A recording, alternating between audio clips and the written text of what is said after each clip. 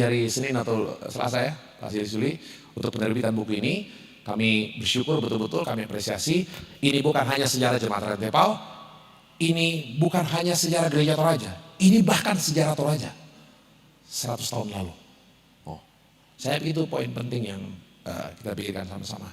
Ya terakhir, sebagai orang yang juga pernah besar di sini, Jemaat Rantepao, karena kami kecil di sini, Ibu Marlene guru kami dulu, biasa nasi gimana, kayaknya SD 5 bisa.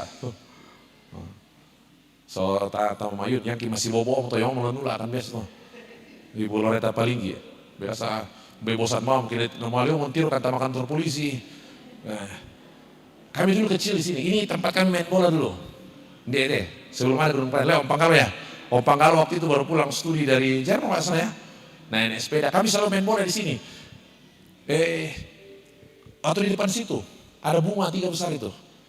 Baik yang kena tirom kan Om Hendrik Lebang Semaraga pasti nasengke bukan toh. Bayan Om Panggalo lain dete ku kata sana cekek Pak Panggalo tahu Maraga om kita. Jadi yang motor biasa ke Maraga biar dete ku ada om sikit be Maraga sama baik kuala bisa kena sengke Om Hendrik Lebang na. Tapi itu semua kenangan yang luar biasa ya. Saya masih kecil dulu. Saya pernah bilang sama Om Hendrik Lebang, Om Hendrik, saya ini masih kecil sekali dulu. Sekarang sudah punya cucu, umur sudah 50 tahun. Om Hendrik Lebang tidak berubah mukanya begini. Om Pratabo, Om Pratabo tuh, susi apa tuh. Dan saya pikir ini hal yang kita syukuri sama-sama. Jadi Bapak Ibu, ini momentum yang baik, bedah naskah. Jadi kita bisa kasih masukan, hal-hal yang masih mau kita tanyakan. Dan setelah itu, seperti tadi sudah disampaikan, Pak Sili sudah akan buat perbaikan lagi dalam 2 minggu paling lama untuk kemudian menerbitkan semua cerita ini. Terima kasih kepada semua panitia, Bapak Ibu Pendeta, Pak Yonatan Mangalu, Ibu Rita, dan semua panitia yang boleh berjeri lelah. Kita doakan semua rangkaian acara hari ini sampai penerbitan buku ini, launching buku ini berjalan dengan baik. Kures semangat, selamat sore, Tuhan memberkati.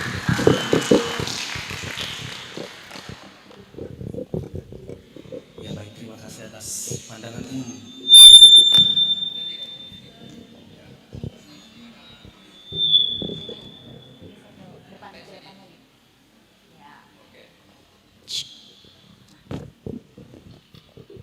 Ya, cek.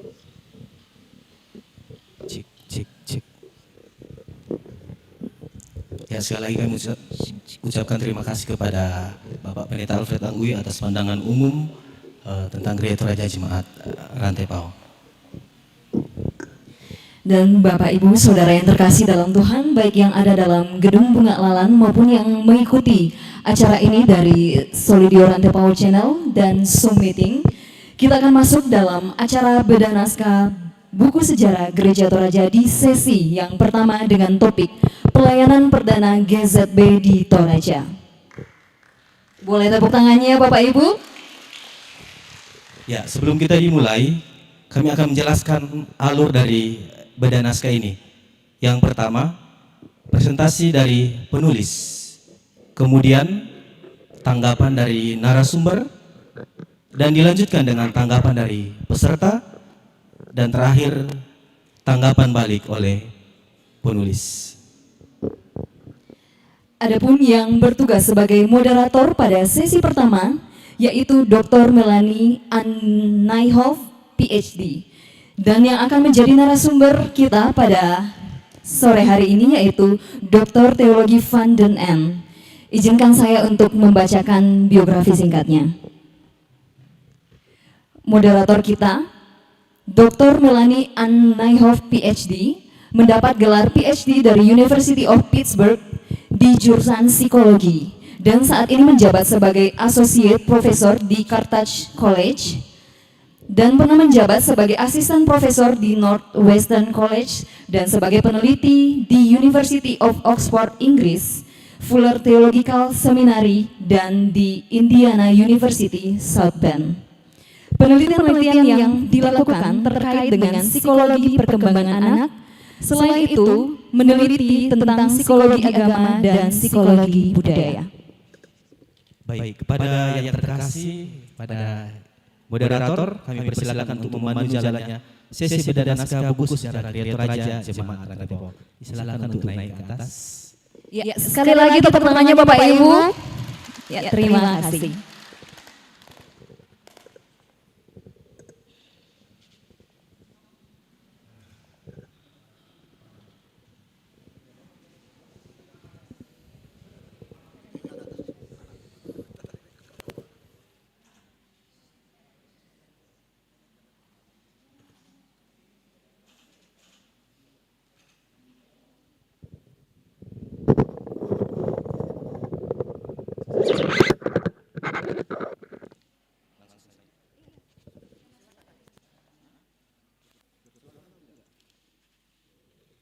Dan Bapak Ibu Saudari, kita persilakan penulis dari buku sejarah Gereja Toraja untuk naik ke atas panggung. Dengan hormat kami persilakan kepada Bapak Siring Suli.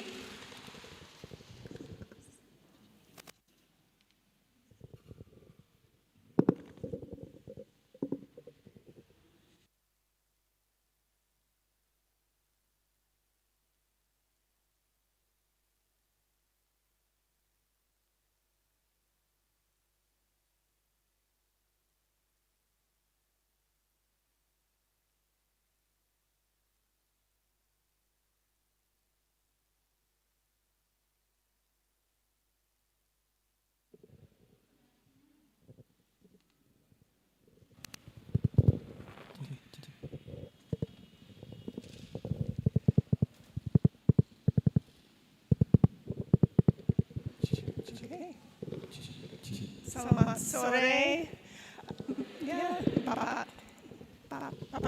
dan Ibu-ibu, saudara-saudari.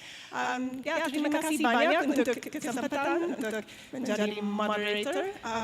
Mohon maaf, saya belum lancar bahasa Indonesia, tapi saya coba dan saya sangat senang di sini untuk menjadi moderator dan dan belajar lebih banyak tentang sejarah jemaat rantau dan mungkin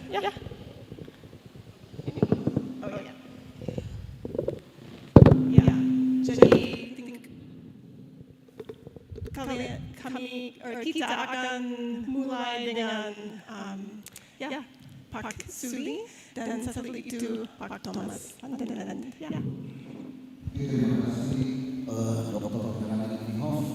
Yang saya hormati Ketua Badan Pekerja Sinode Gereja Toraja, Pendeta Bertangwi. Yang saya hormati pimpinan Majelis Gereja Toraja Jemaat Rantepau, Pendeta Yonatan Mangalo, Pendeta Rita Indrawati, seluruh Majelis Jemaat Rantepau, tua-tua jemaat yang saya hormati Pak Pendeta Tikurari, Pendeta Ruben Tanggulungan, Pendeta Robert Kadang, Pakanan, Pak Pendeta Titus Tupang, Pak Pendeta Samuel Tulak, Bu Pendeta Sarah sampai Pak Iri, juga mungkin ada Bapak Ibu Pendeta di sini yang Pendeta Dr. I. Panggalo, Ketua Klasis Rantepau, mohon maaf, dan juga para hadirin yang saya hormati dan sudah Ketua Tim Sejarah Gereja Toraja Jemaat Rantepau, Pendeta Angui, beserta seluruh tim, dan juga kepada yang saya hormati dan saya banggakan di Belanda, Pendeta Dr. Tom van den En, dan juga Pendeta Laurentian Vogler di Makassar yang mengikuti acara ini melalui Zoom. Terima kasih untuk Pendeta van den En atas kesediaannya mengikuti acara ini. Sebelum memaparkan isi bab 1, saya perlu menjelaskan terlebih dahulu metodologi yang saya lakukan dalam menyusun naskah buku ini. Saya tidak tahu ini teori apa, tapi ini teori terapan yang kemarin saya dengar dari Pendeta Sakrengelo waktu acara di Saloso. Itu ada namanya teori 5W1H. W yang pertama itu who, kemudian what, where, when, why, dan H yang terakhir itu how. Jadi siapa, apa kejadiannya, di mana, kapan, kemudian mengapa, dan kemudian how, bagaimana. Nah, Bapak Ibu sekalian, 5W1H ini membantu saya dalam yang pertama, untuk mencari fakta sejarah dulu. Jadi poin yang pertama itu mencari fakta-fakta sejarah dulu. Faktanya itu dari 4W pertama itu. Who, what, when, where. Jadi ini yang pertama. Jadi faktanya itu berdasarkan ini dulu. Nanti apabila faktanya sudah ada, kemudian kalau kita mau melakukan interpretasi, baru kita pakai kata kuncinya itu bisa why, bisa how. Jadi dua itu saja. Jadi ini sebenarnya pola penulisan jurnalis populer sebenarnya. Yang kalau saya pakai istilah sebenarnya pola strike news, membuat berita langsung. Jadi biasanya kami para jurnalis kalau menulis berita langsung, apalagi untuk penulisan sejarah itu jangan sampai ada opini penulis di dalam situ. Kalau mau melakukan interpretasi silakan, tapi usahakan prioritaskan memaparkan fakta-fakta sejarahnya dulu. Baru nanti kemudian kalau ada sumber-sumbernya itu cukup mendukung untuk melakukan interpretasi, baru lakukan interpretasi. Nah, kalau dalam penulisan naskah buku sejarah Gereja Toraja Jembatan Rantai Pao ini, memang yang pertama yang harus dilakukan adalah mengumpulkan seluruh sumber-sumber primer dulu. Sumber primer itu apa? Yang pertama arsip. Yang kedua clipping koran, dan yang ketiga itu narasumber pelaku sejarah. Nah, kalau untuk bab 1 ini seperti yang disampaikan MC tadi, bab 1 itu kan berisi pelayanan perdana GSP pada tahun 1913 sampai 1930. Artinya ini adalah zaman pelayanannya Antonie Aris van der Losre, kemudian ada Der Cornelis Prins, kemudian ada Belsma, dan kemudian ada Van der Ven. Jadi pelaku-pelaku sejarahnya mereka itu tidak mungkin saya wawancarai. Satu-satunya cara untuk mendapatkan interpretasi dari mereka ini adalah mencari tulisan mereka lewat literasi, lewat buku-buku. Nah, buku-buku yang mereka miliki ini, saya minta maaf mungkin Pak Pendeta Panggalo dan Pak Pendeta Tangguh yang tahu, mudah-mudahan literasinya ada di perpustakaan Bukit Toraja atau di Staken, mudah-mudahan supaya ini memudahkan kita untuk melacak, menelusuri bagaimana pemikiran, kemudian pendapat mereka, dan bahkan juga opini mereka tentang pelayanan yang mereka lakukan selama 1913 sampai 20 di Toraja. Nah, kalau untuk bab 2 itu juga kan tentang bagaimana Jembatan Rantai Pao ini menjadi pusat pekabaran Injil GSB setelah Van der Losre meninggal tahun 1917, kemudian dia diganti oleh Belsma sebagai ketua resort Rantai Pao, sampai kemudian tahun 42 di mana Belsma, Van Dijk dan beberapa utusan GSB itu ditahan oleh tentara Jepang. Nah, untuk bab 2 ini pun kalau kita mau melakukan interpretasi dari narasumber pelaku sejarah, saya kira sudah tidak ada juga Pak Pendeta. Tetapi kalau kita mau melakukan interpretasi berdasarkan pemikiran para pelaku sejarah itu, berdasarkan dari tulisan-tulisan mereka itu bisa. Tapi itu sekali lagi membutuhkan yang namanya riset literasi. Riset literasi ini apa? Kita harus mencari referensi atau buku-buku yang tentunya dalam bahasa Belanda yang ditulis oleh mereka, dan kita mencari pemikiran mereka, perasaan mereka itu seperti apa. Saya kasih contoh seperti ini. Jadi tahun 1918 itu ada pembaptisan di Rantebala. Itu tanggalnya tidak disebutkan, tetapi waktu itu Belsma, Der Cornelis Prins dengan Van der Ven itu berangkat tanggal 16 April dari Rantai Pao ke Rantebala karena ada permintaan di sana untuk membaptis 39 orang. Itu sumbernya diperoleh dari buku Permata Lek Kaluak versi bahasa Belanda yang sebenarnya ditulis oleh ada seorang penulis novel, kemudian tapi ada versinya Pendeta Thomas van den Ende. Jadi setelah membaptis di sana, pada saat mereka lagi membaptis di sana, karena waktu itu mereka tidak bisa langsung membaptis, ada percakapan dulu dengan calon-calon baptisan. Nah, pada saat proses itu berlangsung, ada utusan dari Rantepo datang memberi kabar kepada Bylsma bahwa anaknya yang berumur 3 tahun yang bernama Cornelia itu sakit keras, jadi harus pulang.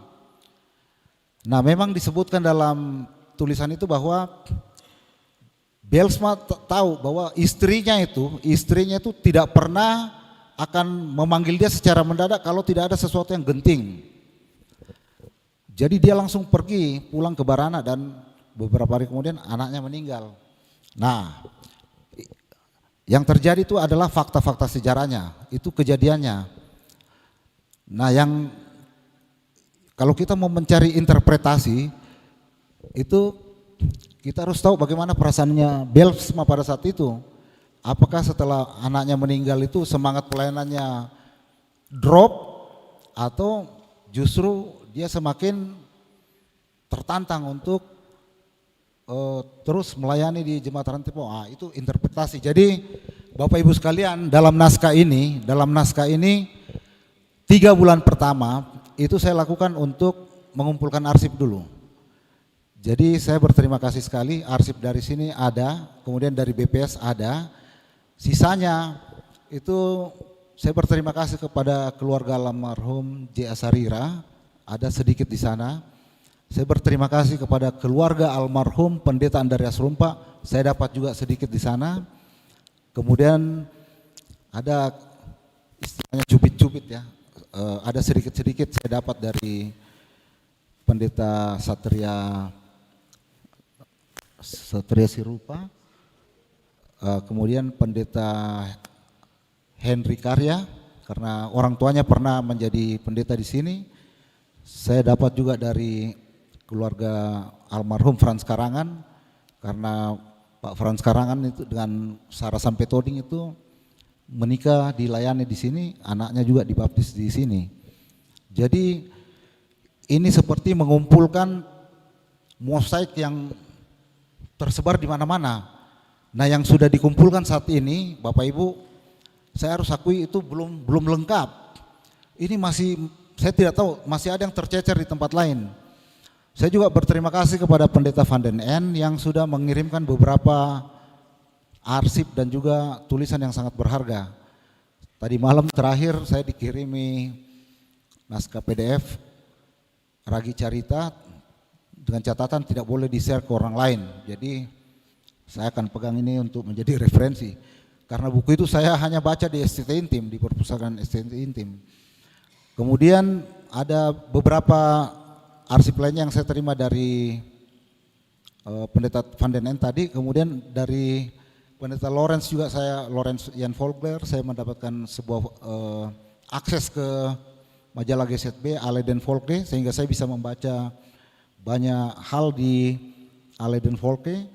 Dan juga dari Ringel Goslinga, ini cucunya Dr. JJJ Goslinga, itu ada foto saya dapat dari Ringel dan juga dari beberapa orang yang lain. Jadi Bapak Ibu, dengan kondisi ini saya harus mengakui bahwa yang pertama arsip kita ini masih banyak yang putus. Bahkan arsip di bab 4 itu babak belur Bapak Ibu. Arsip di bab 4 ini. Di bab 4 itu apa? Yang paling sulit saya temukan itu laporan pertanggungjawaban pengurus OIG. Kemudian laporan akhir kemajelisan. Sampai sekarang itu saya tidak dapat fotonya Pendeta Andreas Kelvin Patandung yang pernah melayani di sini. Itu makanya saya menyampaikan permohonan kepada tim, kita adakan acara ini, acara bedah naskah ini, supaya memberi kesempatan seluas-luasnya kepada siapapun untuk melengkapi naskah ini. Seperti itu. Jadi Bapak Ibu, dalam menyusun naskah ini, setelah mendapatkan arsip yang sangat kurang itu, saya langsung membuat sistematika. Sistematika itu kalau bahasa sederhananya daftar isi atau alur cerita. Setelah menyusun itu, baru kemudian merangkai fakta untuk mengisi sistematika yang sudah dibagi dalam 4 bab itu. Setelah itu, langkah terakhir adalah merangkai interpretasi.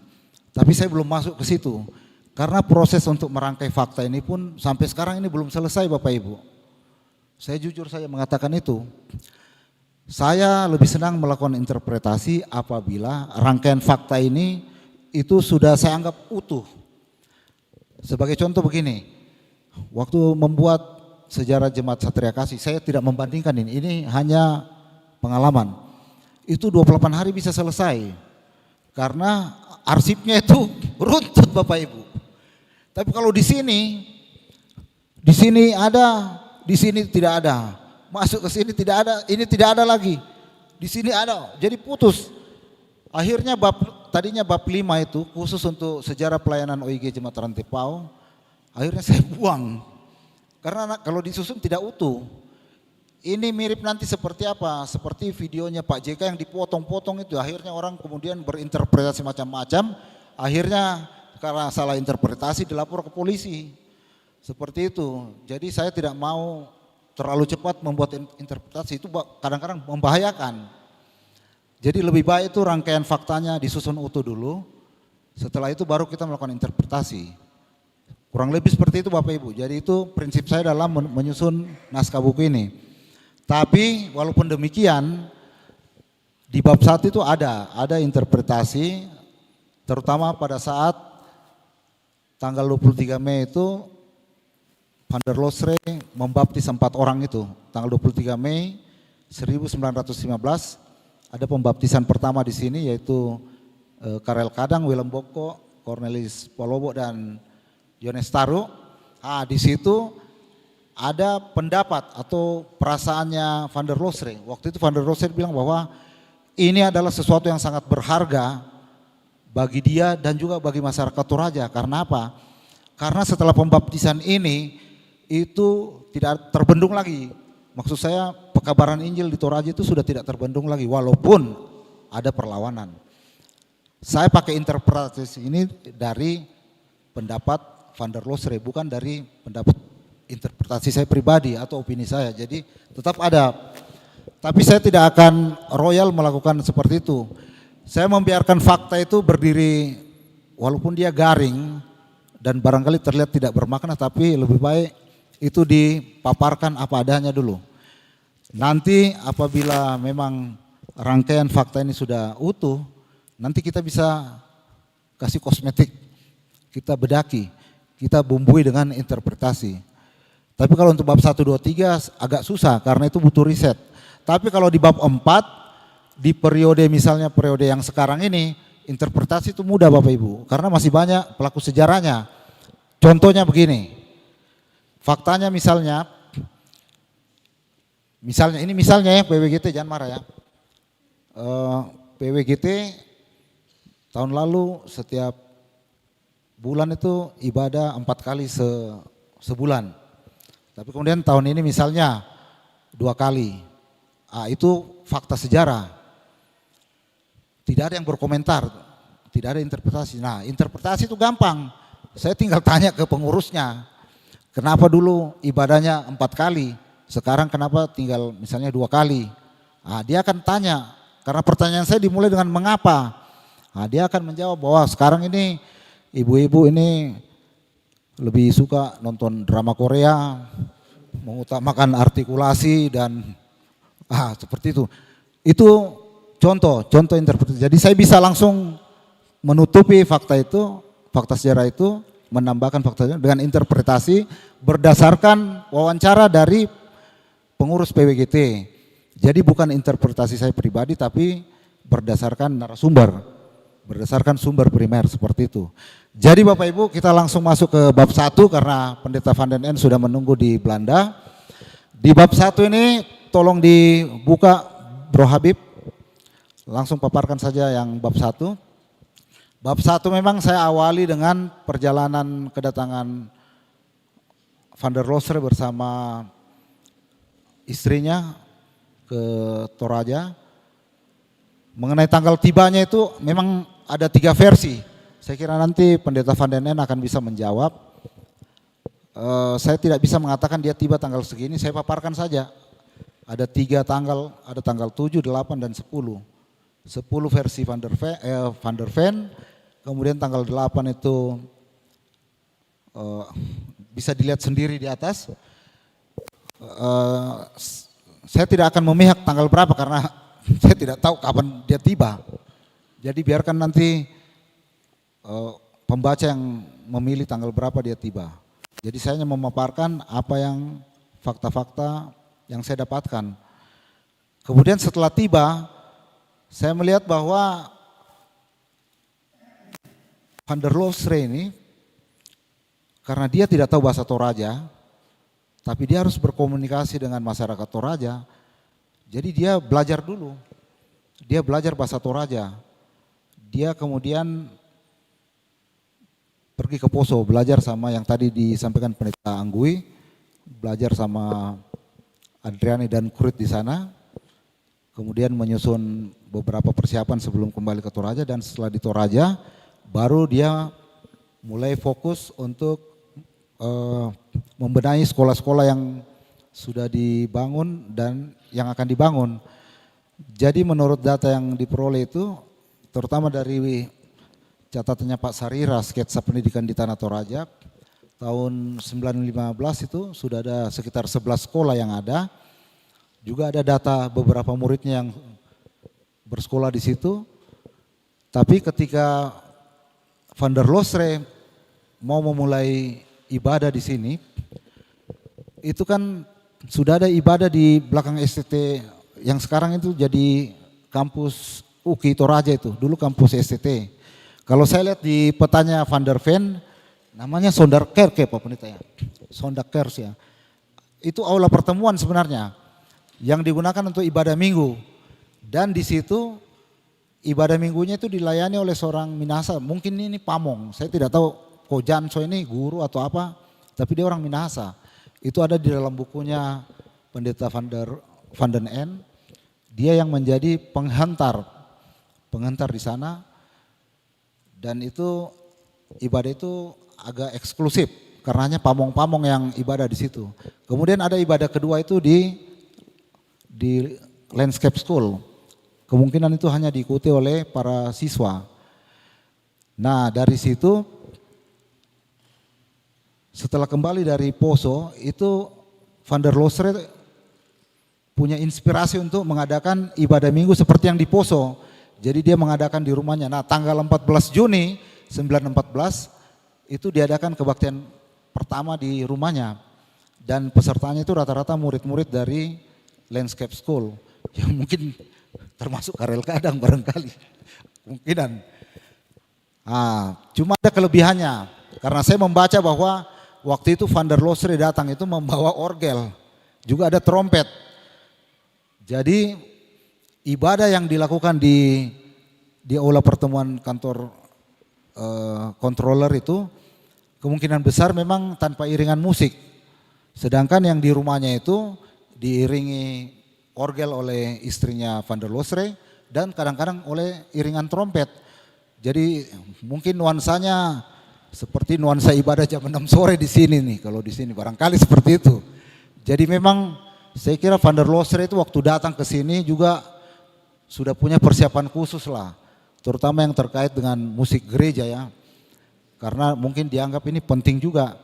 Ibadah kalau tanpa iringan musik itu kan itu seperti kita bagaimana ya, dua sapat yang terlalu lama barangkali ya Bapak Ibu. Mungkin itu jadi itu. Jadi hebat ini menurut saya konsep ibadahnya Van der Loosre pada saat itu mungkin terobosan baru Bapak Ibu. Di Toraja sudah pakai orgel dan sudah pakai trompet. Saya yakin pada saat itu belum ada orang Toraja yang bisa main orgel dan bisa meniup trompet. Saya tidak tahu kalau Bapak Ibu punya referensi lain, saya tidak tahu, tapi ini keyakinan saja. Mungkin Bapak Yulianto Balapadang ini yang banyak belajar tentang musik juga paham soal ini, mohon infokan. Itu soal ibadahnya. Dan dalam ibadah itu saya lihat polanya juga sederhana. Jadi Van der Loser itu menceritakan kisah-kisah dalam Alkitab seperti guru sekolah minggu. Kemudian nanti dia minta kepada peserta menceritakan kembali. Jadi ini cara yang menurut saya sederhana tapi bisa melekat di kepala orang yang mengikuti ibadah. Mungkin cara ini barangkali bisa dipertimbangkan lagi untuk dilakukan sesekali dalam ibadah padang atau retret Bapak Ibu. Karena kalau misalnya kita, mohon maaf ini Bapak Ibu Pendeta, kalau kita mendengar khotbah di mimbar, itu kadang-kadang kita tidak ditanya, jadi kita agak santai-santai. Tapi kalau sesekali ini pendeta habis khotbah dia tanya misalnya, Pak Umbas, itu tadi ceritakan ulang khotbah saya, mungkin semua yang hadir itu suatu saat itu akan betul-betul serius mendengar khotbah. Mungkin Bapak Ibu. Jadi caranya Van der Loser ini menurut saya cara yang brilian. Dia bercerita, kemudian meminta nanti peserta ibadah itu menceritakan kembali kisah yang dia ceritakan. Jadi ini menurut saya luar biasa, terobosan. Nah, kemudian soal pendidikan itu saya kira kita tidak ragukan lagi bahwa dengan hadirnya sekolah-sekolah yang dibuka oleh GZB itu tentu ada peningkatan peradaban di Toraja, di mana orang-orang yang mungkin selama ini mendapat pendidikan di tongkonan, pendidikan nilai-nilai kearifan lokal, itu bertambah suplemennya dengan mendapatkan pendidikan yang bersifat kurikulum di sekolah. Jadi masyarakat betul-betul diberdayakan oleh GZB melalui pendidikan.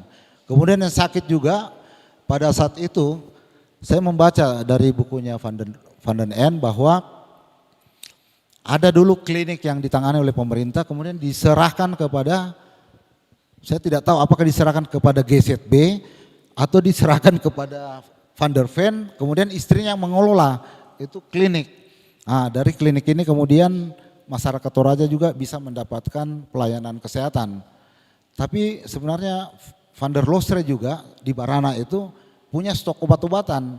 Jadi pelayanannya itu selain mengabari Injil, memberikan pendidikan dan juga memberikan pelayanan kesehatan. Jadi ini saya kira GZB ya datang itu tidak datang kosong Bapak Ibu. Betul-betul datang untuk seperti yang disampaikan oleh Pak Ketum Sinode tadi itu, dia datang ke tempat yang tidak ada hubungan darah, kemudian menabur kebaikan, bahkan mereka kadang dalam menabur kebaikan itu mereka juga harus berkorban, bahkan sampai berkorban nyawa. Mungkin dari saya itu saja, karena bab 1 ini hanya 19 halaman. Silakan Bapak Ibu kalau ada yang punya referensi, punya arsip, saya dengan sangat penuh kerendahan hati mengharapkan ada arsip-arsip yang mungkin bisa dibagikan ke sini. Tapi sebelumnya mungkin kita mendengarkan dulu paparan dari Pendeta Van den End di Belanda yang sudah menunggu lebih dari 1 jam. Terima kasih Mbak Melani.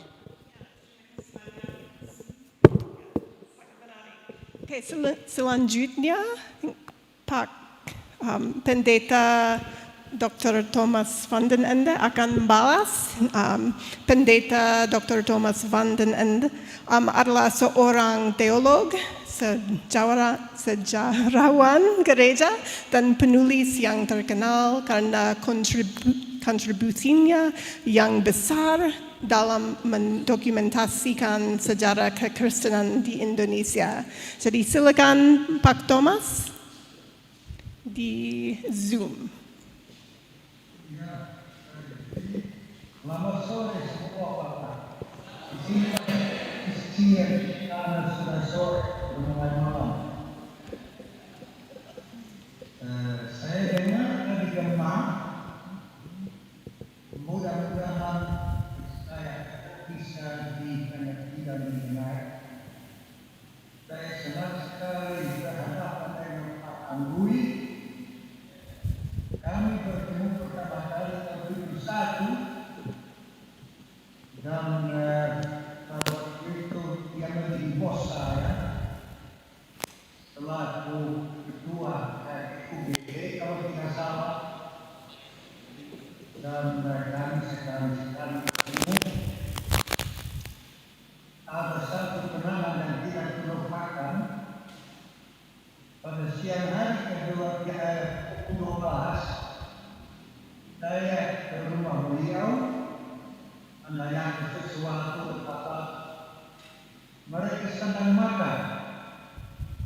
saya tidak masuk ke rumah, tidak dipersilakan masuk, tapi tetap berdiri di pabrik keluar. Lantas saya disuguhi makan sedikit kelopak cabai hijau. Saya baru masuk ke Indonesia, belum berpengalaman. Langsung melahap cabai seperti granat meledak di mulut saya. Jadi kenapa itu terlupakan? Tapi sesudah itu banyak kenangan lain yang diberikan.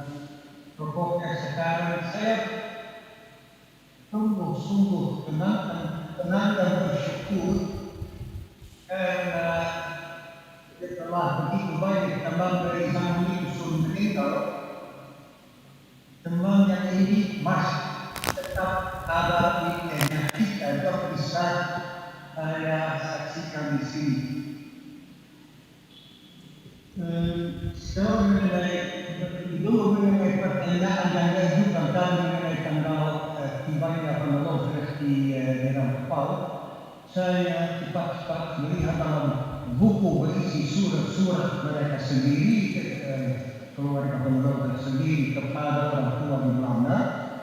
Ternyata mereka berangkat dari Pulau tanggal 7 pagi hari, bermalam di Sandino, tanggal 8 sore, sudah hampir kelak, penolong nomor 9 tepat. Jadi jawabannya tepat, tanggal 8, entah dari mana dan lain-lain mengambil tanggal yang lain, tapi ini dari surat mereka sendiri yang bisa diandalkan. Ya.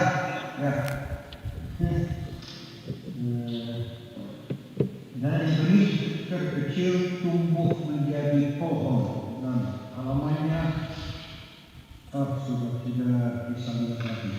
Jadi di surat pertama mereka dari Poso tentang surat itu ada datanya. Kini mengenai buku ini sendiri, pertama saya mengucapkan terima kasih sebanyak-banyaknya kepada pimpinan Zoom meeting ini karena sudah memperhitungkan selisih waktu antara Indonesia Tengah dan negeri Belanda yang dalam musim ini 6 jam. Belum lama ini, bulan Maret, April, saya diundang menghadiri sesi Zoom yang dimulai pukul 10 waktu Indonesia Barat. Berarti harus bangun jam 4:30 malam, masih ngantuk, kurang sanggup berfokus untuk di sini sekarang ini tidak. Saya senang melihat dalam lingkungan orang Kristen Indonesia pada umumnya dan dari beberapa khususnya minat kepada bersejarah gereja makin besar. Saya kagum melihat betapa banyak buku besar kecil yang selama kedua masa ini sudah berhasil ditulis dan diterbitkan. Saya kagum juga betapa banyak dokumen asli telah berhasil dikumpulkan dan digunakan oleh saudara Sisuri dan mengumpulkannya dengan sangat rajin, seperti misalnya daftar orang yang dibaptis dalam jemaat dan seorang kepala yang saya sendiri tidak pernah melihat dan seperti menemukannya pada dalam putusan ketika saya melakukan penelitian di sana. Sekarang juga di Indonesia, gereja Toraja sudah boleh diduga merupakan gereja dengan dokumentasi sejarahnya yang paling luas dan lengkap. Tidak ada terlalu di seluruh Indonesia dengan jumlah buku, jumlah dokumen yang sudah terbit di dalam gereja sejarah Toraja. Tapi kini tinggal mengisi detail-detail sejarah umum gereja Toraja itu yang sudah ditulis antara lain oleh Pastor Sier, yaitu sejarah unik-unik yang lebih kecil seperti jemaat dan mengenai bidang-bidang tertentu di pemberitahuan gereja Toraja. Kiranya cepat kalau usaha menulis unit-unit itu, sejarah unit-unit itu dimulai dari sejarah yang tepat. Karena dengan demikian, bidang penelitiannya tidak seberapa luas, tak ada juga tersedia itu berbahaya, walau banyak sekali yang hilang. Yang hilang itu antara lain notula majelis gereja. Saya pada tahun 71 itu saya menemukan buku notula dalam gudang rumah salah seorang tokoh jemaat atau namanya tidak usah disebut. Tidak ada mesin di fotokopi pada waktu belum ada mesin fotokopi di seluruh tanah Air. Saya harus pulang dari Jakarta 2 hari berikutnya. Terpaksa kalau mau bisa harus semua disimpan, harus diketik ulang sebagaimana juga banyak dokumen lain saya ketik ulang pada waktu itu. Tapi saya harus segera kembali ke Jakarta dan tidak ada waktu lain.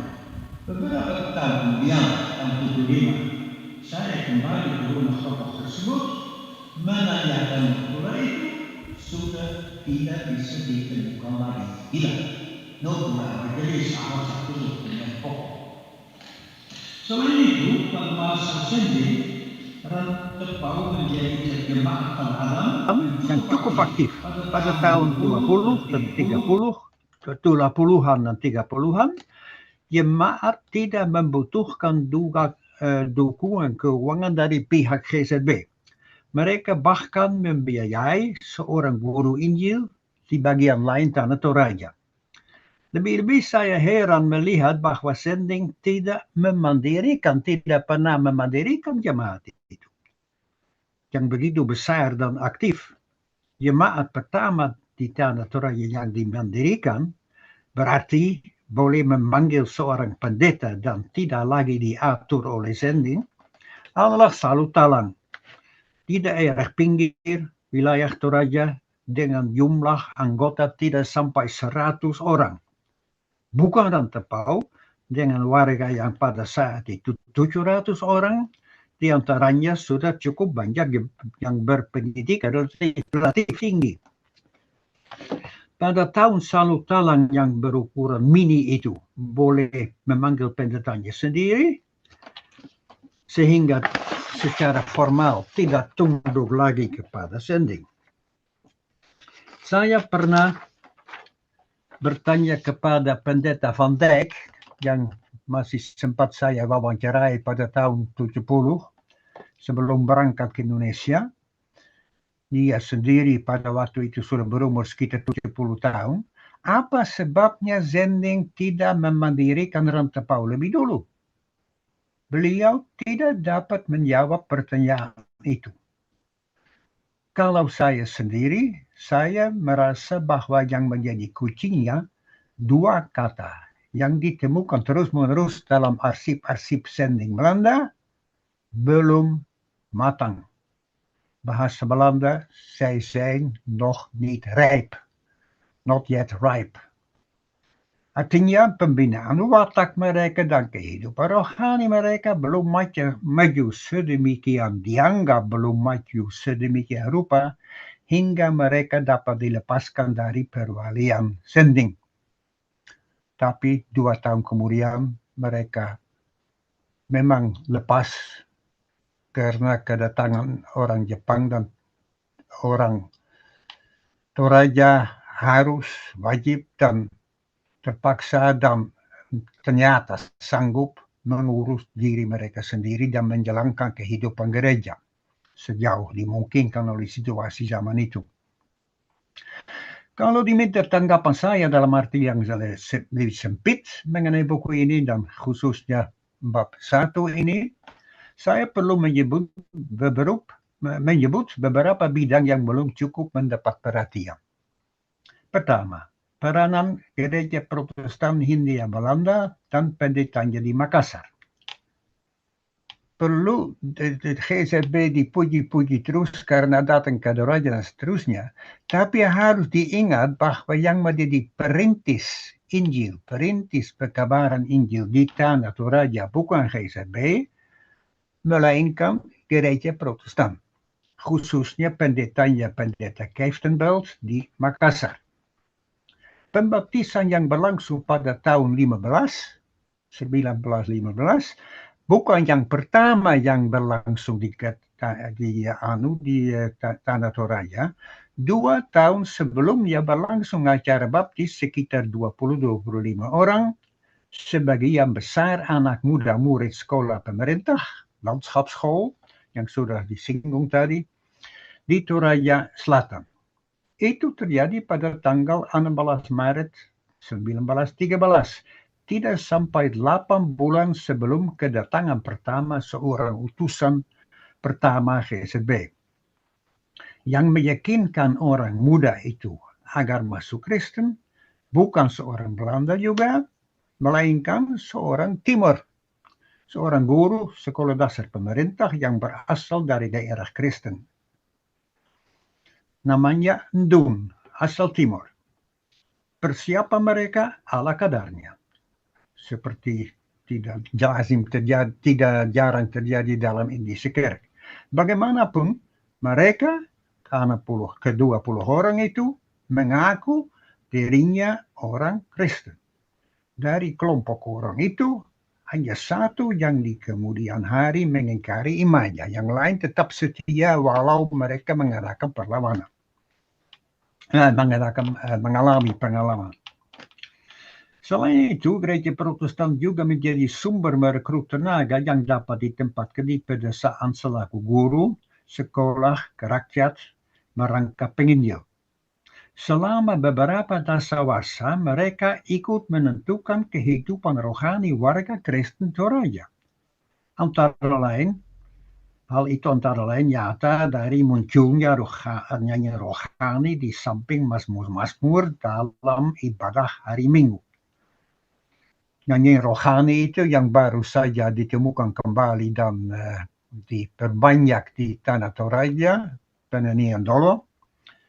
Tahun depan akan tersedia pas 1 abad. Munculnya nyanyi rohani di samping mazmur-mazmur dalam ibadah hari Minggu. Nyanyi rohani itu diperkenalkan dan digunakan oleh tenaga sending GSB yang berasal dari Minahasa, Ambon Timur, pendeknya dari wilayah yang menjadi daerah Indische Kerk.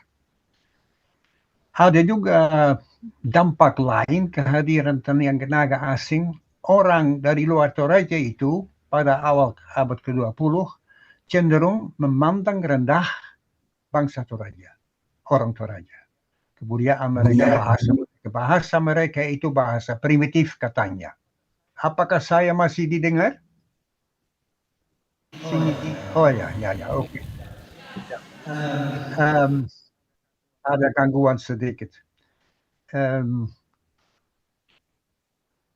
Contoh lain pengaruh mereka, salah satu peristiwa yang agak aneh yang berlangsung di Kalambai pada tahun 1938 yang memang merupakan kasus yang agak ekstrim. Seorang warga jemaat Kalambai mau masuk ke dalam gedung gereja pada hari Minggu pagi karena untuk menghadiri ibadah. Ibadahnya itu ibadah Pajemuan Kudus. Pasti ambang gereja dia bersin. Ia tidak masuk gereja tetapi langsung pulang ke rumah. 1-2 hari kemudian guru jemaatnya menanyakan alasan ia tidak hadir.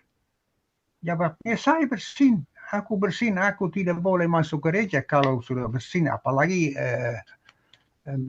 mengambil bagian dalam Perjamuan Kudus. Pengantar jemaat itu yang bernama Herman Karamang adalah seorang didikan Melksma. Pada waktu itu dia masih muda, lahir tahun 10. Sesudah tahun 45 dia boleh mengikuti kursus pendeta yang diberikan oleh Dr. S. van der Linde. Komentarnya, itu tahyul orang Kristen Ambon saja. Jadi kita lihat spiritualitas berbeda antara anggota jemaat yang terpengaruh oleh guru Ambon dan guru Toraja yang didikan Bergsma yang datang dari tradisi lain. Pokoknya gaya gereja Protestan dan gaya GZB beda besar. Tetapi masing-masing memainkan peranan dalam pembentukan dan pembinaan jemaat Kristen Toraja juga di Rantau Tepau, khususnya di Rantau Tepau. Tema ini perlu didalami dengan memperhatikan pertanyaan apakah dan seberapa jauhkah pengaruh gereja Protestan masih terasa di dalam gereja Toraja dewasa ini, di samping pengaruh GZB dan pengaruh tradisi asli suku Toraja sendiri, termasuk agamanya. Dua, ada persoalan lain lagi, bagaimana halnya gaya penginjilan oleh sendiri GZB. Perlu gambar identitas GZB biar singkat-singkat saja dari segi tata gereja, disiplin gereja, dan penghayatan iman yang mau diajarkan kepada orang Kristen baru. Sebab semua itu mempengaruhi struktur dan jati diri jemaat Rantau Tepau. Tiga, persoalan berikutnya yang perlu mendapat perhatian, kapan sekelompok orang Kristen berubah status menjadi jemaat.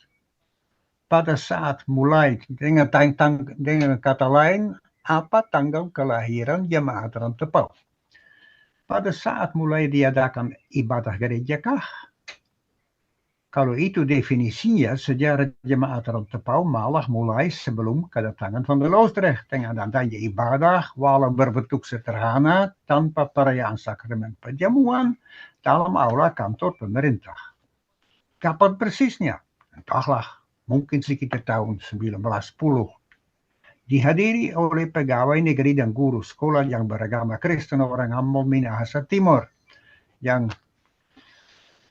kemungkinan besar ada kumpulan serupa juga di Palopo dan di Makale.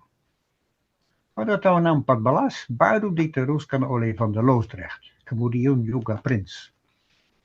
Definisi lain lagi dengan adanya orang-orang yang menjadi percaya dan sudah dibaptis.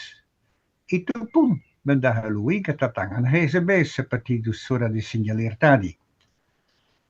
Tahun 13, tetapi yang dibaptis saat itu memang bukan orang Rantau Tepau. Saya sendiri cenderung memandang pembaptisan pertama orang Rantau Tepau sebagai hari pendirian jemaat Kristen di Rantau Tepau sendiri.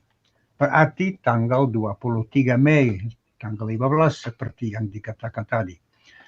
Tapi kalau ada yang lebih suka memakai tanggal lain, terserah, asal diberikan alasan yang valid. Saya mengakhiri tanggapan ini dengan menyatakan nasihat praktis bagi semua orang yang menulis mengenai sejarah gereja di Indonesia. Jika dalam karangan Anda disebut nama orang asing, atau dikutip buku yang tertulis dalam bahasa asing, setelah saya selesai menulis, selalu periksa ejaannya nama buku dalam bahasa asing, apa ejaan tepat seperti dalam sumbernya sendiri. Sebab terlampau sering nama atau judul orang salah disalin. Ini penyakit umum termasuk dalam skripsi mahasiswa dulu juga dan masih tetap begitu. Dan kini saya berterima kasih atas kesempatan ini. Saya serahkan kepada ketua lagi.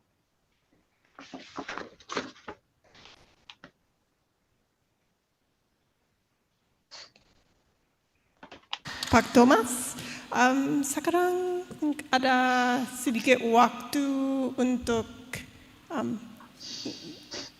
peserta atau penulis saja? Oke, silakan. Ya. Terima kasih banyak Pak Pendeta Thomas van den Nen atas responnya tadi.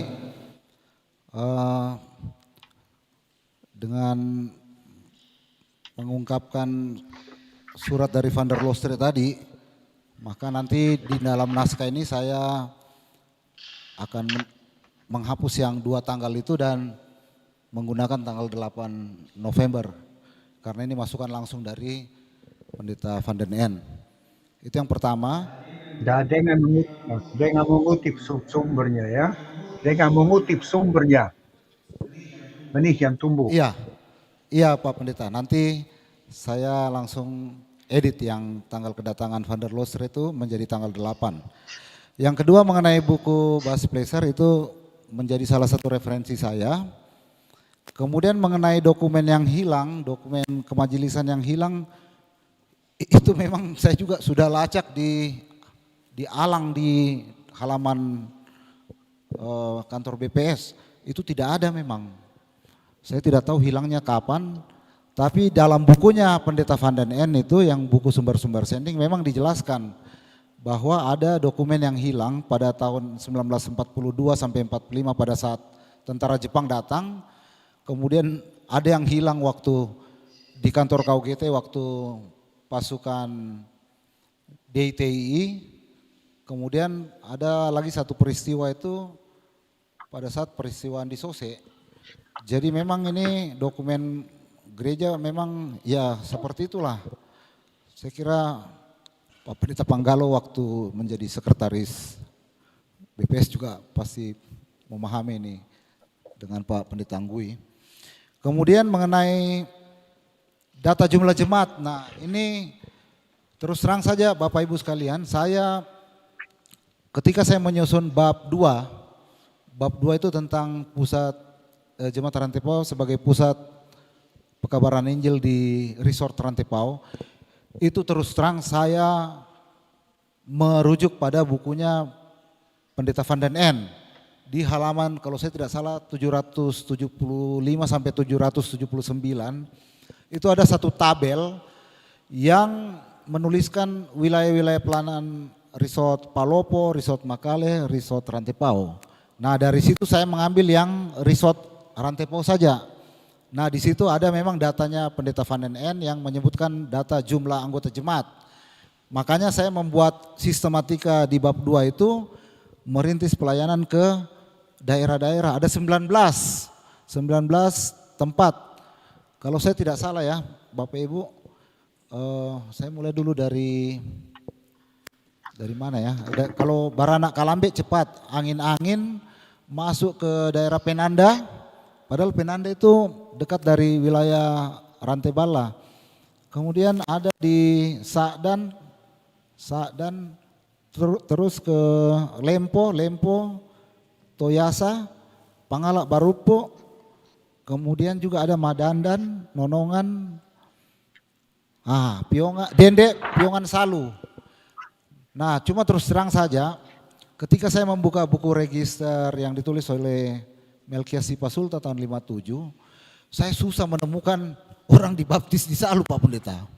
Jadi kalau Bapak Ibu, ini memang naskah ini saya tampilkan apa adanya, saya mau bicara jujur bahwa di daftar isi itu sistematikanya yang ketujuh ya Bapak Ibu, ini sistematika yang ketujuh ini. Jadi sudah dapat data berubah lagi, tidak ada coret ganti. Nah ini yang ketujuh ini, Salu ini blank, saya tidak dapat data pembaptisan di Salu pada zamannya GZB. Nah itu jadi terpaksa yang Salu ini saya keluarkan, saya minta maaf kepada Pendeta Van den En, walaupun di dalam buku sumber-sumber sending itu ada data jemaat di Salu, tapi karena di arsip register yang tidak ada terpaksa saya hapus. Jadi mohon maaf ini Pak Pendeta Van den En, mungkin dalam hal ini kita berbeda pendapat, tetapi saya sangat menghormati data yang tadi yang Pak Pendeta Van den En miliki. Saya kira berbeda pendapat dalam soal-soal literasi itu tidak masalah, sama-sama saling mengisi. Kemudian yang terakhir itu mengenai pembaptisan. Memang dalam pembaptisan di Makale itu ada saya singgung sedikit di bab 1 bahwa di sana memang ada pembaptisan yang dilakukan oleh Pendeta Jonathan Keling dari Bantaeng. Tetapi kali ini kan ini buku ini berbicara tentang Jemaat Rantepao. Jadi yang kita cari ini kapan pembaptisan pertama di Rantepao.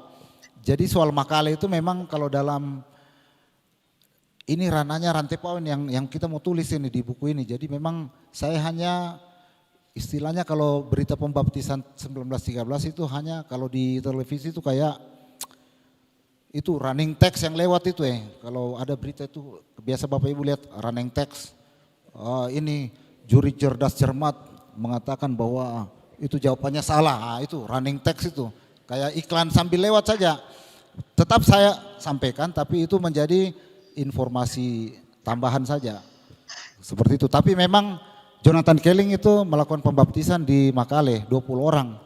Kebetulan juga salah satunya itu namanya Markus Tempang, itu kakeknya Profesor Nanan Bandaso. Kebetulan saya sudah lihat makamnya juga di Uluwai. Jadi saya tahulah sedikit soal itu. Kemudian mengenai ibadah di Rantai Pau, saya malah dapat info dari Pak Pendeta Van den End tadi, ternyata tahun 1910 ibadahnya sudah dimulai di Rantai Pau. Yang tadi barangkali yang dimaksud oleh Pak Pendeta, mudah-mudahan yang dimaksud Pak Pendeta Van den End itu ibadah yang di belakang ini, di aula, barangkali itu Pak Pendeta. Mungkin itu saya, mohon maaf untuk penanggap yang mau bertanya, saya terpaksa langsung menanggapi Pak Pendeta Van den End karena ini luar biasa Bapak Ibu sekalian, Pak Van den End ini bisa menghadiri acara ini, saya sangat bersyukur, jadi saya langsung tanggapi. Nah kalau ada penanggap yang lain, saya akan tanggapi juga. Oke, mungkin, Pak Pendeta Panggalo, nah ini yang sangat berharap.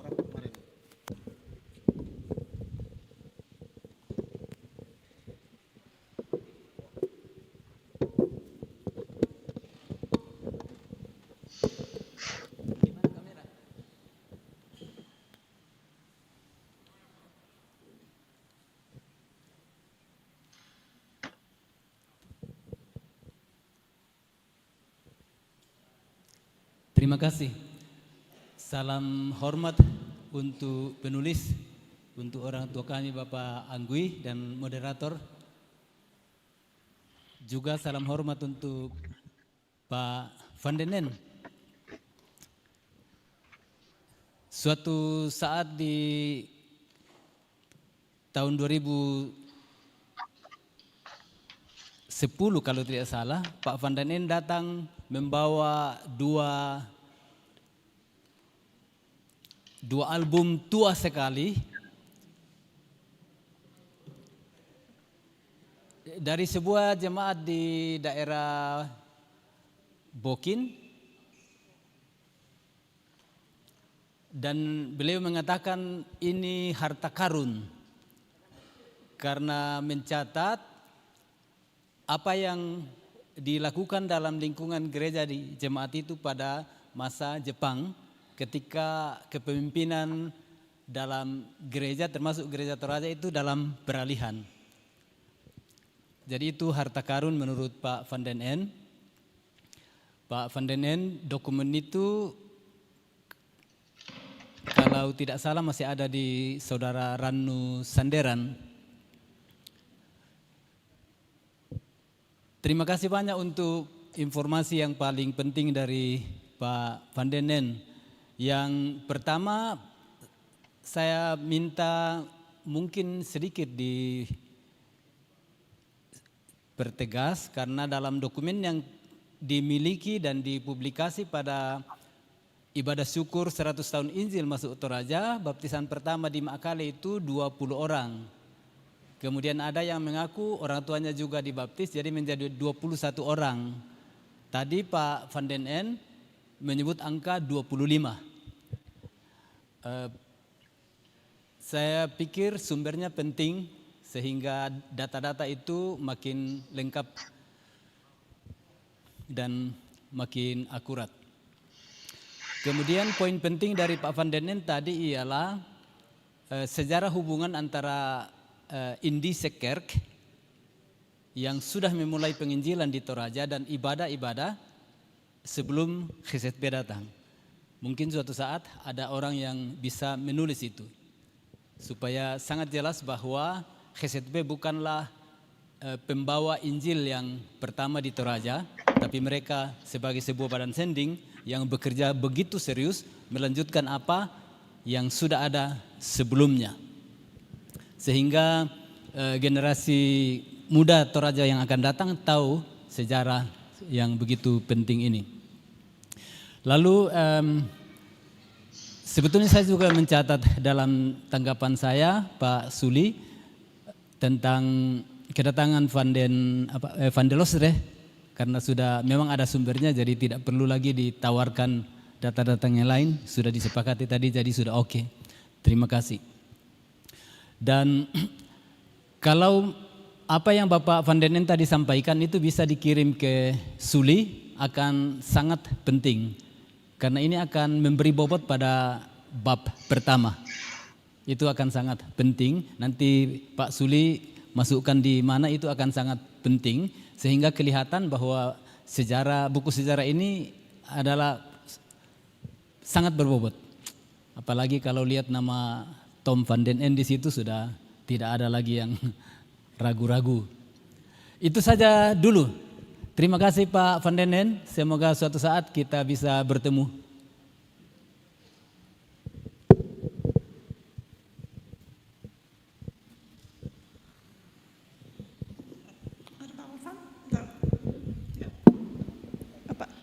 Pak Thomas. Iya, ya. Silakan Pak Thomas kalau beliau mau balas.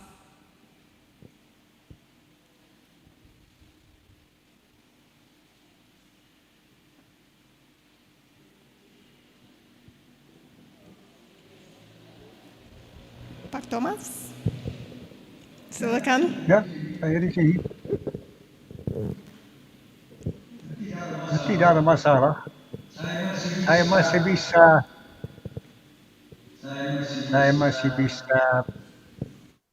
mengatakan bahwa pada tahun 2008 saya bersama anak bungsu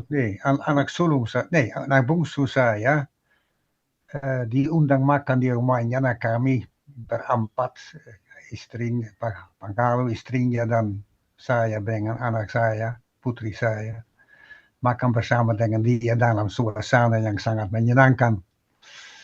Saya ingat baik-baik.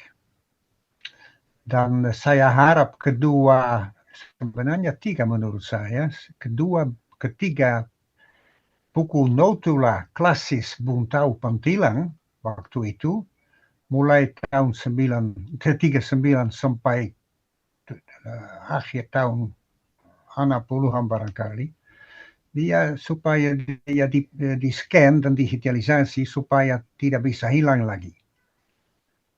Itulah yang saya harapkan. Saya sendiri bawa buku yang pertama, tetapi sebagian besar tertulis dalam bahasa Toraja tidak mungkin saya salin.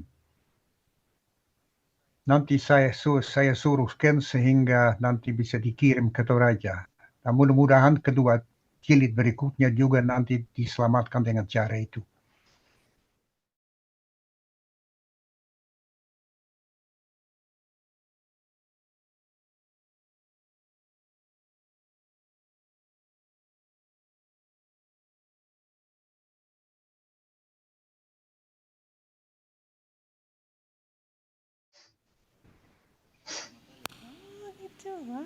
Waduh. Ya, terima kasih banyak Pak Thomas, terima kasih banyak Pak Suli dan Pak. Sejarah dapat menceritakan dari mana gereja itu berasal dan menunjukkan kemana arahnya di masa depan. Ya, saya setuju dengan Pak, itu sangat penting untuk anak Toraja untuk mengerti gereja Toraja. Jadi selamat Pak Suli dan kurai semangat untuk perhatian kalian. Itu mungkin sesi ini sudah selesai. Terima kasih banyak. Apa? Oh, mau? Okay.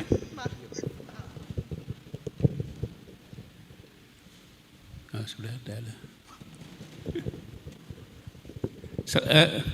Saya mau bicara kepada Bapak Van den Ende, apakah dia sudah tidak ada lagi di sana atau masih ada? Oh, masih ada ya. Ya, selamat siang di Belanda atau selamat pagi Bapak Prof. Tom Van den Ende. Saya Pendeta Anggui, senior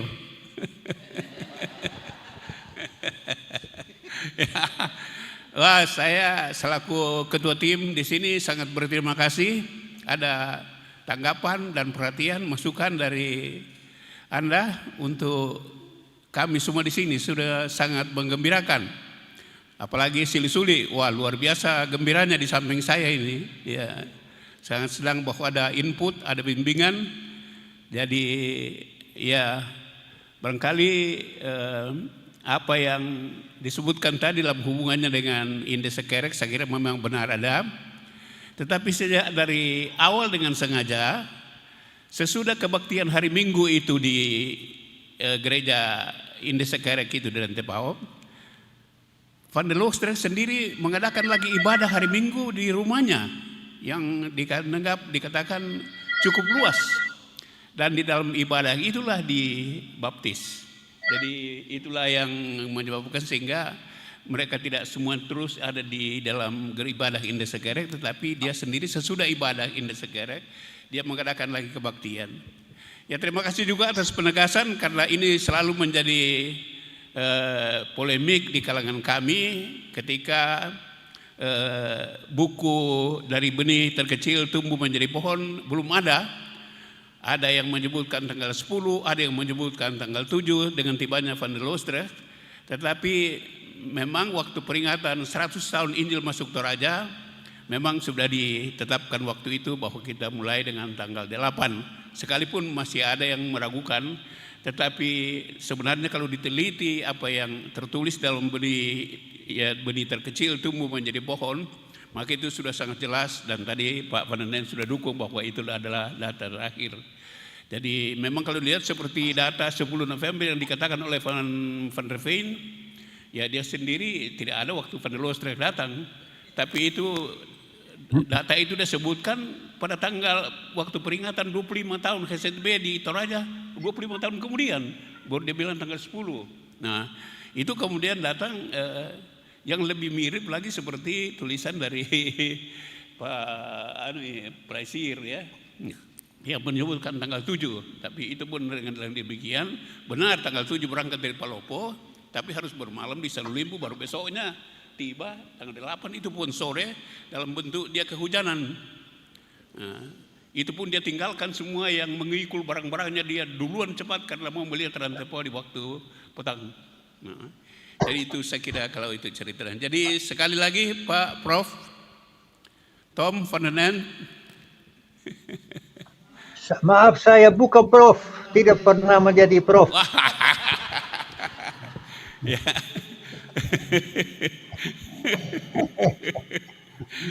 Bilang saja Tom atau Thomas. Ya, oke Tom. Terima kasih banyak Tom. Oke. Ya kami sangat sangat rindu dan senang sekali. Utamanya ada pendeta-pendeta yang ada berhimpun di sini yang juga sangat mengenal dengan Bapak Tom Van den, sehingga ya sekali lagi saya ucapkan terima kasih banyak, bukan hanya sebagai ketua tim penulisan sejarah Jemaat Rantepao, tapi juga sebagai kawan ya. Terima kasih, salam untuk keluarga. Ya. Ya, terima kasih banyak Pak Tom. Ya, sudah selesai. Ya, mungkin sudah. Ya. Apa? Ya, Pak Thomas sudah selesai atau ada bahasan? Sudah?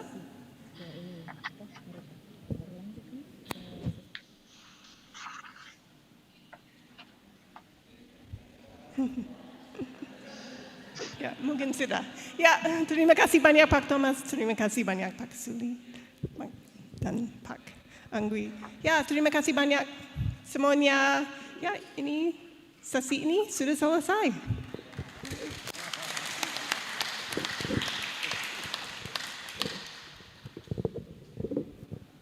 Baik, terima kasih. Demikianlah sesi pertama, sesi pelayanan perdana GZB di Toraja.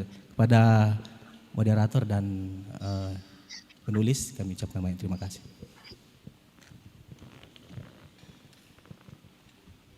Dan Bapak Ibu, saudara-saudara yang terkasih di dalam Tuhan, kita akan lanjut ke sesi yang kedua dengan topik Jemaat Rantepao sebagai Pusat Penginjilan Resort Rantepao dengan rentang waktu 1917 sampai 1942.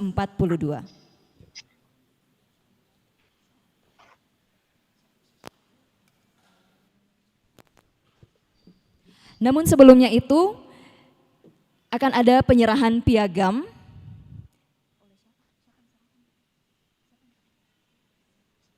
yang akan diserahkan oleh pimpinan Majelis Gereja Jemaat Rantepao, dalam hal ini Bapak Pendeta Yonatan Mangalo. Dimohon untuk mengambil tempat di atas.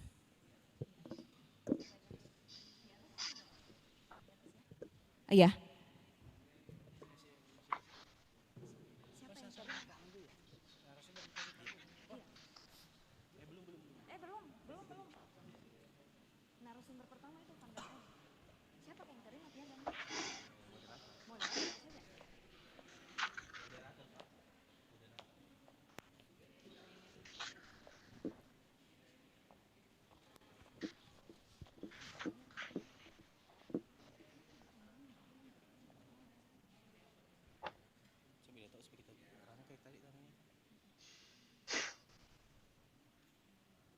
Ya, Bapak Ibu, boleh tepuk tangannya.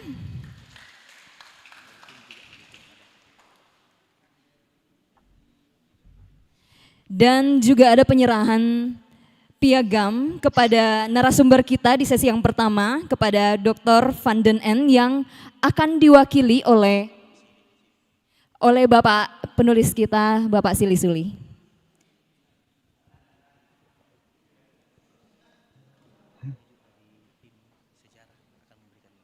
Ke siapa?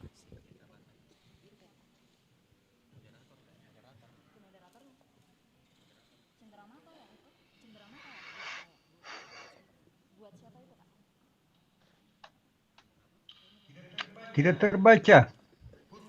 Putih saja.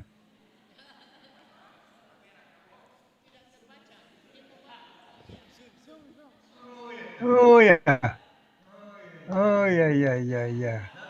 Nanti dititipkan saja kepada yang datang kemari.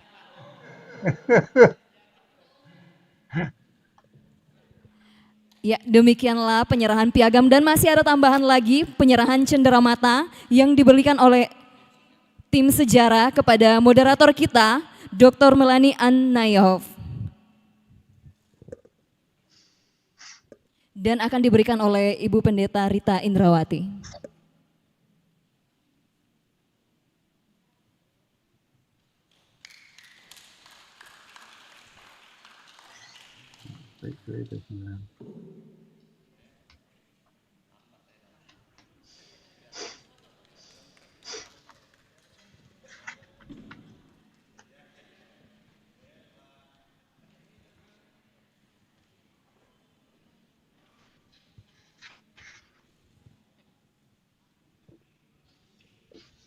Ya, sekali lagi kami ucapkan terima kasih kepada moderator maupun narasumber yang telah bertugas di sesi yang pertama dan kita melangkah ke sesi selanjutnya. Baik, Bapak Ibu yang terkasih dalam Tuhan. Ya, adapun yang akan menjadi moderator di sesi kedua, Bapak RS Abraham Umbas SSI MPD. Dan yang bertindak selaku narasumber panelis yaitu Bapak Pendeta Aji Anggui MTH. Izinkan saya akan membacakan CV singkat dari moderator.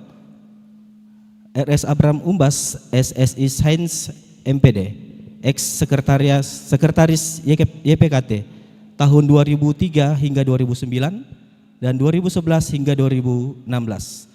Anggota dan Sekretaris Dewan Pendidikan Tanah Toraja Utara dari tahun 2003 hingga sekarang.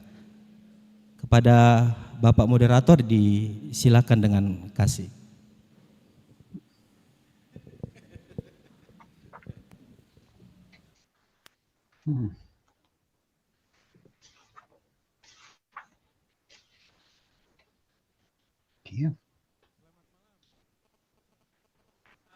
Masih ada semangat?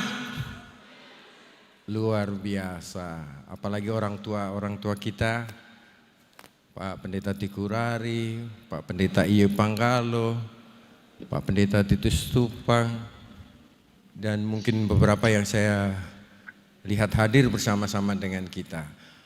Baik Ibu Bapak, jadi kita bersyukur keselamatan Tuhan nyatakan bagi Toraja melalui baptisan 4 orang yang pertama yang menandai pelayanan secara umum di gereja Toraja. Dan 4 orang inilah yang kemudian juga menjadi guru, masuk ke pelosok-pelosok membuka sekolah. Tadi Pak Van den End sudah menyatakan bahwa memang sebelumnya sudah ada baptisan, tetapi itu bersifat politis oleh kolonial Belanda. Jadi tidak berlanjut seperti yang dilakukan GZB yang memang dengan keterpanggilannya. Bahkan mati yang pertama Van der Lostrik 1917.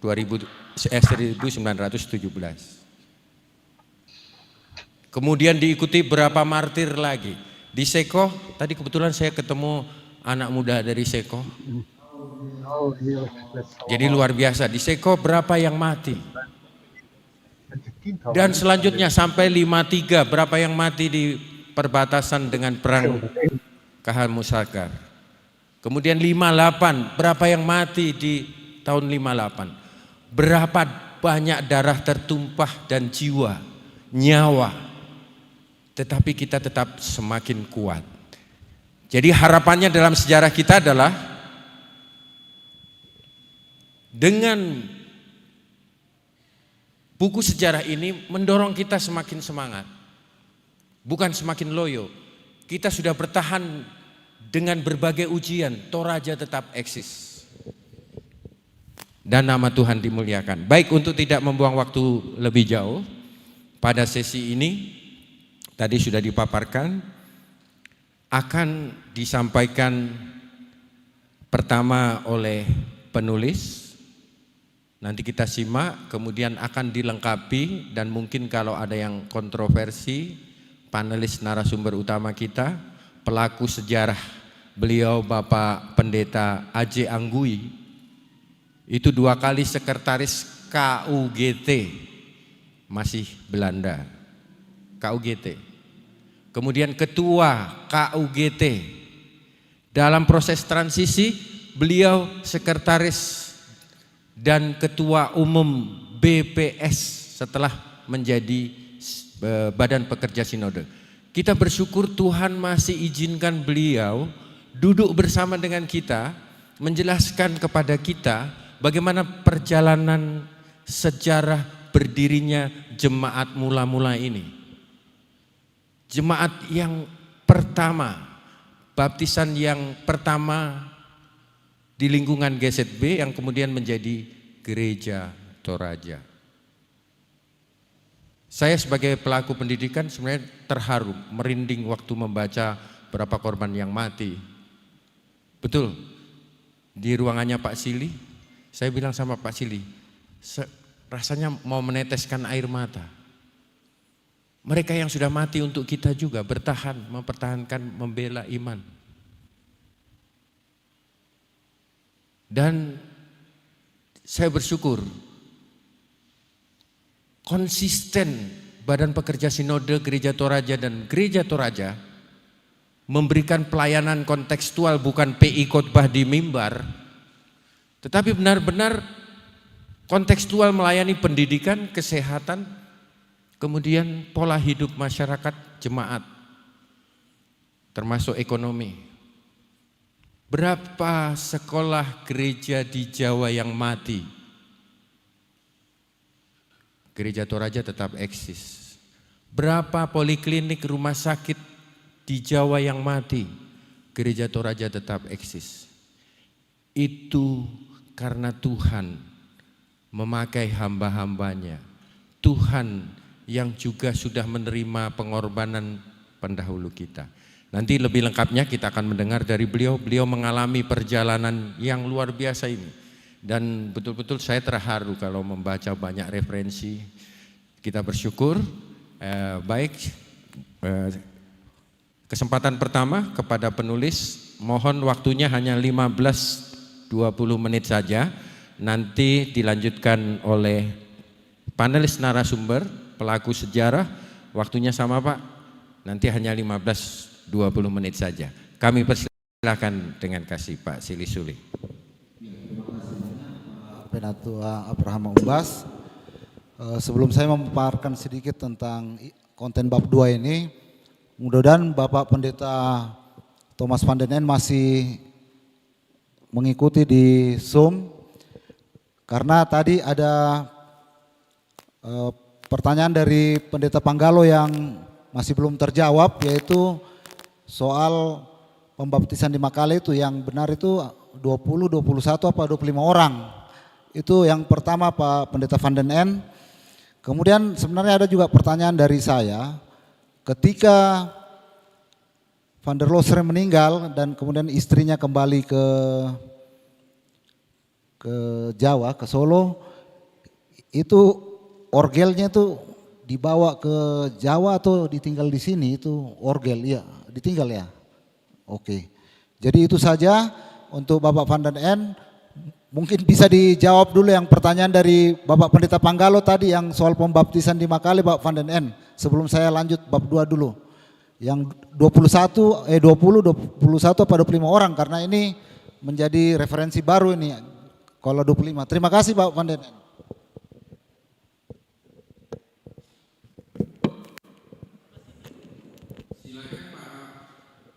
Pak Thomas van den Ende.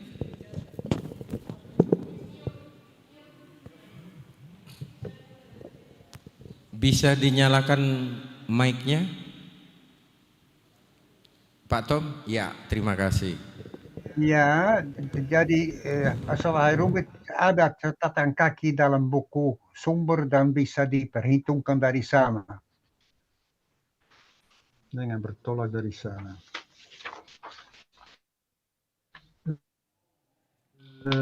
Ya.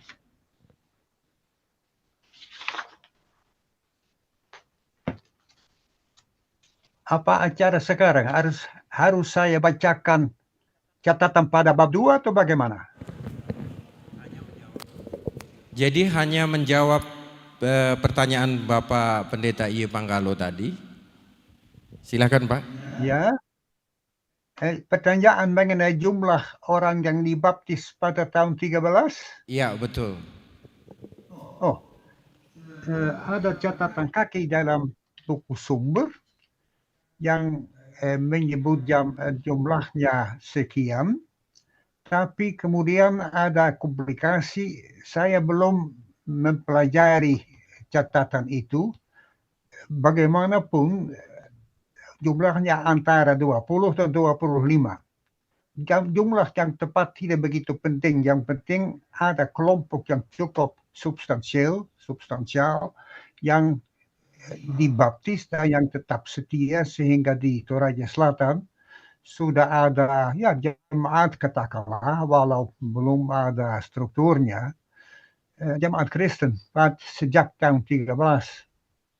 Di Mamasa, Indi Sekerek juga mengirim pendeta bantu untuk membaptis orang. Di sana yang dibaptis bahkan ribuan orang.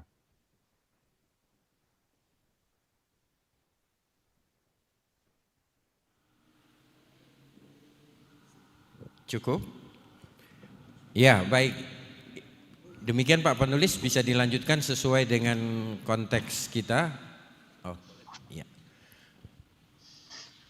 Silakan Pak Sili, penulis kita melanjutkan.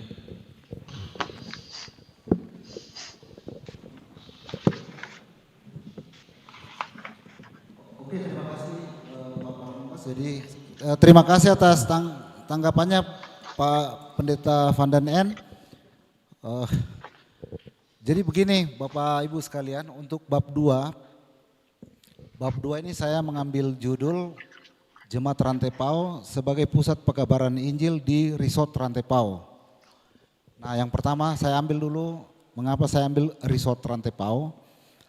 Kalau dalam bukunya Bapak Van den Ende itu diceritakan bahwa pada saat DJ Prince datang di sini tahun 1915 itu pelayanan GZB di Toraja itu otomatis terbagi dua. Resort Makale dipegang oleh Dir Cornelis Prince, kemudian Resort Rantepao dipegang oleh Van der Losre. Nah, tetapi kemudian tahun 1917 Van der Losre meninggal dan kemudian Belsma mengambil alih Resort Rantepao. Nah, jadi kita mulai bab 2 itu dari situ.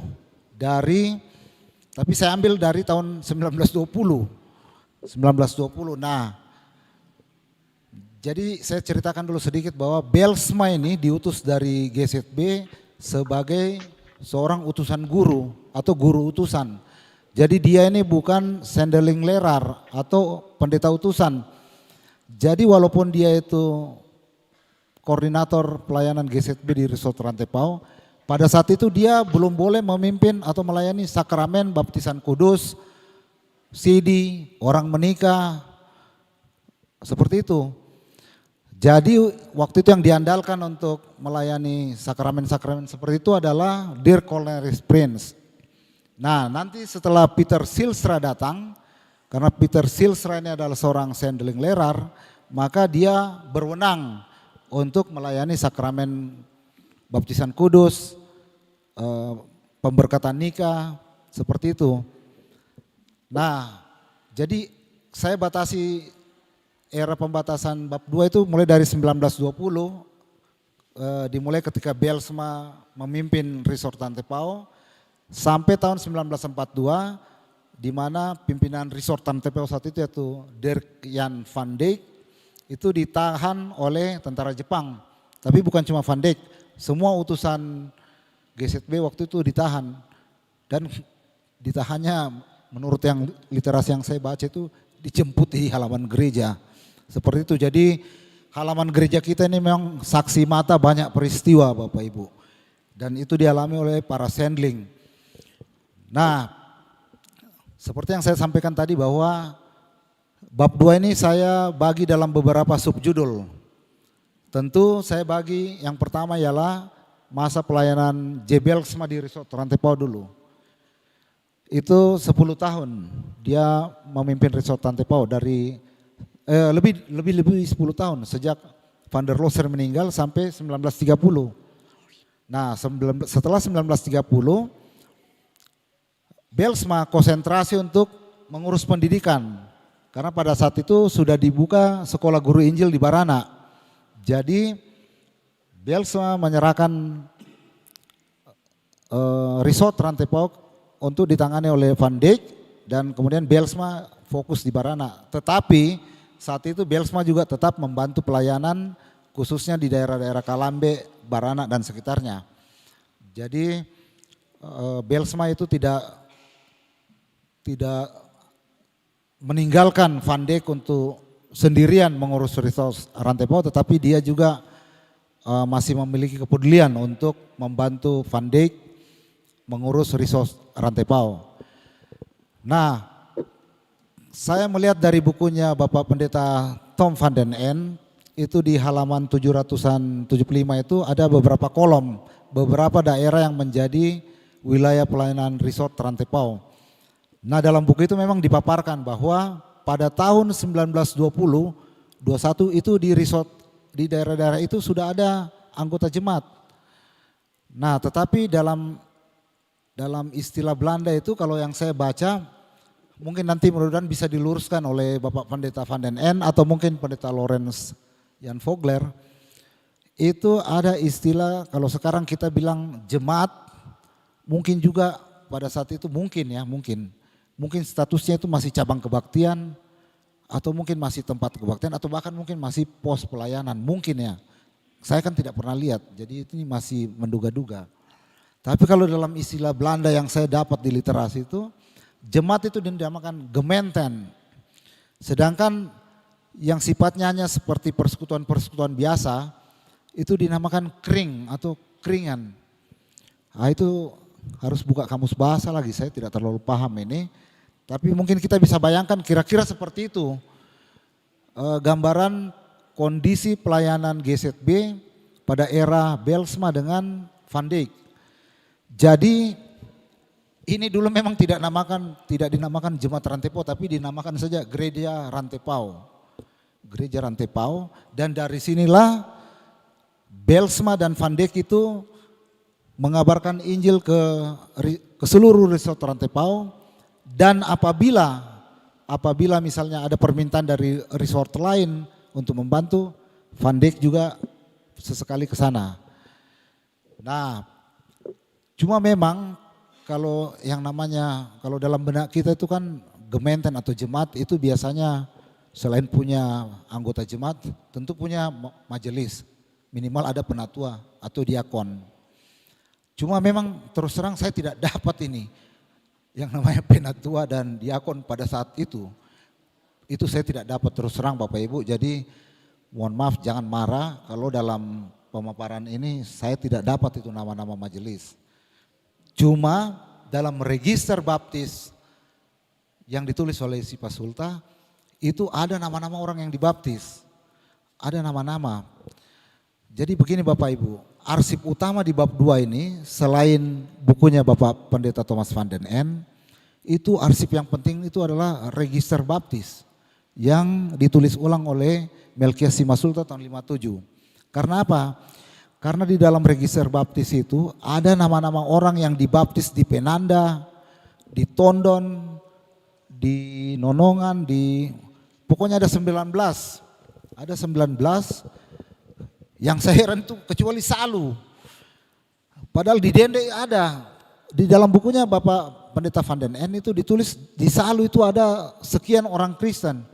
Tapi saya cari-cari di registernya si Pasulta tidak ada yang dibaptis itu dari tahun 1920 sampai 1942. Jadi akhirnya di daftar isi nanti itu saya minta maaf Bapak Ibu, itu pembaptisan di Salu saya hapus, saya delete. Daripada saya karang-karang, lebih baik saya hapus saja. Nah itu.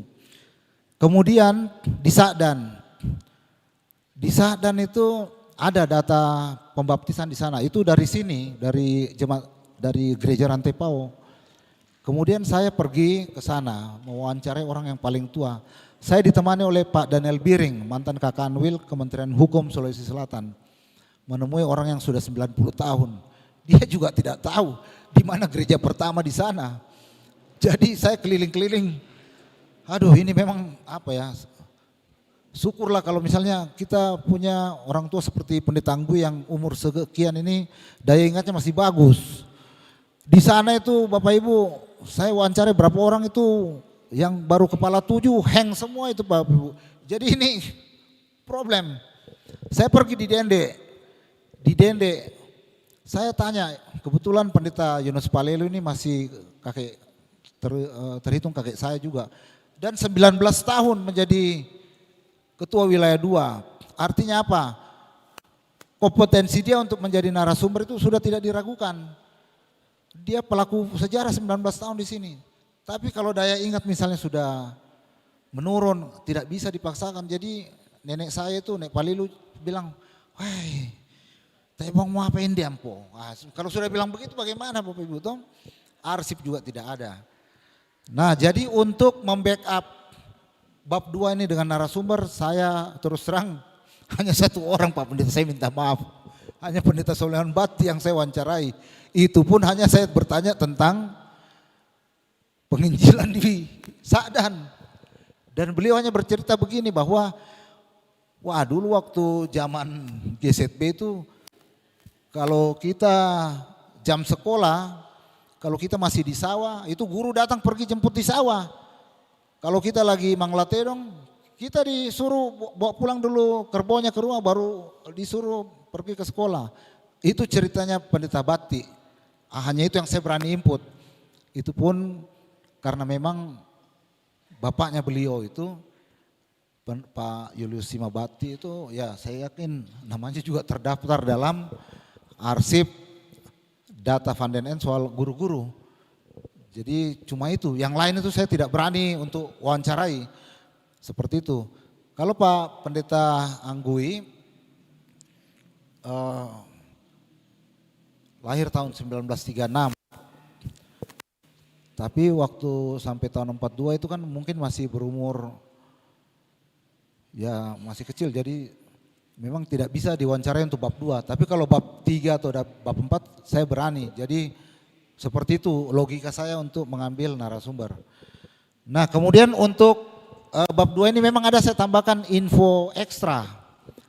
Karena ini ada di majalah Ale dan Volkle, majalah GZB, ini gambar motor.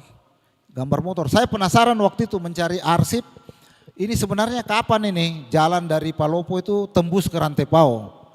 Itu saya cari. Sebenarnya kalau bisa riset lebih lama lagi di Jakarta, saya yakin saya dapat, tapi tentu butuh waktu dan biaya. Nah, saya tidak mau terlalu membebani jemaat. Jadi di Akle dan Volke itu hanya riset lewat online saja. Kebetulan Pendeta Jan Vogler memberikan akses masuk ke majalah ini. Nah, di situ saya baru tahu bahwa tahun 1923 itu sudah hampir selesai rintisan jalan dari Palopo ke sini. Bahkan tahun 1923 itu kontroler di sini yang namanya Inspektur Yong Fong itu sudah punya motor besar. Nah, ini gambarnya ada di dalam naskah bab 2 ini. Sengaja saya pasang di sini untuk menggambarkan betapa Belsma waktu itu berharap jalan itu bisa terbuka ke semua distrik. Ke semua distrik. Supaya mereka itu bisa lebih lancar menjangkau daerah-daerah yang menjadi sasaran pekabaran Injil mereka. Ah, itu bukan kata-katanya saya, itu kata-katanya Belsma yang saya dapat di arsip dan literasi.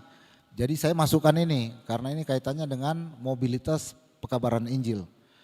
Jadi kalau saya melihat itu catatan yang ada buku yang diberikan oleh Pak Pendeta Anggui itu judulnya Ale Volken, itu sebenarnya kesaksian dari para utusan GZB tentang pelayanan mereka di Toraja dan di Afrika. Tapi saya ambil saja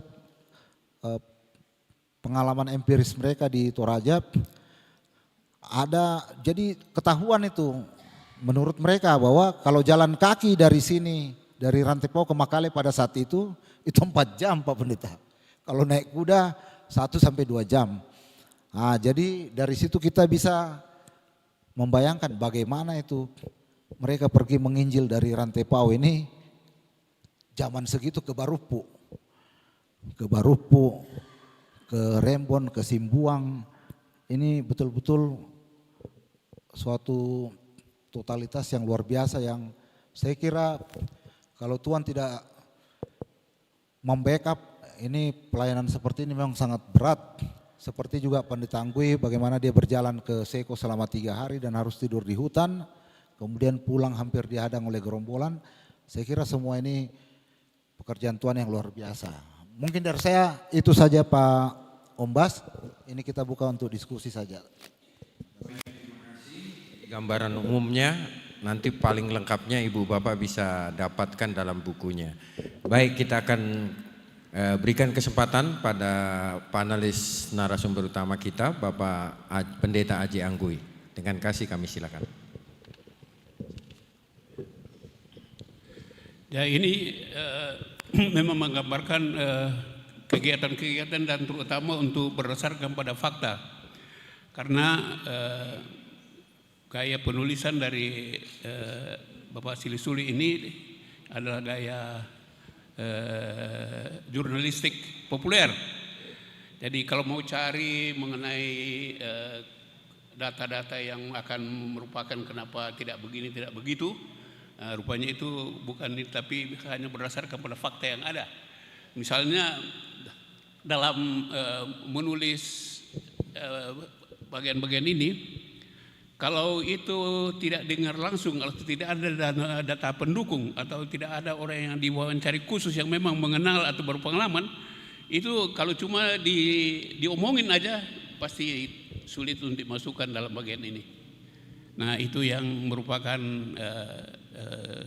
kebijakan daripada penulis sendiri, bahwa itu kalau tidak ada data pendukung sama sekali tidak mungkin untuk, walaupun disebutkan tahu begini tapi dia dengar dari siapa juga, itu tidak valid.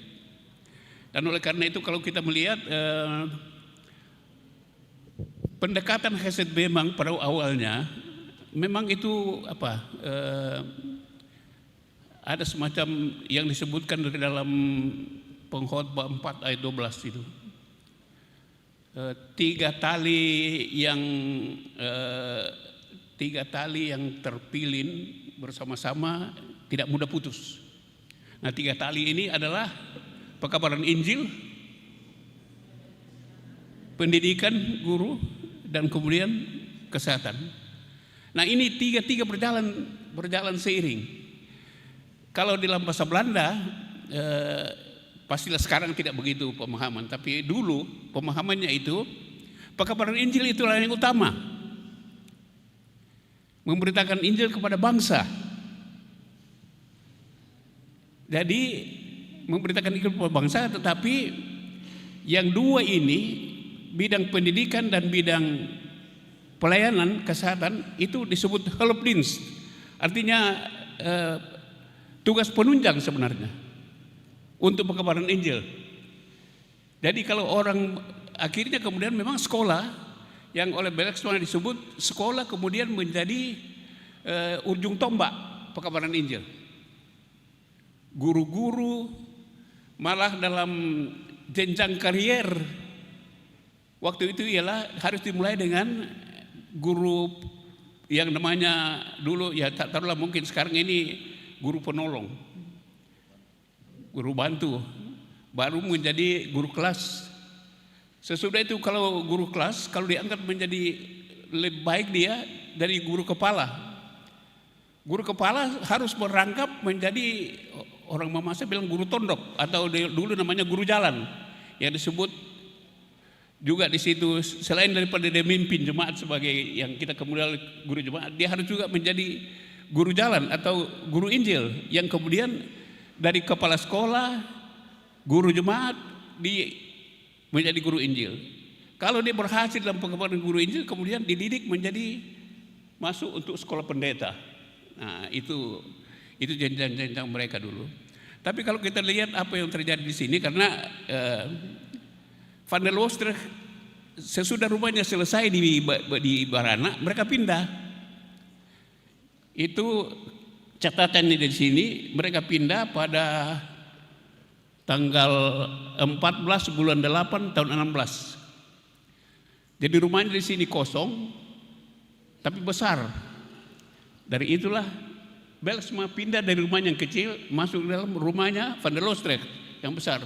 Di situlah Van der Loosdrecht mulai membuka sekolah guru, 12 murid. Dia buka sekolah guru.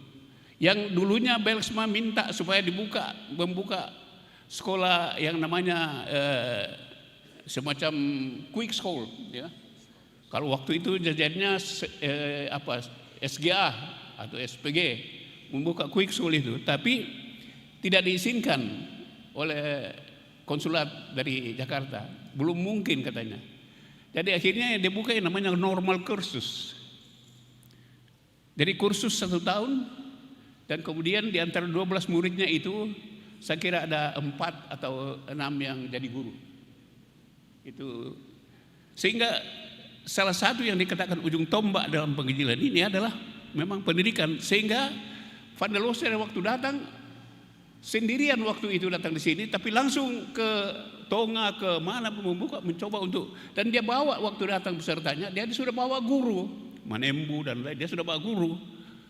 Jadi pendidikan sekolah waktu itu adalah memang betul dikelakan kemudian sebagai ujung tombak pekabaran Injil. Nah, nanti kemudian juga mulai dengan klinik, tapi klinik pemerintah di sini juga kemudian diserahkan kepada Van der Loosdrecht dan mereka senang menerima itu. Jadi sudah 3 yang terjalin bersama ini, yaitu pemberitaan Injil, pendidikan, dan pelayanan. Itu sudah terjalin bersama-sama. Yang sekarang ini kalau di dalam tripanggilan gereja sekarang dalam bentuk yang lebih lebih oikumenis, sesudah ditetapkan oleh Dewan Gereja Sedunia di New Delhi, India pada tahun 61, yaitu koinonia, marturia, dan diakonia. Nah, tapi dulu itu namanya itu ialah soal pemekabaran Injil. Itu ada pertama, dan kemudian yang kedua pendidikan, dan yang ketiga adalah pelayanan kesehatan. Itu dikonsisten. Itu pelayanan kesehatan kemudian agak lebih modern tatkala didatangkan seorang yang khusus untuk itu, yaitu Herman Paul. Tetapi pemerintah tidak memberikan kita kepada HSB, tidak memberikan tugas untuk pelayanan kuratif. Hanya boleh preventif. Dia tidak boleh merawat orang, tapi boleh pencegahan. Nah, itulah yang sehingga Paul kemudian tidak ada kesempatan akhirnya jadi apa? Ini untuk menggambarkan bahwa sejak dari semula tiga bidang ini terjalin bersama: pemberitaan Injil, pendidikan, dan kemudian pelayanan. Dan itulah sebabnya kalau seperti ini banyak disebutkan ini baptisan di sana, baptisan di sebelah sini. Siapa yang mengajar mereka itu? Siapa yang mendirikan mereka? Siapa yang mendidik mereka dalam ini? Itu tidak lain adalah guru-guru sekolah itu. Itu mereka yang mendidik sana. Karena itu Belsma sendiri mengakui bahwa dalam pekerjaannya, karena Belsma ini memang didatangkan khusus sebenarnya untuk datang sebagai inspektur untuk pendidikan, karena dia memang sangat berpengalaman di situ. Tapi memang pengalaman Belsma sendiri di Belanda itu luar biasa, karena itu di ambang Perang Dunia Pertama. Dan itu di ambang dunia pertama dia pun masih berani untuk naik kapal ke Indonesia melalui Afrika Selatan, bukan melalui Trans-Suez seperti Van der Loos. Dia mulai melalui Afrika Selatan, Tanjung Pengharapan, baru sampai di Indonesia. Dan itu memang dia datang sebagai untuk mendirikan sekolah-sekolah. Nah, di dalam tengahnya lah pendidikan itu berkembang. Namun ketika Van der Loos sudah terbunuh pada tahun 17 itu, ya dia harus ambil alih semuanya. Tapi dia bukan seorang pendeta. Jadi setiap kali ada pembaptisan, pergi ke Belantebala, pergi ke mana, entah dia panggil Selstra dari Sangala, atau waktu itu Prince masih ada, karena sejak tahun 15 Prince masih ada, nanti tahun 20 baru dia pulang. Itu pun dia panggil, misalnya Prince panggil pergi ke Rantebala untuk baptisan dia. Seperti waktu baptisan seorang yang Tomina Neklenko waktu itu, di mana dikatakan waktu dia dibaptis, ada mungkin 1000-an orang hadir di Barana. Dia itu dipanggil pendeta dari Makale untuk membaptis karena dia sendiri tidak bisa membaptis. Nah itulah sehingga perkembangan kemudian menyebabkan bahwa memang perhatiannya terus kepada sekolah, kepada pendidikan, yang kemudian dia berkesimpulan pendidikan di sekolah, guru-guru, murid-murid yang Kristen adalah ujung tombak pekabaran Injil. Nah itu yang sebabkan sehingga banyak di sini dibaptis dibaptis di sini tanpa menyebutkan siapa di sana, dia punya apa, yang membimbing, guru-gurunya kapan, murid-muridnya di mana dan lain-lain. Dan memang di sekolah saya masih mengalami, misalnya di sekolah mendengar cerita-cerita Alkitab itu hampir tiap hari. Karena dulu saya di Makale, saya itu sudah tahun 43 atau 44, itu sudah namanya sekolah sending. Itu Alkitab cerita perjanjian lama, tapi kebanyakan cerita. Ada dulu yang namanya cerita 104.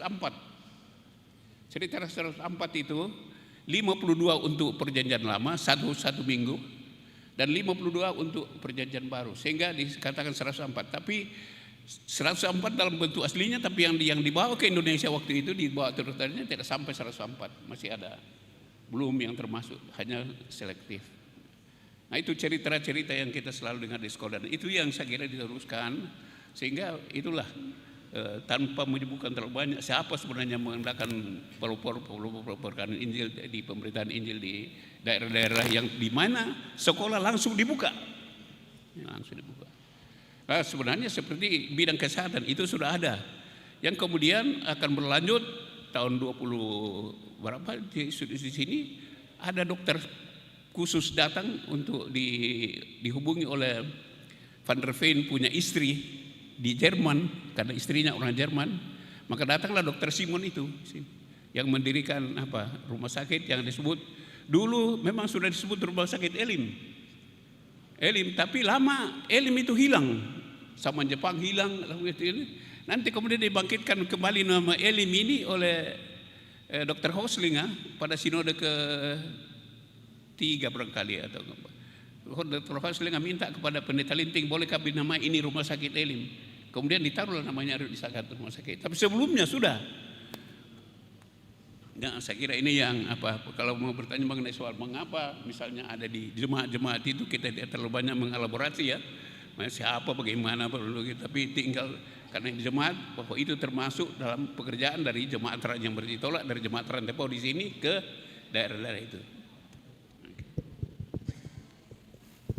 Ya, terima kasih. Pas waktunya kita bersyukur saling melengkapi dan saatnya kita akan mendengar bagaimana tanggapan dari Bapak Ibu sekalian dan kita prioritaskan orang tua kita dulu ya. Saya ambil pada termin pertama ini 3 orang responder dulu. Yang pertama Bapak Pendeta Tekurari. Ada yang kedua? Hanya 3 ya, kalau tidak ada. Bapak Pendeta Tanggulungan, oh iya, ada. Satu lagi, tidak ada. Baik, hanya 2. Silakan Pak Pendeta Tekurari. Ya, terima kasih. Untuk bab 2 ini, tadi saya sempat melihat bangunan gedung gereja yang masih model tahun 21 kada tahun berapa itu? Bisakah ditampilkan yang yang masih kayu? Bisakah ditampilkan coba gedung gereja yang multimedia? Foto bangunan pertama gereja Jemaat Rantepau. Ya.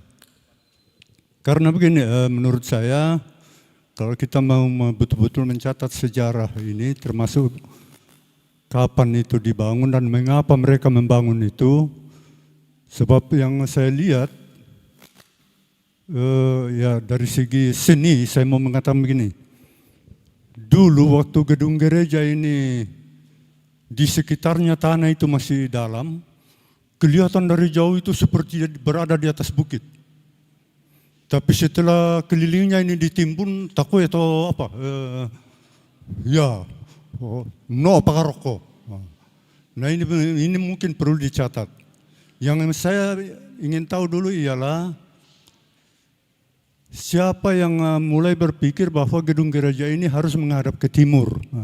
Sebab sekarang ini kayaknya kita jemaat-jemaat ini seenaknya saja mengarahkan gedung gereja. Padahal ini sangat simbolik. Jadi ini perlu dicatat sebagai sejarah pembangunan gedung gereja yang sangat simbolik. Memang gedung gereja itu harus menghadap ke timur. Dan mengapa menghadap ke timur? Timur itu adalah simbol dari sanalah cahaya matahari. Nya motonan ada gereja tejomai mukumbang si tete kasera. Nah ya tu tete kasera, sabaya tu gedung gereja seperti gedung gereja Rantepau ini ada jendela di atas. Itu sinar jam 9 itu pas kena itu mimbar. Dan itu sangat simbolik. Dan memang begitu maksudnya kalau membangun gedung gereja Protestan di dunia. Susi Bangsa membangun Bait Allah menghadap ke timur. Tapi membangun seenaknya begitu temo, membaca menani menghadap. Gitu. Jadi ini perlu kita catat supaya menjadi pelajaran untuk bagaimana kita membangun sebenarnya gedung gereja secara simbolik. Ya tanah dibangun, ya melakukan dak-dak atau siapa yang memulai punya ide waktu itu, tahun 35 kah atau apa itu, sekitar itu ya, yang punya ide untuk terus pokoknya membangun ini harus menghadap ke timur. Karena simbol itu yang memang dicari. Jadi, tampak tongannya tuh mimbar ke anu tonanu, tapi takut ya temo apa demo anu do apa demo balkon do. Tapi dulu itu betul-betul maaf saya saya tahun 57 ada di sini dan betul-betul sudah mulai menikmati mana umur 7 tahun atau saya masih Muslim, tapi saya menikmati tempat ini dan saya kira dari situ semangat saya untuk menikmati betul-betul kekristenan itu. Selain ya tongku mubiti pa yan nalendu pa angui dato lapangan sawa terodakan lapangan bakti yan nalendu pa angui kumikutana ko minda to sawa makarama ali kutiro no ko nako pandeta to walam aku penang salang na atona to pa lam aku penang ko murai na atu jadi pandeta. Nah ternyata pendeta to jadi apa ini luar biasa jemaat rantau ini bagi saya. Di sini saya diurapi. Di sini kami diberkati. Saya tetap mencari tempat ini. Saya sebab punya kesan sejak kecil. Mulai dari bangunannya, yang mentatulak pekutanan, catatongan itu Daka itu minda tuh punya ide waktu itu betul-betul menghadap ke timur ini gedung gereja. Supaya kita punya catatan untuk itu. Dan menjadi pelajaran untuk kita semua lah. Tabangun tongan ini secara simbolik tongan tu gedung gereja tabangun. Dan apa tumbasyamu nanti ya tinggung basyamu nanti. Kira-kira itu. Itu saja yang saya mau tanyakan dulu di sekitar bab ini. Ya. Semangat. Terima kasih Pak Pendeta Ruben Tanggulungan. Oh tidak ada. Jadi hanya satu dari Bapak Pendeta Tikurari yang mengaitkan dengan nilai filosofi bangunan gereja menghadap ke timur. Awal kehidupan, permulaan kehidupan, menghadap ke permulaan kehidupan. Jadi nanti langsung mau dijawab Pak, silakan Pak. Ya saya sendiri tidak tahu banyak mengenai arsitektur dan arah ini bangunan gereja di sini. Kalau gereja yang ada ini, gereja yang diresmikan tahun 21 itu menghadap ke utara. Nah, begini, ini gereja ini di atas karena yang di atas itu kantor pemerintah, tempatnya Tongkonan Sangulela sekarang. Itu kantor pemerintah yang di atas ini. Kontrol itu tinggal di sini yang sekarang tempatnya DPRD. Itu rumah kontrol yang kemudian pernah dipakai untuk pembukaan ada sekolah SMP juga di situ dibuka, sekolah pendeta juga di situ, sekolah pendeta Rantepau juga tahun 47 di rumah itu karena Van der Linde tinggal di rumah tempat kami tempati dulu yang masih asli, rumahnya Pak Walter Papayungan yang dibeli oleh Van der Linde yang kemudian situ. Kalau ini waktu itu tahun 29, jadi waktu Van der Loster datang Van Dijk datang tahun 28 ya, di sini dia di kontrak. Tapi tahun 29 Onderafdeling Makale dan Rantepau yang dua Onderafdeling digabung menjadi satu. Sehingga pemerintahan pindah ke Makale, kosong ini rumah, dijual, dibeli oleh Van Dijk. Nah, sesudah itu mereka ini kan rumah di mana gereja ini ada juga, tapi rumah itu besar. Van Dijk selalu mendapat kritikan dari teman-temannya. Kenal ambasador raya aku masih siapa namun lan penume eloksona ya tu gereja kayak begitu itu dia dapat kritikan sehingga timbul niatnya seperti lapangan ini yang saya dengar itu apakah dibeli atau bagaimana dari ini SK-nya dari Gubernur Jenderal di Baitan Soroh. Waktu itu kan di Bogor namanya itu. Istana waktu itu Istana Bogor. Dibelilah atau apa saya tahu. Kalau yang di sini memang dibeli menurut Van Dijk. Dia cerita sama saya. Dibeli dan kemudian gedung gereja ini memang kecil tapi waktu itu besar. Nah, salah satu yang diperhitungkan mengapa apanya besar di dalam itu batang-batang pilar-pilar kayu yang ada dalam besar-besar karena memperhitungkan pantulan suara dari Gunung Singke. Sehingga dulu sangat indah kalau kita dalam bergereja di sini tidak ada bebas itu suara-suara pantulan. Enak sekali berkhotbah di dalam gereja ini dulu. Tapi sangat kecil. Ya. gereja kecil. Tapi waktu itu zaman itu sudah cukup hebat, dibangun oleh karena Van Dijk itu mendapat kritikan dari teman-temannya. Karena prinsip HZB dulu, HZB tidak boleh membangun gedung gereja, tidak boleh. HZB itu mereka berprinsip gereja jemaat harus dibangun oleh jemaat. Yang mereka bangun adalah tempat tinggal para sendeling. Rongkong dibangun, Sangala dibangun, di sini dibangun, maka di Guru Sending misalnya dibangun di Makassar. Itu prinsip mereka. Karena dia tinggal di dalam, kemudian dapat kritikan besar. Sampai hati kau tinggal dalam begini, nanti rumah Tuhan coba begini. Nah, itulah. Tapi karena prinsipnya bahwa jemaat yang ada itu yang harus membangun gedung gereja, maka pegawai-pegawai yang masih guru-guru yang berada dalam tangan pengendalian gaji dibayar oleh Van Dijk apa semua dan lain, mereka sepakat untuk memotong gaji mereka 1%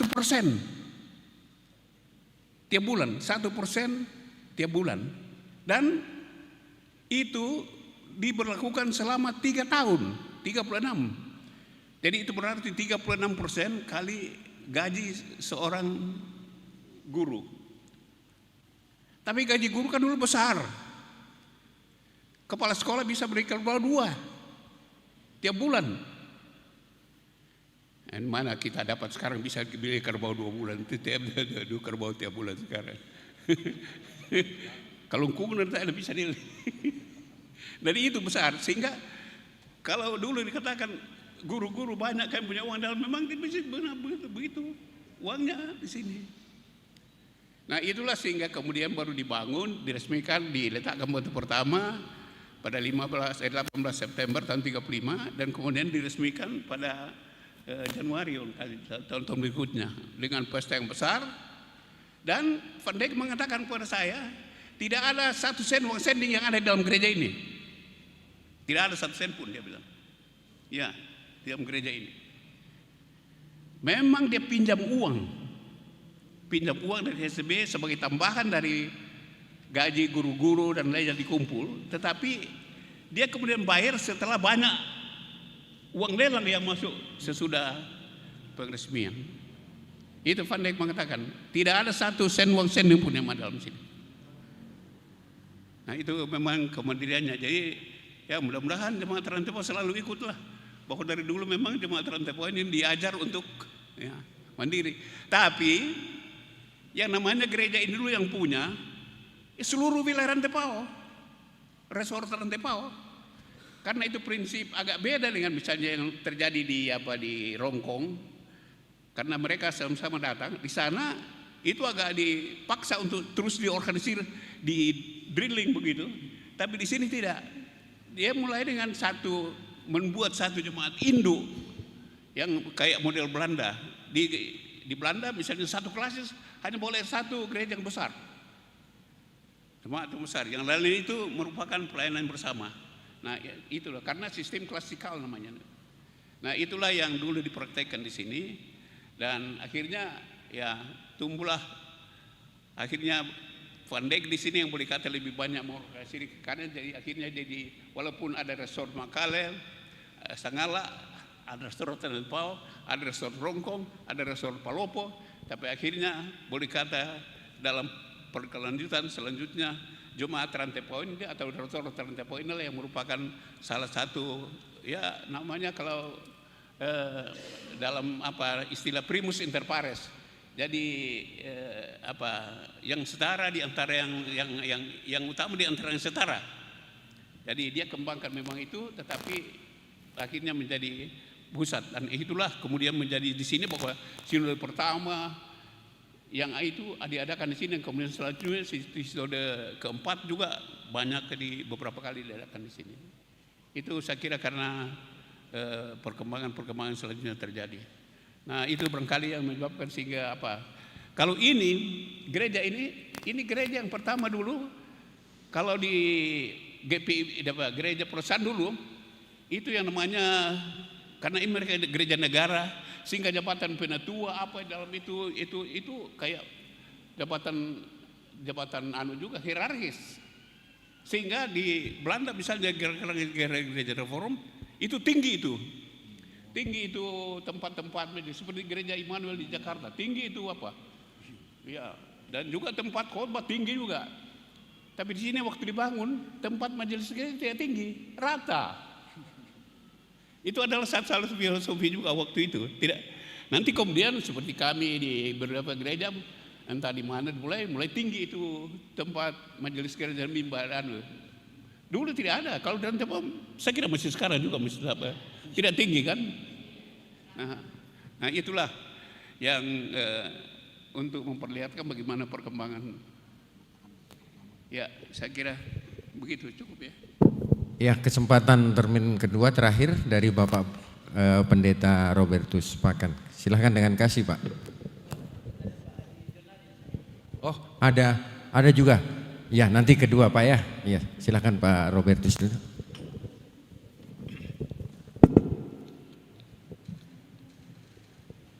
Ya, terima kasih atas kesempatan yang diberikan. Seandainya Pak Pendeta Tikurari tidak bertanya tentang gedung gereja, saya mungkin tidak berdiri. Karena sedikit pengetahuan saya tentang gedung gereja lama ini, saya dapatkan dari almarhum bapak saya. Pernah beliau menjadi ketua panitia perayaan 50 tahun Jemaat Rantepau. Dan saat itu ada perencanaan untuk mendatangkan Bapak Van Dijk. Tapi beliau sudah kurang sehat waktu itu, sehingga ia berkirim surat ke panitia.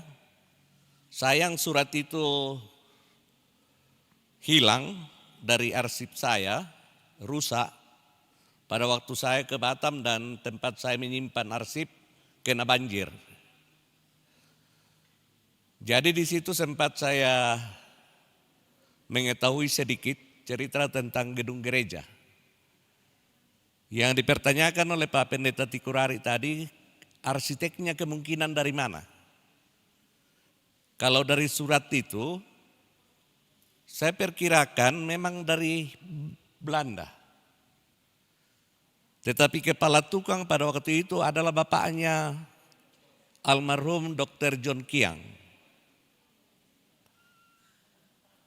Dan gambar asli dari gedung gereja itu ada ditanam di bawah menara. Jadi menara ini yang terakhir dibangun dan di bawah ditaruh gambar asli dari bangunan gereja itu dalam satu tabung, dia katakan tabung aluminium di dalam dasar menara.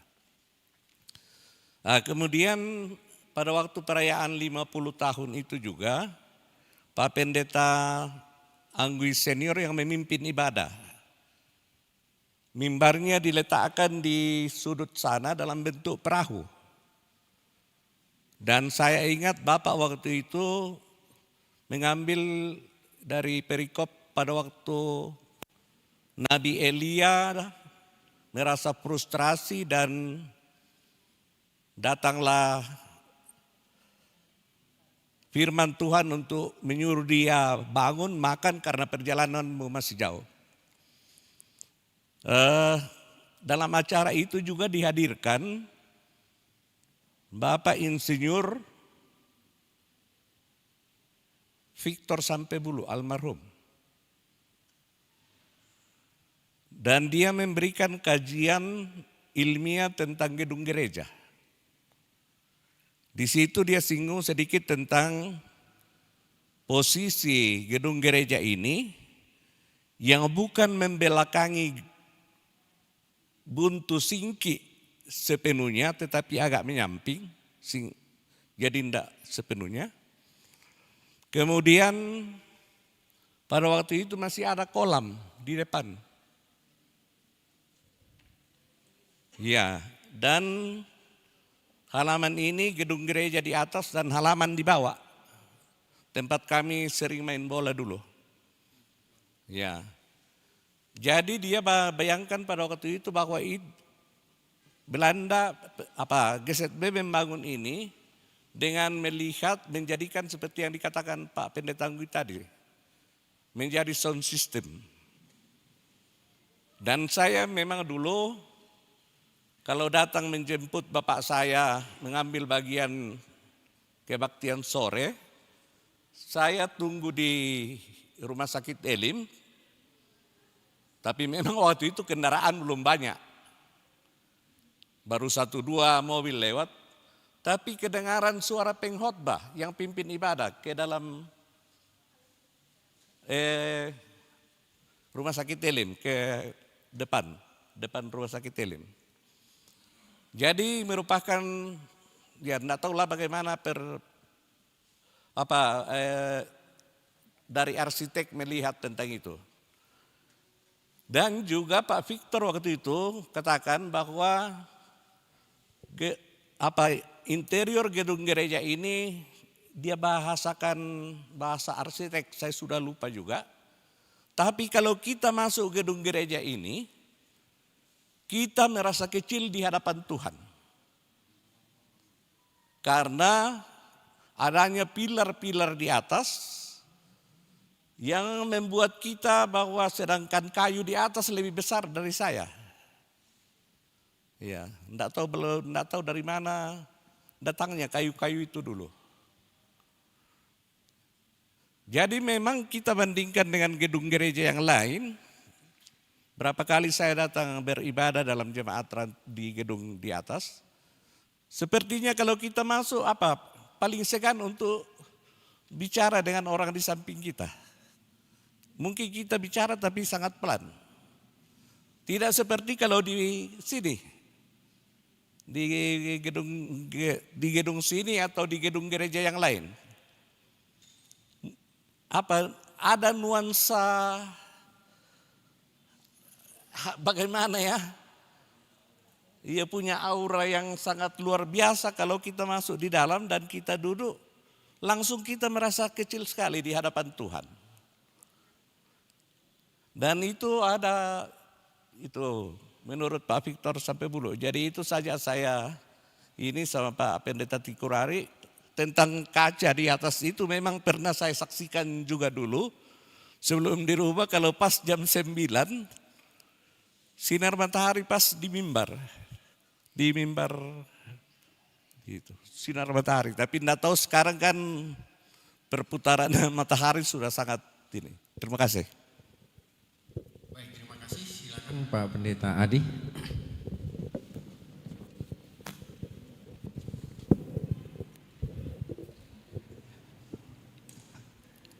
Iya, terima kasih Kanda Suli. Saya kira memberi apresiasi orang yang memberi diri. Ya, saya kira sejarah di KPJ juga beliau membuatnya dan luar biasa.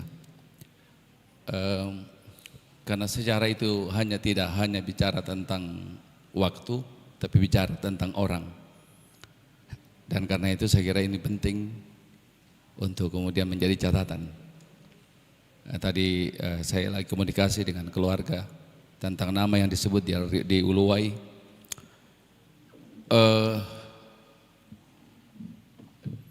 Di Talung Lipu misalnya Kanda Suli, ketika saya buat sejarah ada berapa pendeta dari Talung Lipu, saya datang di perpustakaan Jemaat Rantepau ketika itu. Cukup lama sejarah Jemaat Talung Lipu tidak bisa disahkan. Karena ada 3 yang dibaptis, saya kira nanti di tahun 1924 orang Talung Lipu dibaptis. Hanya 2 yang terus disebut-sebut di Talung Lipu. Lalu kemudian karena tidak bisa disahkan dan karena itu saya tidak tahu kenapa Tuhan pimpin, kemudian saya ketemu Ibu Tante Pakan di sini waktu itu. Lalu kemudian saya buka arsip dan ternyata ada 3 orang Talung Lipu dibaptis. Lalu kemudian Kanda tadi menyebutkan tentang Salu. Di Salu itu ada 10 orang dibaptis tahun 38. Besok saya ke Tante di Rotterdam, Hotel Rotterdam di Buah. Karena itu salah satu yang kemudian dibaptis neneknya itu yang punya hotel di Hotel Rotterdam yang ada di Jalan Kemakale. Jadi ada 10 orang Salu yang dibaptis pertama. Dan salah satu itu adalah nenek yang punya hotel Rotterdam di jalan ke Makale. Jadi saya kira jangan dicabut ya kesulit ya, karena itu bicara orang. Besok saya akan usahakan untuk cari siapa-siapa yang dibaptis di Salu, 10 orang itu tahun 1938. Saya kira supaya juga jangan sampai nenek moyang kami kehilangan seperti yang di Luwai itu. Iya, minta maaf ya Pak Pendeta Panggalo atau Seikum. Waktu kemudian klasis Tampo Simbuang itu diganti menjadi klasis itu diganti menjadi Tampo Simbuang, saya mengatakan tidak, karena 47 itu klasis Uluwai sudah ikut sidang sinode pertama. Kenapa kemudian nenek moyang kami dilepas dari sejarah? Jadi karena itu saya kira itu penting kemudian tetap dicatatkan untuk kemudian menjadi catatan sejarah bagi anak dan cucu kami bahwa tahun 38 itu nenek kami sudah dibaptis. Terima kasih. Ya, terima kasih. Rupanya ini artinya bukan bersifat pertanyaan, tetapi bagian dari usulan dan mungkin perlu melengkapi sejarah setelah divalidasi akurasi informasi dari penulis kita. Jadi yang pertama tadi Pak Robert Pakan, beliau mengingatkan bagaimana arsitektur gereja besar yang kalau kita masuk nuansanya sudah seakan-akan ya kita sudah masuk betul-betul rumah Tuhan, bukan rumah hantu. Kalau masuk, memang saya lebih suka kalau ibadah memang di sana, makanya saya lebih sering jam 4 sore atau jam 6 pagi kalau tidak bertugas. Tapi memang betul sekali Pak, itu, dan kita merasa kecil karena tiang-tiangnya gede banget gitu. Ya. Oh begitu ya. Ya. Jadi kemudian ini ada informasi bahwa gambar disimpan di bawah menara, mudah-mudahan ke depan kita bisa coba cari ya, mudah-mudahan. Harus bongkar. Oke lah, artinya ini sebagai masukan saja, tapi sangat menarik. Kemudian memang betul tanpa alat bantu audio, itu kalau kita bicara dengan suara keras, suaranya keras. Jadi sistem audio apanya itu bisa betul-betul ya akustik ya, audio akustiknya itu betul-betul memperkuat suara pengkhotbah, khususnya kalau di mimbar, karena pantulan dari mimbar itu sampai ke belakang loh. Beda kalau kita bicara di pinggir-pinggirnya. Kalau tidak percaya boleh dites. Kalau bisa dites. Ya, ini mengingatkan pada penulis mungkin bisa di. Kemudian dari Pak Adi, sebenarnya tadi saya di belakang ngomong-ngomong dengan Prof. Rusan Rangan.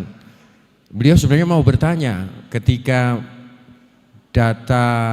jawaban dari Pak Van den N bahwa tidak bisa ditulis yang ada di baptisan Sa'dan karena tidak ada data valid, sumber valid, tanggal peristiwa baptisan pertamanya.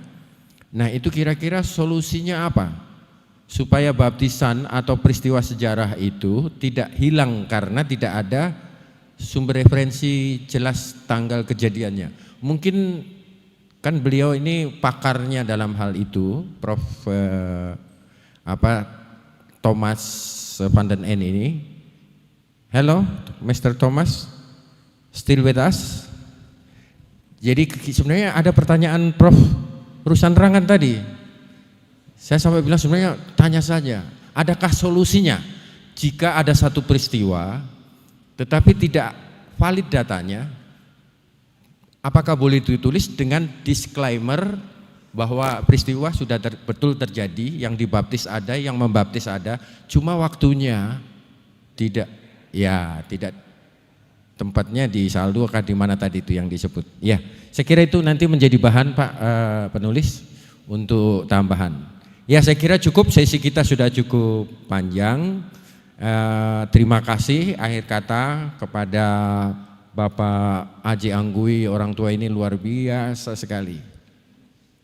Tanpa sesen pun pengganti transport, beliau setia.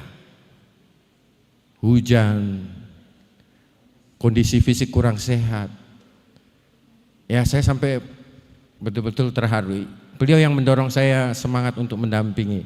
Ya akhir kata masih ada, oh ya, oke ya ada tambahan dari penulis kita 5 menit Pak. Untuk pertanyaan dari Pak Pendeta Tikurari, terus terang saya tidak tahu Pak Tikurari. Itu jujur saja saya tidak tahu. Karena ini kan saya mendapatkan soal pembangunan gedung gereja Rantepo yang dari kayu itu kan kalau saya baca di Ale den Volkle, itu dimotori oleh Belksma. Jadi tahun 1921 dia berdiri, itu ada biayanya ada juga di situ di Ale den Volkle. Nah waktu gereja itu sudah berdiri, sebenarnya Indesekerk mau menugaskan pendeta di situ. Tapi kemudian waktu itu Belsma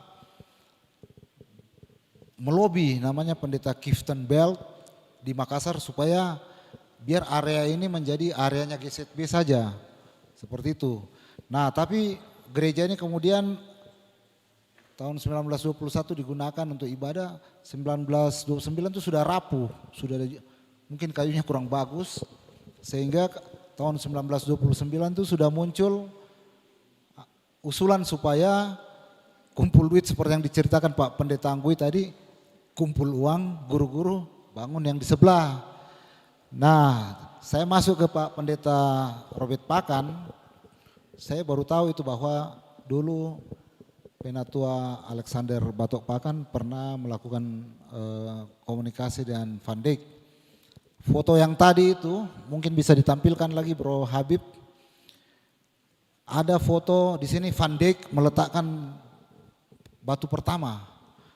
Waktu masih rata di situ itu peletakan batu pertama pembangunan gedung gereja Rantepau itu 18 September 1935. Itu foto koleksinya Bapak, koleksi foto almarhum Alexander Batok Pakan. Jadi ada 2 foto di situ, foto yang peletakan batu pertama, yang kedua itu foto waktu ada rangka-rangka. Nah mengenai cucunya Dr. John Kiang, itu sebenarnya saya juga mau lacak itu, itu mudah-mudahan nanti masih bisa saya lacak untuk menggali itu. Nah pindah ke masalah akustik anunya saya kurang begitu paham itu Pak Pendeta, itu mungkin bidangnya Pendeta Tikurari itu. Kemudian menjawab dari Pendeta di Palimbong, nah ini bestie saya dulu waktu di Surabaya. Jadi begini Pak Pendeta, ini kan arsip utamanya itu adalah register baptis yang ditulis oleh Melkias Sipasulta. Saya yakin bahwa arsip ini valid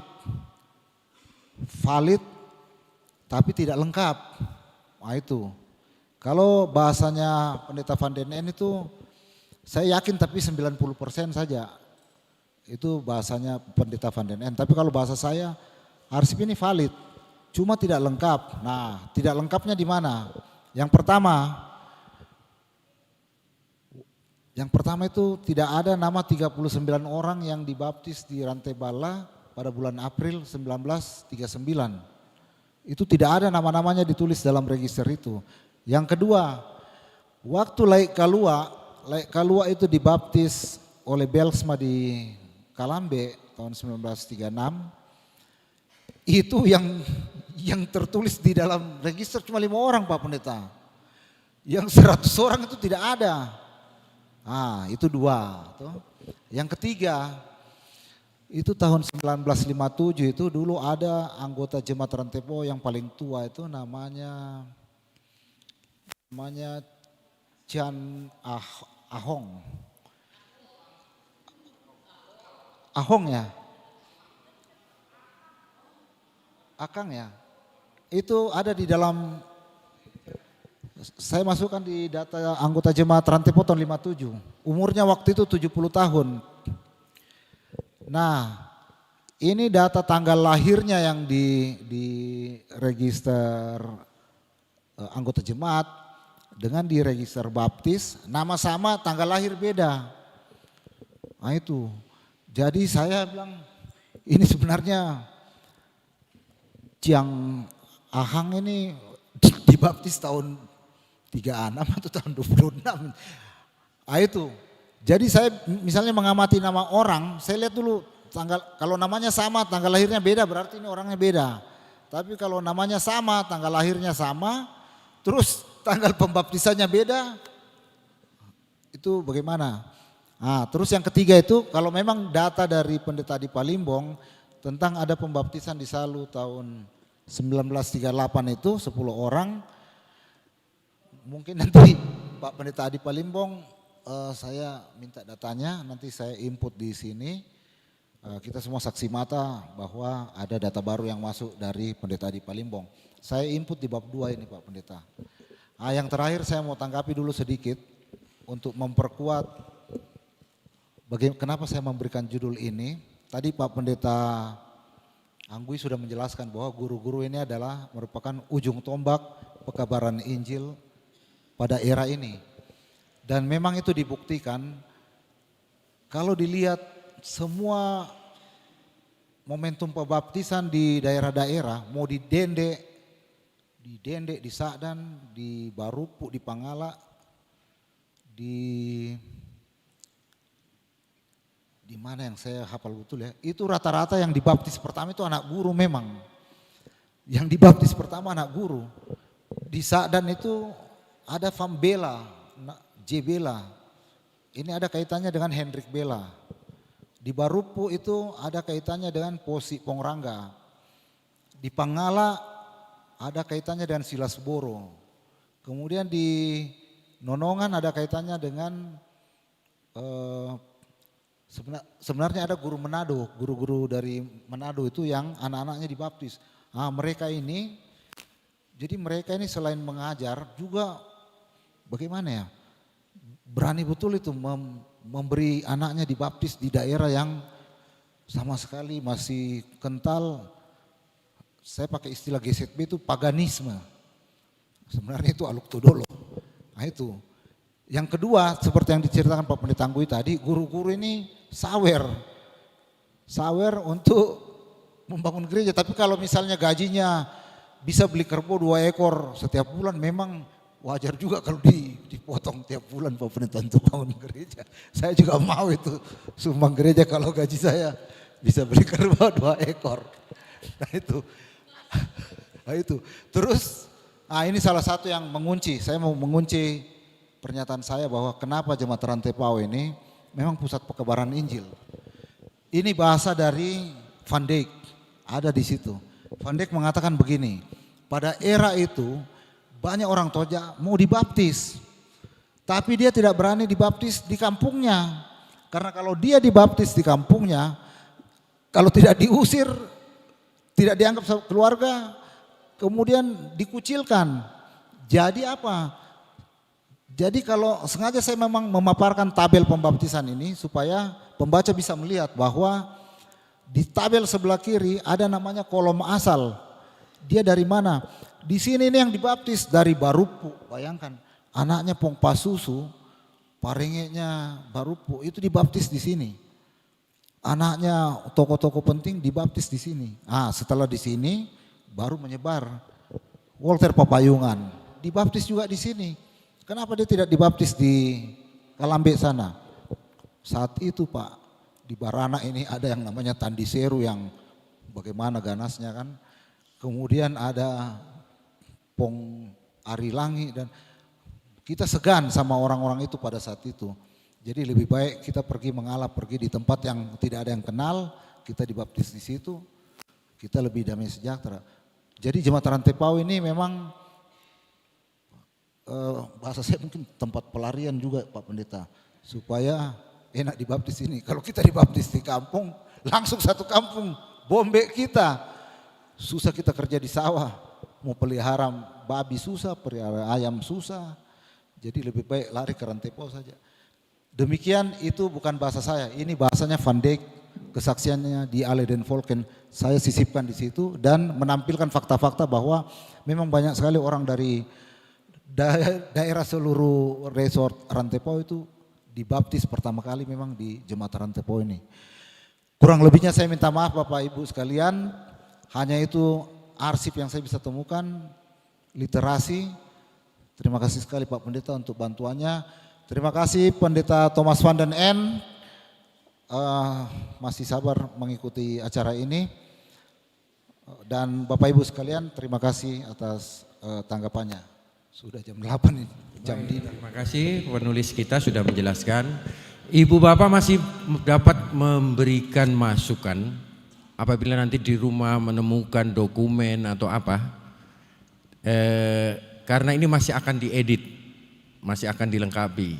Tapi kalau boleh dalam minggu ini ya, dalam minggu depan, kalau ada bahkan foto-foto, kalau boleh kami berharap ada foto-foto supaya bisa melengkapi, memperkaya buku sejarah kita. Kemudian diingatkan bahwa yang mati untuk kita bukan saja Van der Loosdrecht, banyak keluarga Bleksma. Abraham Bleksma itu saya pernah dapatkan tulisan kecil di kertas kecil warna kuning, ditulis dengan pensil, cuma sayang bahasa Belanda. Cuma ketika saya pegang, itu ada di SMA Baranak disimpan. Mendengar dia mati di penjara, sebelum dia mati menulis hanya kertas kecil, tapi karena bahasa Belanda tak ikutan itu. Jadi saya gemetar, betul gemetar. Jadi banyak yang mati, keluarga Bleksma yang dikubur di Karasik. Jadi luar biasa pengorbanan untuk kita sampai bisa duduk, bisa berbakti, bisa memuji Tuhan. Luar biasa. Oleh karena itu kita sudah membuktikan Historia es Magistra Vitae, yang artinya sejarah adalah guru kehidupan by Cicero.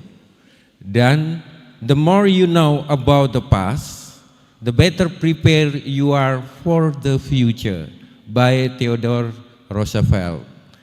Artinya semakin banyak Anda tahu tentang masa lalu, semakin baik persiapan Anda untuk masa depan. Tepuk tangan untuk kesediaan narasumber kita. Tuhan memberkati. Masih ada 2 sesi. Mau ya istirahat dulu, kita break dulu. Terima kasih semuanya, selamat malam. Demikianlah pemaparan di sesi yang kedua dengan topik Jemaat Rantepao sebagai pusat penginjilan resort Rantepao. Menyaksikan penyerahan piagam penghargaan kepada narasumber dan moderator. Ya, kepada moderator naik di atas. Yang akan menyerahkan disilakan oleh Ketua Panitia HUT Gereja Toraja yang ke-111.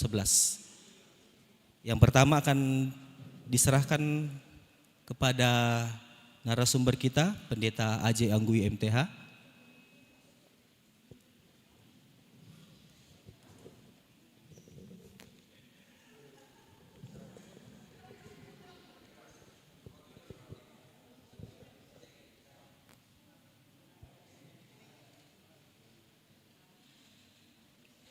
Dan yang kedua kepada moderator, kepada Bapak RS Abraham Umbas.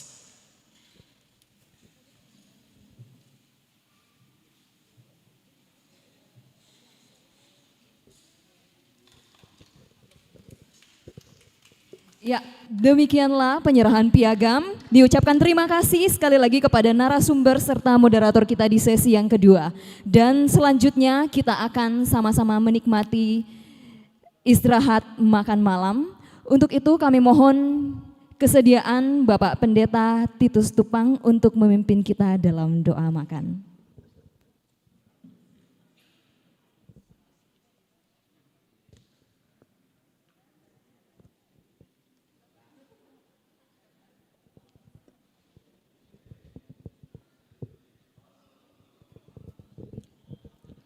Sebelum berdoa, di Jemaat Rantepao juga menulis baptisan yang dibaptis di tempat lain, gitu.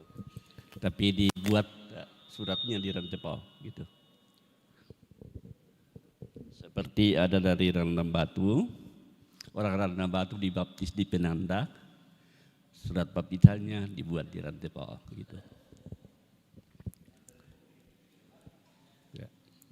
Jadi tidak semua di Rantepao dibaptis. Mari kita berdoa. Dimuliakanlah nama-Mu ya Allah. Engkau yang menuntun sejarah umat manusia, sejarah Jemaat Rantepao. kami bersyukur bahwa saudara-saudara kami, orang tua kami, khususnya Bapak Sili Suli, dapat menulis buku sejarah Jemaat Rantepao yang sedang kami bedah. Kiranya buku yang akan terbit ini sangat berguna untuk pelayanan, untuk pemberitaan Injil, dan untuk menjadi kesaksian kami. Saat ini juga Tuhan telah tersedia makanan untuk kami. Kami mohon kiranya Tuhan berkenan bahwa melalui makanan minuman ini kami memperoleh kesehatan yang baik, kekuatan, semangat, dan keyakinan akan berkat-berkat Allah yang mengalir dalam hidup kami. Tuhan juga memberkati saudara-saudara yang telah mengerjakan dan menyiapkan makanan ini, kiranya mereka menjadi saluran berkat Allah, baik untuk mereka sendiri maupun untuk orang lain. Kami mohon Tuhan melindungi kami dalam melanjutkan sesi ini dan malam ini. Di dalam nama Yesus kami berdoa. Amin. Selamat makan. Ya, Bapak Ibu, saudara-saudari yang terkasih di dalam Tuhan, disilakan untuk menikmati jamuan kasih yang telah disediakan oleh panitia yang berada di pelataran Gedung Bunga Lalan. Selamat menikmati. Ya, mengingat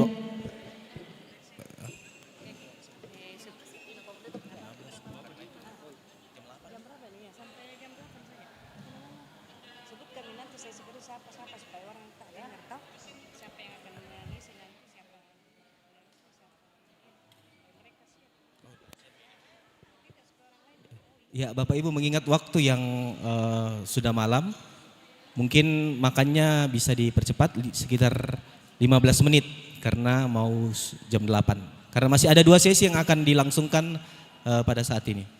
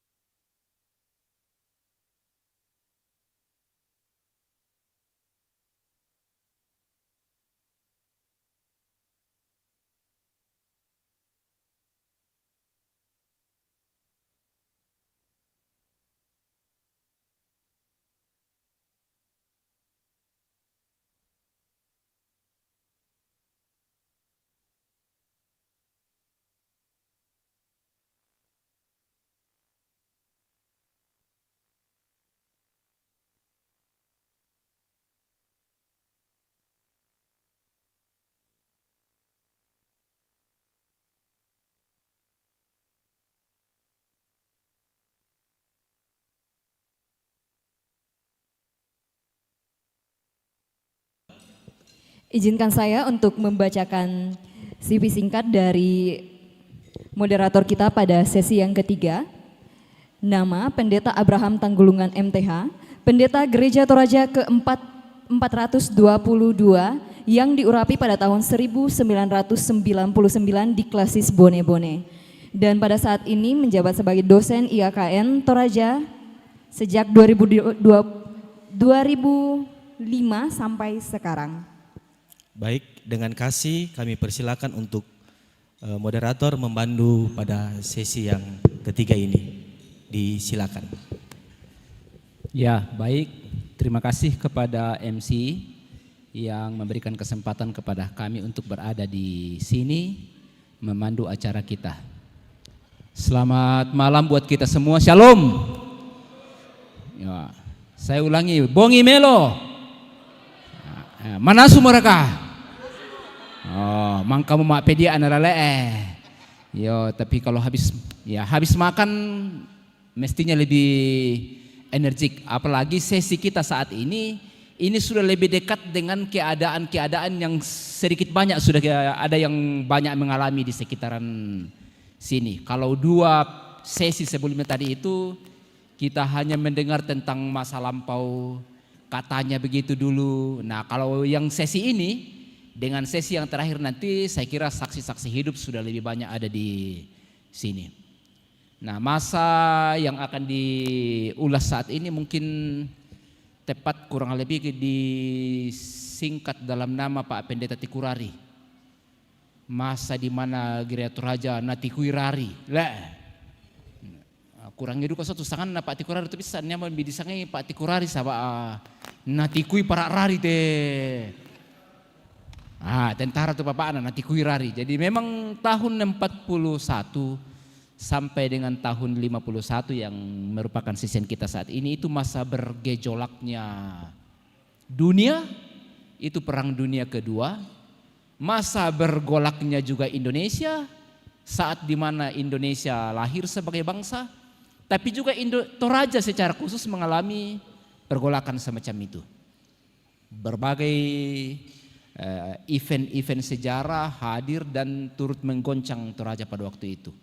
Gereja Toraja juga mengalami guncangan pada waktu itu secara khusus berhubung dengan keadaan politis waktu itu. Setahu saya nanti diperjelas oleh Pak Sili Suli penulis dan yang lain. Tenaga misionaris harus pulang ke Belanda, maka gereja muda ini harus belajar menata dirinya sendiri. Ini masa yang betul-betul krusial dalam perjalanan Gereja Toraja dan Jemaat Rantepo secara khusus. Tadi saya membaca beberapa referensi, masa ini tak banyak komunitas Kristen yang bisa melewatinya. Rupanya masa-masa di berbagai tempat di dunia, misalnya di Aceh, di Goa, Makassar, bahkan sejak abad 16 sudah ada kekristenan yang masuk. Tapi tidak ada jejak sekarang ini karena ketidakmampuan gereja untuk eksis pada masa itu. Ya. Jadi karena itulah masa ini menjadi masa yang sangat penting, penuh dengan refleksi untuk kita dalam rangka menata perjalanan kita ke depan. Kita bersyukur ditemani hari ini oleh narasumber panelis kita Pak Pendeta Panggalo, pendeta yang mungkin terbanyak dari hidupnya dialami bersama dengan jemaat Rantepo. Sejak masa mudanya sebagai pemuda, kemudian diurapi sebagai pendeta di sini dan beberapa hal-hal yang lain. Saya kira Bapak Ibu jauh lebih mengenal beliau dalam hal ini. Saya kira tidak perlu saya perkenalkan panjang lebar. Mungkin itu sedikit pengantar dari kami dan sesuai alurnya saya akan mempersilahkan penulis kita Pak Sili Suli untuk memberikan gambaran apa gerangan yang tertulis dalam bab ini. Silahkan Pak Sili Suli. Terima kasih Bapak Pendeta Dr. Abraham Tanggulungan, sahabat saya yang luar biasa. Untuk bab 3 ini sebelum saya memaparkan isinya secara garis besar, saya ingin informasikan bahwa arsip yang sangat penting yang terkait betul dengan bab 3 ini itu adalah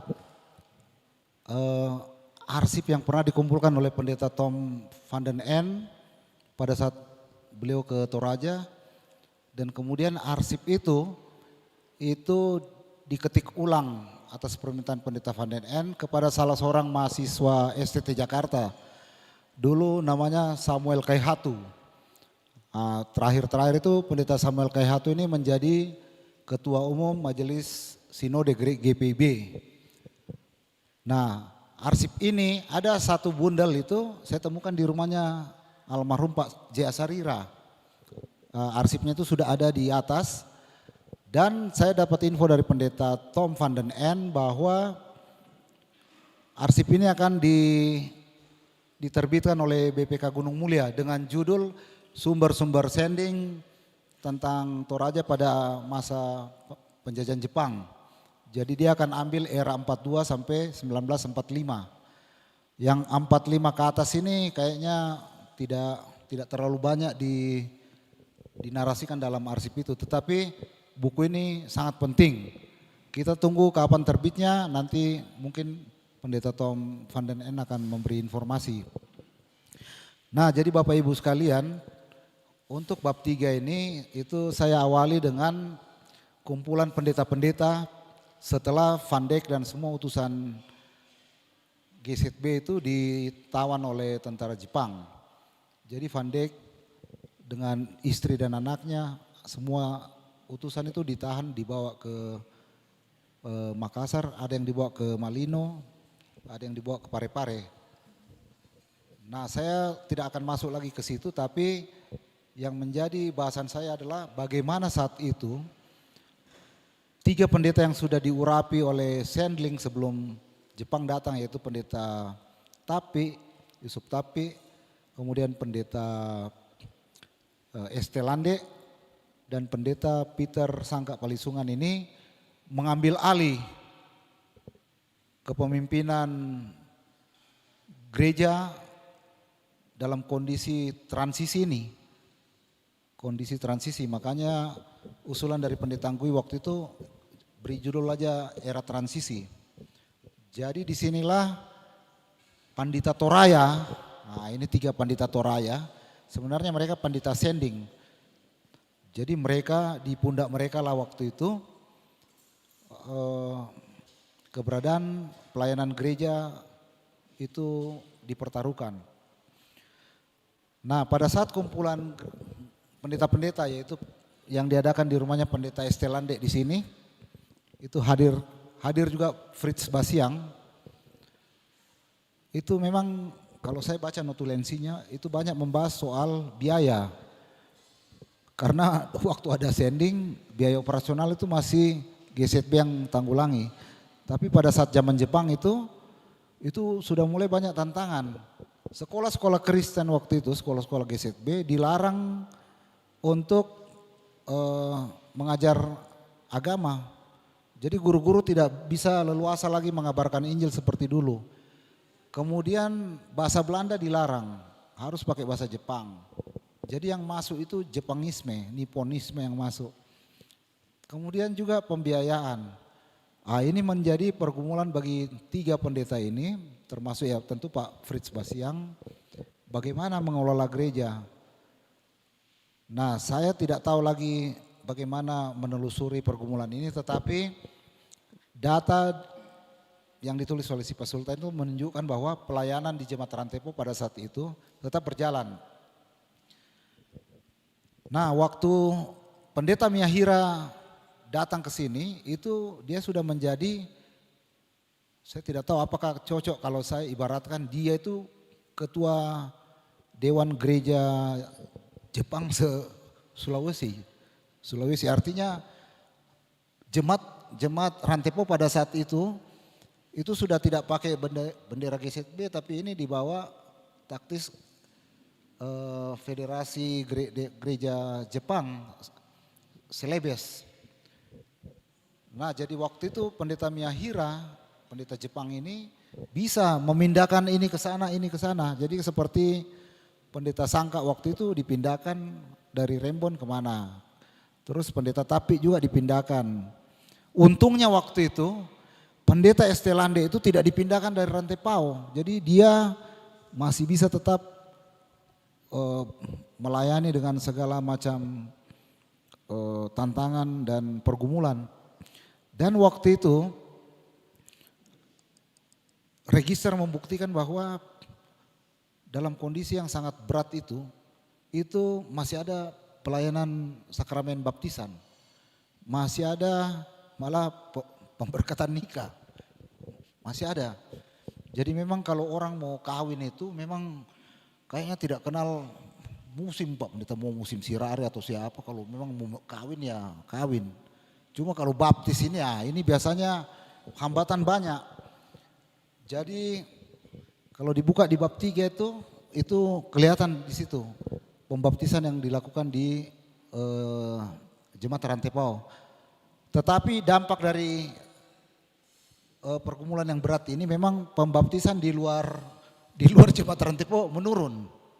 Itu bukti yang saya lihat di register. Jadi kalau waktu era Van Dijk itu tahun 35 sampai 39 itu istilahnya kalau kita menjala ikan banyak, menjala manusia di situ panen besarnya. Kalau kita menjala manusia panen besarnya GZB di situ banyak orang yang berbondong-bondong dibaptis. Era Jepang ini menurun.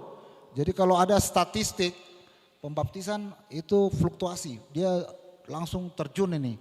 Kayak harga saham di Wall Street yang terjun bebas gara-gara perang di Iran. Tapi pelayanan tahun 1942, 43, 44, 45 ini semua benar-benar ditangani oleh Pendeta Estelande. Nah, yang jadi pertanyaan saya waktu itu, setelah Jepang ditaklukkan oleh sekutu dan keluar dari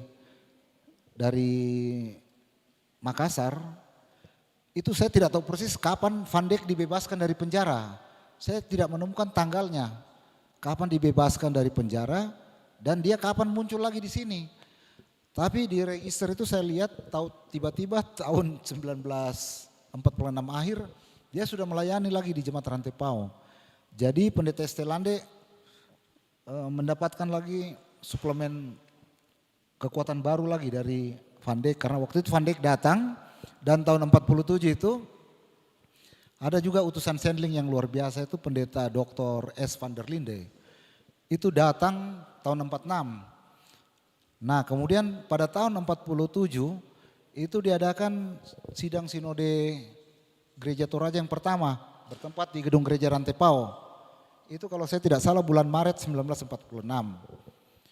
Jadi tuan rumah waktu itu adalah Jemaat Rantepao. Di situ kelihatan bahwa perannya Jemaat Rantepao pada saat itu memang luar biasa. Dan salah satu keputusan sidang sinode pertama waktu itu adalah agar segera membuka sekolah pendeta Toraja di Rantepao. Nah, bulan April kemudian Pendeta van der Linde membuka sekolah pendeta Toraja di Rantepao yang kemudian disebut Sekolah Pendeta Rantepao atau kursus teologi van der Linde, yang kemudian diikuti oleh beberapa guru Injil, termasuk satu orang pendeta yang dari Simbong, kalau saya tidak salah itu Pendeta Benjamin Tuling. Itu ikut kursus itu juga. Karena ini yang datang ini memang ya doktor teologi, dan barangkali dia mungkin doktor teologi yang pertama datang ke Toraja waktu itu. Jadi sekolah di situ 2 tahun, bertempat yang disampaikan Pendeta Anggui tadi, bertempat di bekas rumah kontroler Rantepao. Jadi rumahnya itu kalau ada di bukunya Pendeta Linting itu rumah panggung dijadikan sekolah. Disitulah para guru-guru Injil itu dan guru sekolah itu belajar selama 2 tahun. Ya seperti Pak Yunus Lebang, Pendeta Yan Linting, Silas Boro, A.N. Kadang, ada juga Andarias Kadang, ada beberapa orang, dan mereka itu kemudian setelah selesai diurapi jadi pendeta kemudian menyebar. Jadi peran dari sekolah pendeta Rantepao ini luar biasa. Kemudian tahun 49 diadakan lagi sidang sinode kedua di Palopo. Di situ bukan Van Dijk lagi yang menjadi ketua KUGTZ, tetapi Peter Sangka Palisungan.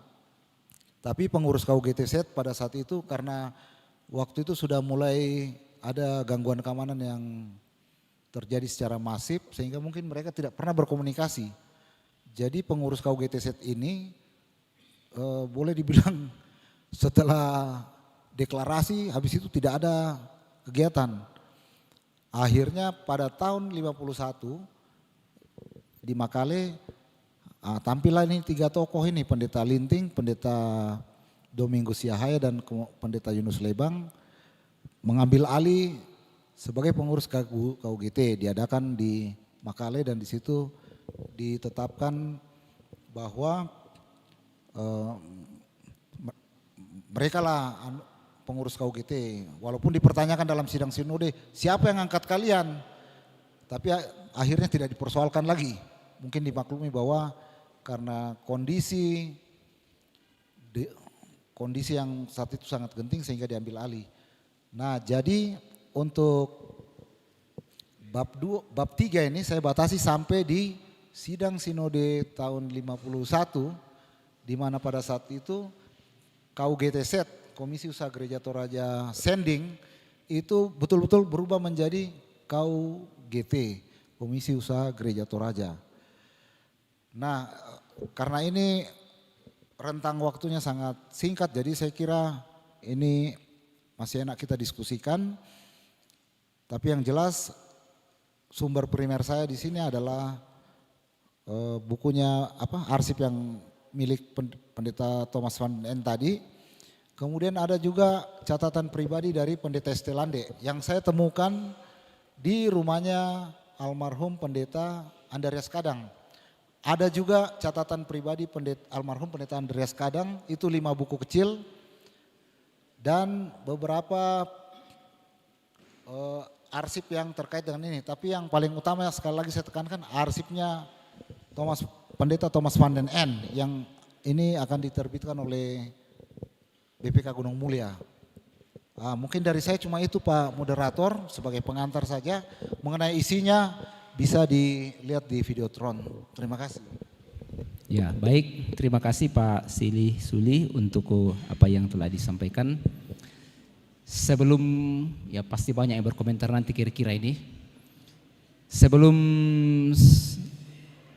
audiens mendapat kesempatan, saya kira lebih dahulu kita berikan kesempatan kepada panelis narasumber kita, Pak Pendeta I.E. Penggalo, Doktor Teologi, untuk memberi tanggapan terhadap isi tulisan pada bab yang ketiga, Jemaat Rantepo Era Transisi. Silakan Nambe. Ya, terima kasih. Selamat malam juga yang ikut di Zoom dan juga di YouTube. Sebetulnya era ini memang untuk saya sendiri sangat miskin ya pengalaman, karena saya sendiri baru dibaptis pada tahun 1961 dari Aluk Todolo. Dan walaupun memang saya lahir di Rantepo di jalan ini dari pusat-pusat ya, Jalan Palopo terus ke bawah, Landorundun ya. Ya, di situ saya dilahirkan, terus besar di Panga, dan memang sekali-sekali saya datang ke Rantepo. Setidak-tidaknya pengalaman saya sendiri sangat miskin di era ini. Jadi itu harus jujur saya akui. Sehingga apa yang saya baca dalam naskah ini itu terus terang memperlengkapi saya sendiri. Saya senang sekali karena cukup banyak dokumen yang saya sendiri belum baca sebelumnya dan sudah bisa saya peroleh di dalam naskah yang sudah ada.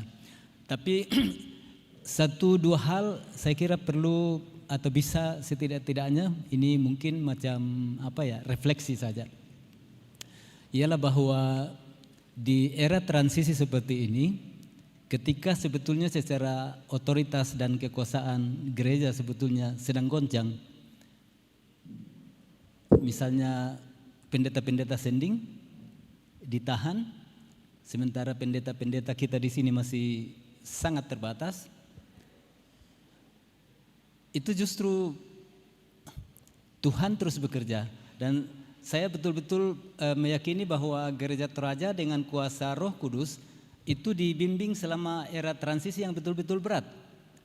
Sehingga cukup banyak hal, antara lain pernah Bapak Pendeta almarhum Pendeta Lebang bercerita kepada saya bagaimana kondisi itu akhirnya membuat mereka membentuk yang tadi dikatakan KUGT-Z tanpa keputusan sinode.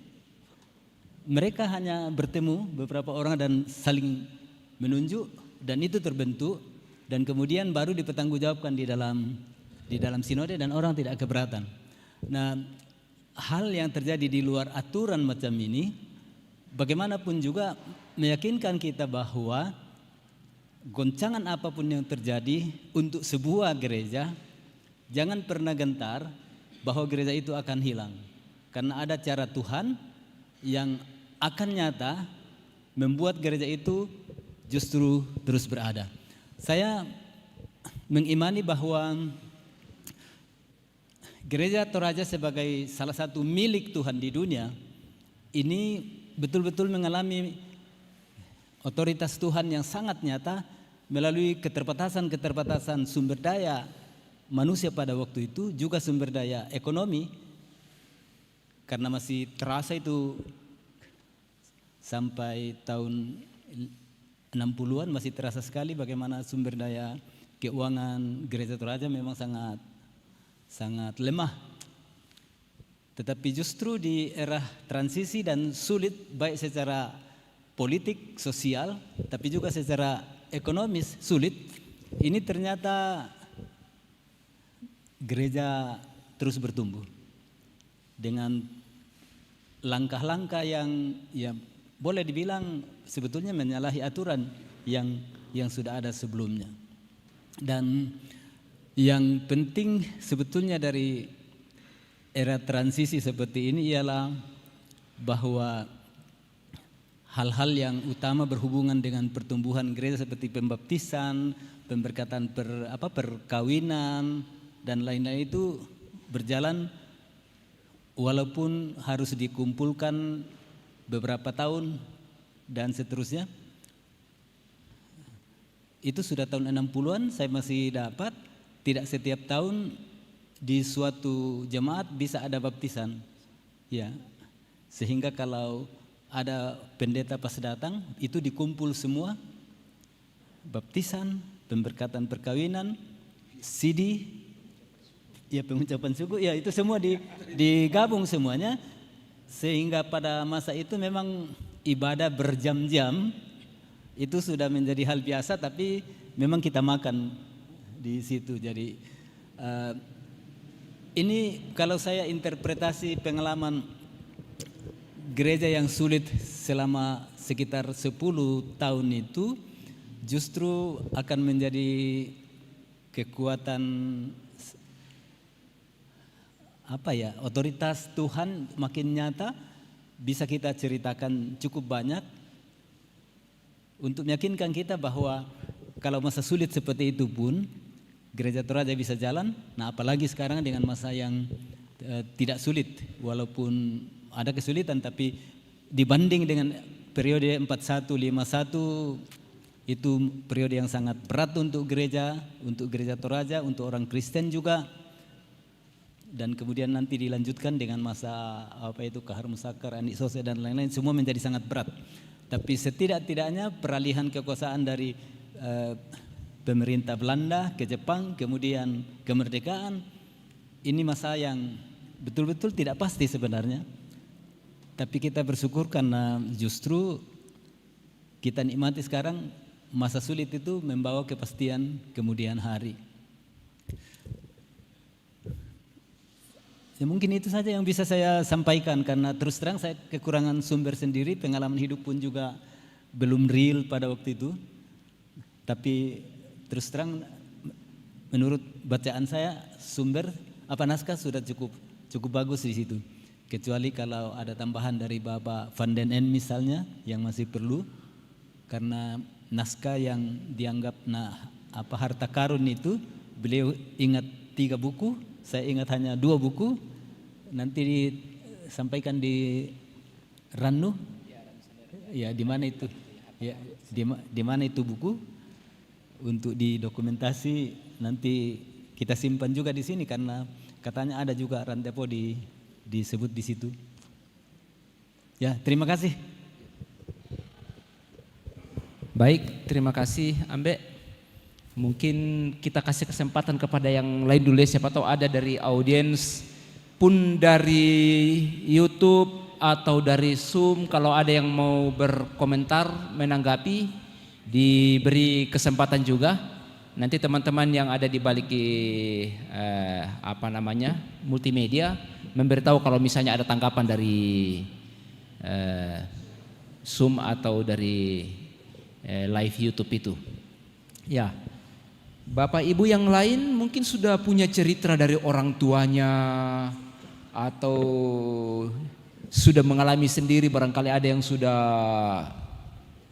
Ya, kecuali ambil Pak Anggui mungkin yang sudah hidup pada waktu itu pada periode ini. Tadi sudah banyak ibu-ibu yang sudah pulang juga. Saya berharap tadi mereka masih bertahan di sini, tapi ya susimoto ke umur ladi pa tumba birana yo benda maksum te pako. Ya, ada Ibu Pakan yang akan bertanya menanggapi. Siapa lagi, adakah? Pak Pendeta Titus Tupang. Ya, itu dulu barangkali dua. Kita kasih kesempatan, silakan Indo. Ya, terima kasih Pak Pendeta. Saya melihat di bab 3 ini momen untuk mencoba apa ya bahasanya. Jadi buku sejarah bukanlah buku puisi atau buku novel. Tetapi di bab ini bisa menjadi satu jiwa daripada buku ini. Ketika suasana peralihan dari masa satu penjajah ke penjajah yang lain, bahkan masuk dalam gejolak kemerdekaan dan juga masa-masa di mana katakanlah tahun-tahun 58 saya lahir, juga gereja Toraja saya rasa di situ cukup pelik. Nah, masa ini di mana kira-kira Pak Sili bisa mengisinya dengan satu narasi yang menyentuh hati. Sehingga orang tidak hanya membaca buku sejarah itu kan cenderung kalau yang monoton sesuai dengan memang tulisan untuk sejarah itu sedikit membosankan, minta maaf. Tapi kalau di bab 3 ini bisa diceritakan tentang banyak hal, kisah-kisah di balik setiap gejolak sosial yang ada, itu akan sangat menarik. Itu yang pertama. Yang kedua, saya bisa merasakan ketika para sending diberhentikan untuk melayani, katakanlah dengan bahasa seperti itu, lalu kemudian diambil alih oleh yang lain. Karena saya sendiri merasakan ketika tahun 78-79 ada guru kami, pembimbing pengasuh sekolah minggu di Bandung, orang Inggris. Itu tahun 78-79 itu kan ada keluar surat perintah dari pemerintah untuk memulangkan semua tenaga-tenaga asing yang membantu gereja-gereja dalam banyak hal. Termasuk itu kami sangat sedih. Dan bisa dibayangkan ketika sending ini juga harus diberhentikan atau harus tidak meneruskan pelayanannya. Itu yang ingin saya berharap bahwa Pak Sili bisa mengangkatnya sebagai sebuah narasi yang menyentuh hati, sehingga buku ini akan lebih banyak bisa dinikmati. Pertanyaan yang kedua, itu harapan. Pertanyaan yang berikutnya adalah Bergsma, saya dengar tadi di bab 1 dan di bab 2 sungguh sangat mengambil peran. Kenapa ya dia kurang dikenal atau kurang menjadi bahagian cerita kita setiap hari. Yang kita tahu hanya Van der Lostre, Anthony Aris Van der Lostre, kemudian yang lain-lain. Kenapa Bergsma tidak pernah diceritakan tentang bagaimana dia antara anak jemaat Rantepao, bagaimana dia menjadi pelayan yang utuh seutuhnya di Rantepao. Dan mudah-mudahan harapan saya ke depan calon-calon pendeta kita yang melayani di daerah-daerah PI mungkin juga bisa diberi masukan ke sinode atau buku ini bisa mengusulkan atau bagaimana menggambarkannya bahwa 3 pilar pelayanan itu kalau bersatu itu sungguh-sungguh menjadi berkat. Jadi calon-calon tenaga PI kita itu tidak hanya berkhotbah lalu kesana kemari, tetapi betul-betul juga ketika ada yang sakit membeden pengetahuan sedikit na tanda itu ko kemasih tahu di bennya dan ini kemudian dia juga tidak hanya bisa mengajar teologi tapi mungkin bisa mengajar anak-anak tentang matematika dan sebagainya. Itu saja Pak, kurus semangat. Baik, terima kasih Indo. Kita lanjut dulu ke Pendeta Titus Tupang, silahkan.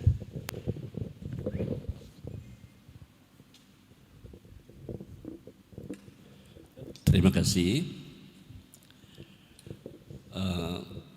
Metode yang digunakan penulis adalah 5W 1H ya. Jadi mungkin di situ saya mau masukkan dari segi Y. Mengapanya? Karena ini yang ditulis ini pada era transisi 42 sampai 50 sampai 51. Ya 42 itu masuknya Jepang, Indonesia merdeka 45, Kreator Raja berdiri 49, 47 dan perang kolonial 49, 50 DGI. Banyak yang mempengaruhi itu masa-masa transisi itu.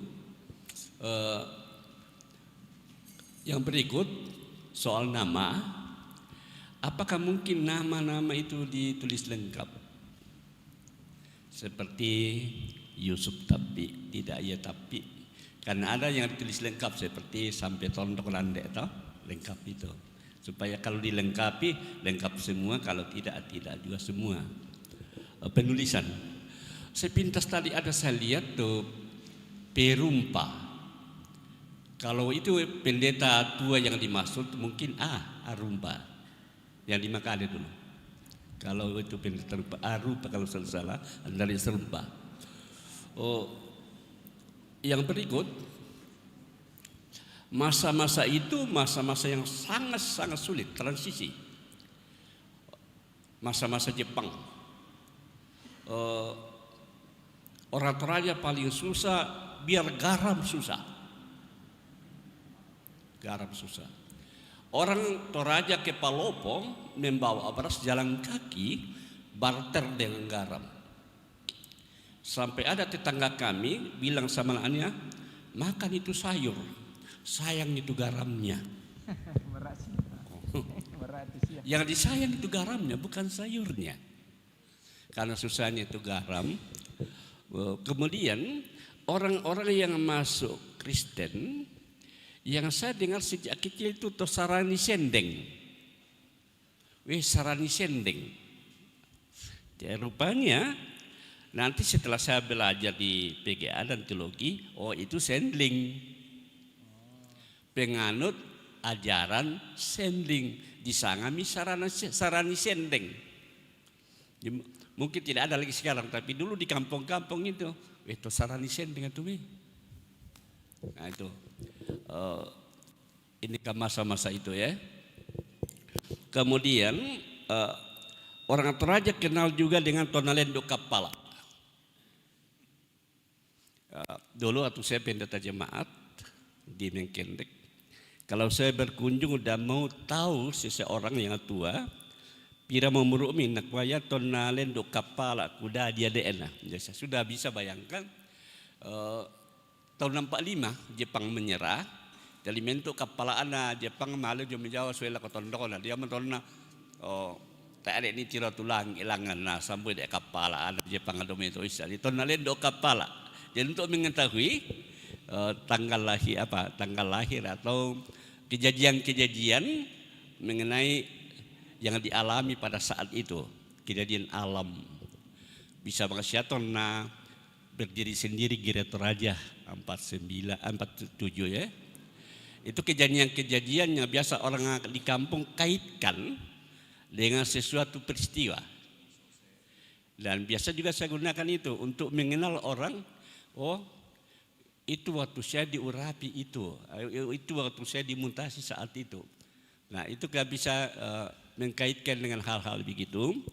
Mungkin di dalam penulisan ini kalau nanti mungkin ada penjelasannya Pak penulis bisa komentari dengan hal-hal yang begitu supaya orang lebih pahami mengapa terjadi seperti itu. Mengapa gereja seperti itu. Bagaimanakah Jepang memperlakukan gereja saat itu? Apa perbedaannya dengan zaman Belanda? Sehingga masa transisi itu jelas masa-masa itu. Saya rasa sampai di sini saja. Terima kasih. Baik, terima kasih. Ada dua penanggap, beberapa hal bersifat refleksi, tapi juga ada beberapa nuansa pertanyaan di dalamnya. Mungkin saya serahkan kepada penulis untuk memberi komentar, silahkan.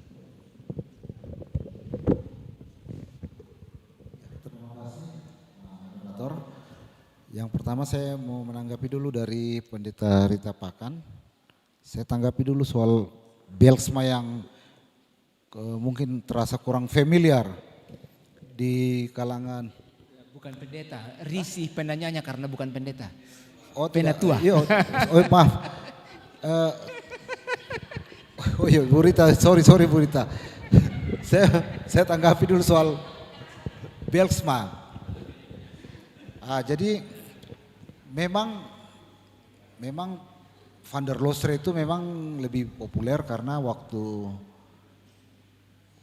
dia menutup usia itu kan dalam posisi dibunuh, sehingga dia meninggalnya orang anggap mati martir. Ini kan kalau yang namanya mati martir itu kan pasti punya daya tarik tersendiri lah kalau dibilang mati martir. Padahal kalau dilihat rentang waktu pelayanan Van der Losre di Toraja itu kan hanya 1913 sampai 1917, cuma 4 tahun di Toraja. Sedangkan Belsma itu datang di Rantepao itu 1916. Kemudian dia meninggal di Rantepao tahun 1942. Iya, kira-kira hanya beberapa minggu sebelum Van Dyck ditawan oleh Jepang. Dan Belsma itu dimakamkan di Karasik. Nah, Belsma juga itu punya pergumulan seperti yang saya bilang. Waktu dia pergi menemani DJ Prince dengan Van der Veen di Rantebala, pulang dari sana tanggal 26 April anaknya yang berusia 3 tahun meninggal. Kemudian waktu zaman Jepang, salah satu anaknya yang namanya Abraham Belsma itu kan ditawan Jepang, meninggal juga, ditawan juga di sini. Sampai tahun 73 itu ada cerita, ini saya kasih judul cerita ini From Netherlands with Love. Jadi Abraham Belsma itu kan meninggal pada zaman Jepang. Kemudian istrinya menjanda. Istrinya itu bernama Maria Johanna Bronsveld, kembali ke Belanda. Tapi mungkin karena kenangannya kepada Toraja ini terlalu mendalam, sehingga Maria itu berpesan kepada anak-anak dan cucunya, kalau saya meninggal, tolong saya dibawa kembali dimakamkan satu liang dengan almarhum suami saya di Rantepao. Bayangkan, mungkin dia satu-satunya orang Belanda itu yang minta kalau meninggal dimakamkan di Toraja. Itulah istrinya Abraham Belsma itu. Dan saksinya itu Pendeta Anggui, itu abu jenazahnya itu dibawa pakai termos. Padahal Jemaat Rantepao sudah menyiapkan, bukan Jemaat Rantepao, saya tidak tahu ya, mungkin BPS atau sudah menyiapkan ambulans. Karena dipikir ini yang datang jenazah dalam bentuk ya seperti biasa itu. Tapi yang datang dalam termos. Itulah From Netherlands with Love. Itu menantunya Belsma. Jadi menurut saya Belsma ini memang perlu dipasang juga fotonya di sini. Dia yang rintis itu gereja kayu. Dia juga yang pertama menjadi koordinator PI di Resort Rantepao. Jadi jasanya juga cukup besar ini Belsma, sama dengan Van Dyck. Sama juga dengan Van der Linde, cuma memang kalah populer dengan Van der Losre. Jadi kalau misalnya ibarat pilkada itu, kalau mau pemilihan pilkada memang dari segi popularitas Van der Losre memang tinggi sekali popularitasnya, seperti itu. Mengenai narasi yang menyentuh, nah ini begini Bu Rita, di bab 3 ini ketika Van Dyck ditawan oleh Jepang itu menyentuh hati sebenarnya. Bisa dibahasakan dalam bentuk bahasa feature.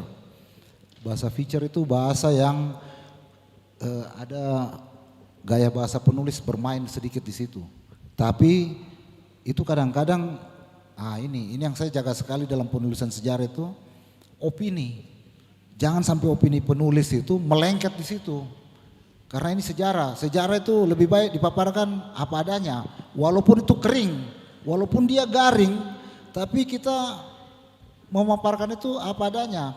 Tidak ada bumbu-bumbu dari penulis bahwa itu sebenarnya warnanya hitam, tapi kemudian saya bilang tidak, agak abu-abu. Itu saya sudah intervensi. Lebih baik bilang saja waktu saya lihat memang hitam. Tapi kalau saya campuri lagi opini saya, ini saya sudah memanipulasi sejarah. Jadi lebih baik biarkan saja begitu. Tapi kalau misalnya ada interpretasi dari pihak lain, misalnya begini, ketika Van Dijk akan dibawa oleh tentara Jepang, kemudian ada saksi di situ, misalnya si Pasulta masih hidup. Dia bilang, saya menangis terseduh-seduh. Sampai saya tidak bisa makan 3 hari. Itu saya tulis. Tapi bukan interpretasi saya, tapi pengalaman pendapat dari si Pasulta yang menyaksikan peristiwa itu. Itu susahnya menulis sejarah ketika narasumbernya itu sudah tidak ada, dengan menulis sejarah yang narasumbernya masih ada. Itu nanti Bu Rita, saya akan mainkan itu interpretasi di bab 4, khususnya di periode yang masih lengkap. Nanti saya mainkan di situ interpretasi dan membuat bahasa yang menyentuh. Tapi sekali lagi, bahasa itu keluar bukan dari saya, tapi dari narasumber yang saya wawancarai. Gampang nanti tuh. Nanti saya dekati ibu-ibu, mungkin Pak Pendeta Yonatan, Pak Pendeta Yonatan kan bahasanya asik juga, itu bisa menyentuh. Nanti saya bisa. Kemudian mengenai dari Pak Titus Tupang, mengenai nama Pak Pendeta. Jadi begini, penulisan nama itu kadang berbeda karena 2 hal, dilihat dari kapan dia ditulis. Jadi contoh misalnya ketika Pak Andreas Rumpa itu mengikuti pendidikan di Sekolah Pendeta Rantepao, itu belum bisa saya pasangkan PDT karena dia belum diurapi pada saat itu. Jadi tetap saya akan tulis Andreas Rumpa. Tapi kalau saya menulis waktu dia sudah menjadi pendeta, saya akan tulis Pendeta Andreas Rumpa. Yang kedua, apabila saya menemukan tulisan itu dalam arsip, saya akan tulis sesuai yang tertulis di arsip. Saya tidak akan melakukan penyesuaian bahwa tahun segini kenapa masih tulis Soeharto, kenapa tidak ditulis Soeharto. Dalam arsip tertulis Soeharto, saya harus tulis seperti itu. Itu prinsip saya seperti itu. Jadi kalau misalnya dalam bab 1, bab 2 itu bahasanya masih tulisan zaman dulu, ya memang di arsip tertulis seperti itu Pak Pendeta. Itu saya kira clear soal itu. Nah, mengenai zaman Jepang yang berat, tidak apa-apa dimasukkan konteks zaman Jepang itu, tapi memang yang ditampilkan sebaiknya itu yang memang relevan, yang ada korelasinya dengan Jemaat Rantepao. Jadi misalnya begini, kalau kita mau menulis bahwa kondisi di Rantepao saat itu sangat berat, kira-kira saya memang harus cari literasi. Itu literasi yang menjelaskan bagaimana beratnya kondisi ekonomi, sosial, politik di Rantepao pada saat itu, yang juga berdampak kepada pelayanan gereja. Itu dia lebih relevan daripada saya menulis tentang pergumulan zaman Jepang yang membuat orang itu harus misalnya membeli garam di Palopo, kemudian harus pergi cari kayu di Endrekang, yang tidak ada relevansinya dengan Jemaat Rantepao. Tapi kalau misalnya ada, saya akan tambahkan itu Pak Pendeta, karena itu menambah bobot daripada isi naskah ini. Jadi itu saya kira yang dimaksud oleh Pendeta Titus Tupang itu mengenai konteks yang terjadi pada saat itu. Tapi sebenarnya kalau mau dilihat pergumulan, ini bukan saja karena ada transisi dari Belanda ke Jepang, tetapi juga salah satu yang betul-betul menjadi pergumulan itu adalah karena pada tahun 1950 itu semua utusan sending itu kembali ke Belanda, kecuali 3 orang yang tetap bertahan masih tinggal. Sebenarnya waktu Panglima Tinggi Knil itu meminta semua warga Belanda yang ada di Indonesia supaya pulang. Belsma itu Van Dijk masih belum mau pergi. Itu sampai bulan Juni dia bertahan. Dia bilang tidak, saya tidak akan tinggalkan medan pelayanan saya. Tetapi tidak tahu bagaimana ya. Tapi saya ada jelaskan di sini, di halaman berikutnya ada. Jadi sebenarnya waktu itu Sandling juga bergumul waktu mau meninggalkan Toraja. Terus orang-orang ya kayak Pendeta Lande itu pasti juga bergumul karena mau ditinggal sama GZP. Jadi itu ya saya kan sama-sama punya perasaan kehilangan. Dan yang paling berat juga saya kira karena waktu itu karena banyak orang Toraja seperti yang diceritakan Pak Pendeta tadi, tahun 47 sampai 49 banyak orang Toraja diterima sebagai tentara Kenil, dan pada saat tahun 50 itu otomatis Kenil bubar jadi pengangguran kan. Akhirnya lebih baik jadi laskar. Banyak juga orang Toraja jadi laskar, jadi gerombolan lah, ikut-ikut nada CS, gembong dan sebagainya. Termasuk pergi ke Bantaeng jadi anggota Brigade Mobile Ratulang itu. Termasuk tetangganya Pak Pendeta di Buak itu, ikut semua ke sana itu. Termasuk ada, sampai sekarang saya tidak tahu ini, mungkin Bu Rita dengan Pak Pendeta Robert Pakan. Ada dulu pemimpin laskar namanya Tina Pakan. Itu saya tidak tahu siapa itu. Saya sudah tanya banyak orang. Tina Pakan, dia lebih senior dari AB Pakan. Nah itu, nanti saya akan berusaha tambahkan Pak Pendeta Titus soal Jepang. Karena masalah itu juga ada dibahas dalam bukunya Frans Karangan. Cuma saya masih berat mau mengambil karena kurang relevan. Tapi peristiwa zaman Jepang banyak di buku Frans Karangan yang saya tulis itu banyak. Baku tembak di sana, demo di sini banyak. Tapi saya cari-cari mana yang relevan, tidak ada yang relevan.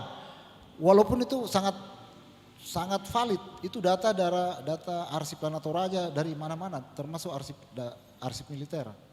Cuma saya belum menemukan kira-kira mana yang bisa diinput supaya relevan.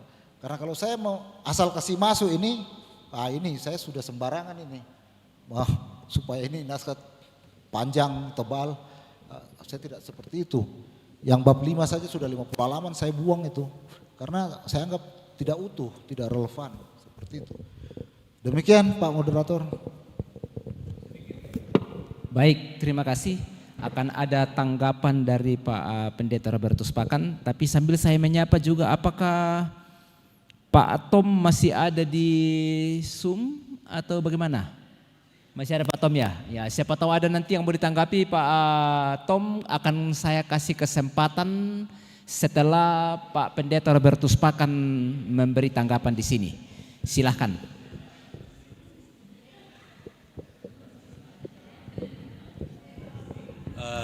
Sedikit saja. Tadi sebenarnya Ibu Rita menanggapi tentang Johannes Belsma. Tapi tiba-tiba Pak Suli menjawab Abraham Belsma. Jadi memang dua tokoh Belsma ini memang sering rancu untuk orang Toraja. Jadi alangkah baiknya nanti kalau memang penulisan kita tentang sejarah ini selengkapnya saja ditulis. Sebab Johannes Belsma yang membuka gedung gereja yang pertama. Kalau Abraham Belsma ini anak dari Johannes Belsma yang mati di kamp tahanan di Bolokan. Dia mati karena terpaksa makan ubi. Padahal sudah dikatakan bahwa itu ubi beracun. Tapi karena kelaparan dalam tahanan Jepang, dia memaksa saja untuk makan dan meninggal dalam tahanan. Itu saja. Terima kasih. Ya, saya kira itu akan memberi nuansa yang akan hidup pada bagian ini jika ada data yang lebih valid nanti untuk itu. Pak Tom, apakah akan memberi komentar atau tanggapan di sekitar periode Jemaat Rantepo dalam masa transisi ini? Apakah ada informasi bahan-bahan yang bisa memperkaya tulisan ini? Ya, Pak Tom, masih mendengar suara saya?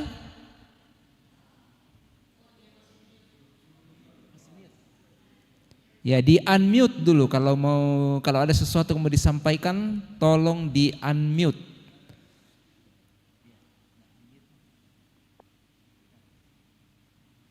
Halo Pak Tom, ya. Buku mengenai Bergsma berisi surat-suratnya kepada semacam biografi oleh salah seorang cucunya, Sieraden van Laikalua, yang berarti hiasan Laikalua yang pernah dihadiahkan kepada keluarga Bergsma dan agaknya tetap berada pada keluarga itu. Ini bukunya. Kenapa tidak tampak? Mestinya sekarang tampak tapi tidak tampak. Nah, ini dia. Bagaimana ya? Bagaimana saya perlihatkan? Nah ya, pokoknya ada bukunya. Dan Pak Sisuli sudah sempat menggunakan naskah pertamanya yang kemudian baru dicetak. Tentang yang lain-lain saya tidak dengar tadi sehingga tidak juga saya dapat tanggapi.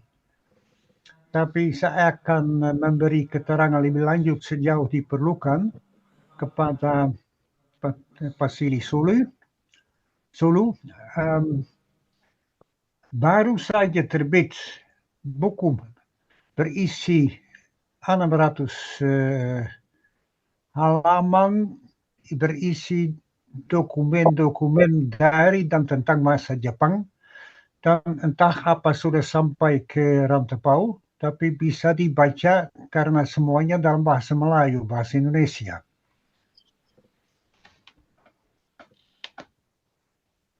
Eens kijken, waar is dat boek? Even kijken.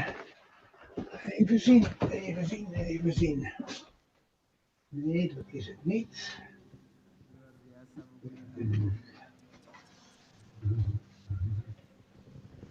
Nah, kalau ibu bapak tidak mau pikun ikut jejak Pak Tom, baca buku terus. Ini rahasia awet mudanya Pak Tom ini, bergaul dengan buku.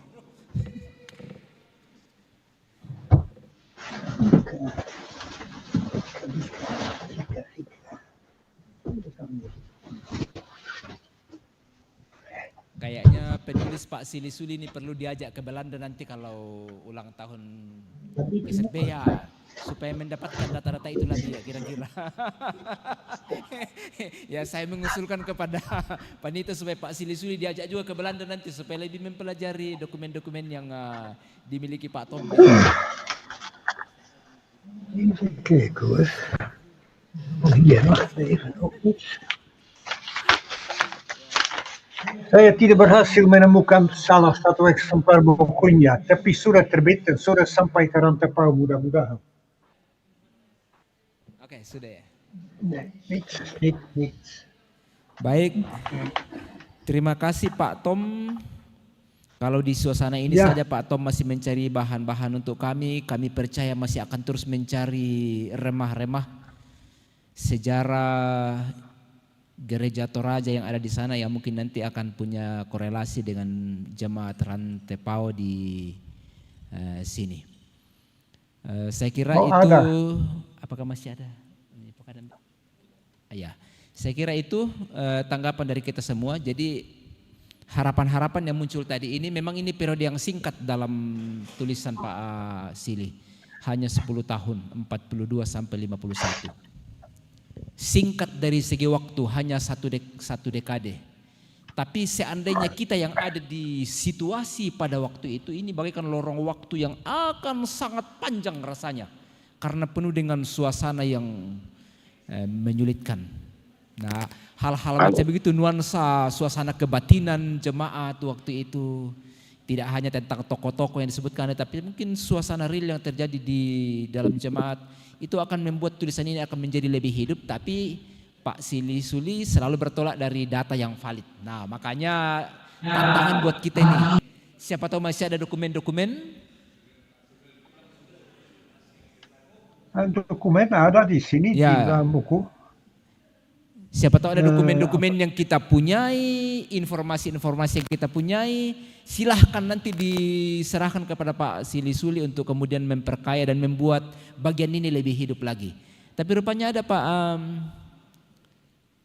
wah ini yang saya katakan tadi didukung oleh Pak Samuel Tulak ini. Setuju Pak Sili Suli diajak ke Belanda karena masih akan menulis banyak buku sejarah Gerator Raja di jemaat-jemaat lain. Wah ini, ya.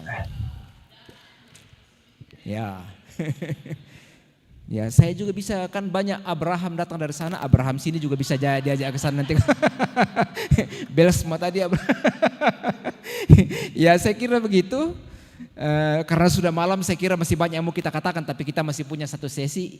Mungkin untuk sesi ini kami cukupkan sampai di sini. Terima kasih banyak atas segala masukan dari kita yang sekian memperkaya bagian ini. Terima kasih, kami kembalikan kepada MC.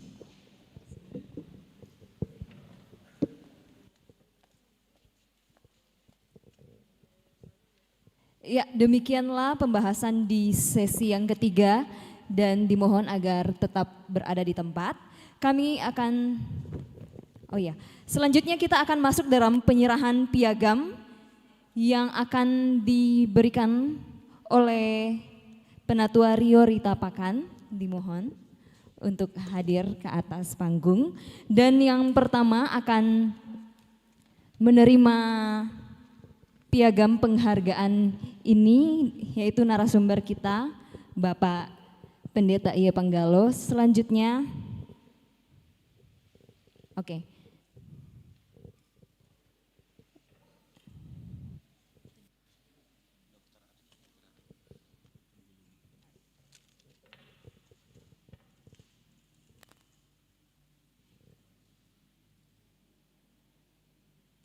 boleh berikan tepuk tangan kepada narasumber kita di sesi yang ketiga. Selanjutnya penyerahan piagam kepada moderator kita dalam hal ini Bapak Pendeta Dr. Abraham Tanggulungan MTH. Sekali lagi tepuk tangannya. Ya, terima kasih.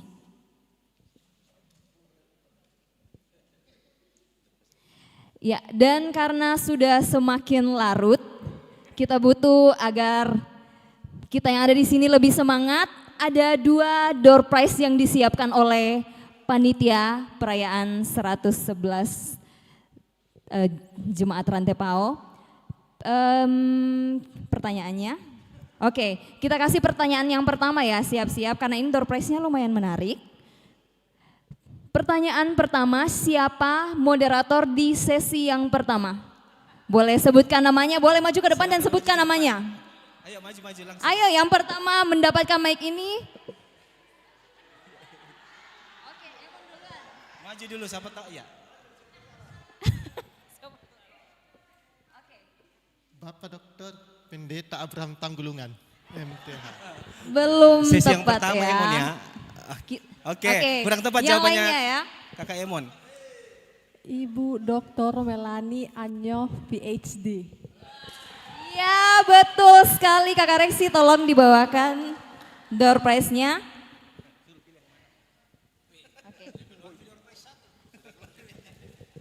Boleh dipilih karena ini privilege ya untuk pemenang pertama. Sebuah tumbler dan ditambahkan lagi hadiahnya. Masih ada door prize kedua. Door prize yang kedua. Tanggal berapa hari ulang tahun Gereja Raja Jemaat Rantai Pao? Hayo. Silakan maju ke depan, silakan. Ya, sama tahunnya ya, sama tahunnya. Tanggal, bulan, tahun. Siapkan kalkulator. 23 Mei 1915. Iya, betul. Kalau menurut kalkulator iya, 1915. Dihitung dari tadi kami sudah hitung-hitung, betul. Silakan dikasih, betul 115. Ya, silakan Tahun Bapak, 115. terima kasih. Yeay.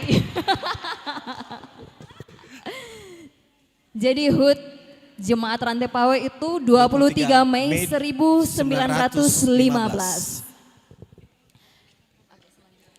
Baik Bapak Ibu, kita akan ya, besok lagi door prize-nya di sepeda santai. Masih banyak rangkaian acara lainnya Ibu. Baik Bapak Ibu yang terkasih dalam Tuhan, kita akan masuk dalam sesi yang keempat. Adalah Jemaat Rantepao pada era kemandirian dalam rentan waktu 1951 hingga 2026 saat ini. Adapun yang akan menjadi moderator di sesi yang keempat yaitu Bapak Briken Linde Bonting SH.MH, dan yang bertindak selaku narasumber panelis pada malam hari ini yaitu Pendeta Sarah Pairi STH. Dan izinkan kami akan membacakan CV dari moderator sambil mungkin ambil tempat di atas. Bapak Briken Linden Bonting SH.MH, lahir Rantepao 9 Juni 1985. Istri Shirley Bernard Mangayun, anak Brisera Rara Bonting. Jabatan Majelis Gereja Toraja Jemaat Rantepao. Ketua GMKI Makassar 2009 hingga 2011. Ketua KNPI Toraja Utara 2 periode, dan saat ini Ketua Bawaslu Toraja Utara 2023 hingga 2028. Pendidikan SD, SMP, SMA di Rantepao. S1 UKI Paulus Makassar, S2 UKI Paulus, kandidat doktor pasca sarjana UKI Paulus Makassar. Ya, itu dari CV moderator. Kepada moderator dengan kasih kami persilakan untuk memandu sesi yang keempat. Iya, terima kasih. Saya langsung saja. Ini jam-jam krusial. Kalau sore ini jam-jam 3 jam 2 jam 3, jam-jam krusial. Tapi saya kira saya lihat justru lebih banyak yang aktif juga di lewat Zoom mengikuti kegiatan ini, dan saya mencatat ada kurang lebih 9 pendeta Jemaat Rantepao yang hadir secara langsung di tempat ini tadi. Dan hari ini masih mengikuti. Ya, ada beberapa pendeta yang saya lihat hadir bersama-sama dengan kita. Saya bacakan saja ya. Kalau saya lihat, maafkan kalau saya, Pendeta Ruben Tanggulungan hadir. Kemudian Pendeta Induk Yohanes Panggalo.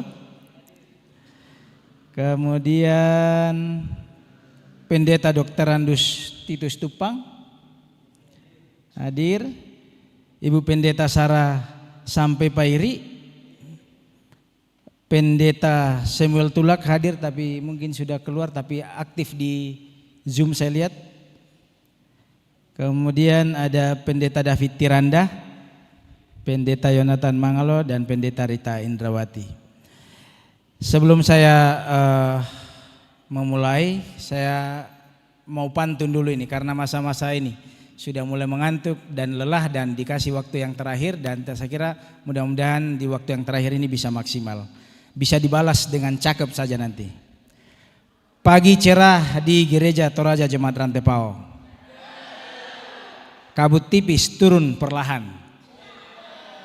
Mari beda sejarah gereja menjadi warisan penuh iman. Satu lagi, burung terbang di atas cemara, hinggap damai di ujung dahan. 111 tahun sejarah terjaga menjadi pelita bagi generasi masa depan. Baik, kemarin sebenarnya baru kemarin ini saya ditunjuk sebagai pemeran pengganti menjadi moderator. Saya bilang pokoknya kita siap sukseskan buku yang akan yang ditulis oleh Bapak Sili Suli. Bapak Sili Suli ini saya ingat benar pertemuan kami intens itu sekitar 2009-2010 menjelang Kongres GMKI di Makassar. Ya, pada saat itu masih sangat-sangat ini. Ya, beliau sangat setia dalam memberitakan kegiatan Kongres GMKI cabang Makassar sebagai tuan rumah pada saat itu. Baik, seorang mahasiswa sejak tahun 2000 yang angkatan 9 berapa ini? Di catatan saya angkatan 97, dan pada masa kuliah di STT Rantepao, beliau sudah mulai aktif mengajar di jemaat Rantepao. Ya, mengajar sekolah minggu, kemudian selesai kuliah di tahun 2002. Kita undang dengan hormat Ibu Pendeta Sarah sampai Pairi maju ke atas. Saya kira banyak fans ini karena masa-masa, kalau materinya ini kan kita jemaat Rantepao di era kemandirian 1951 sampai 2025.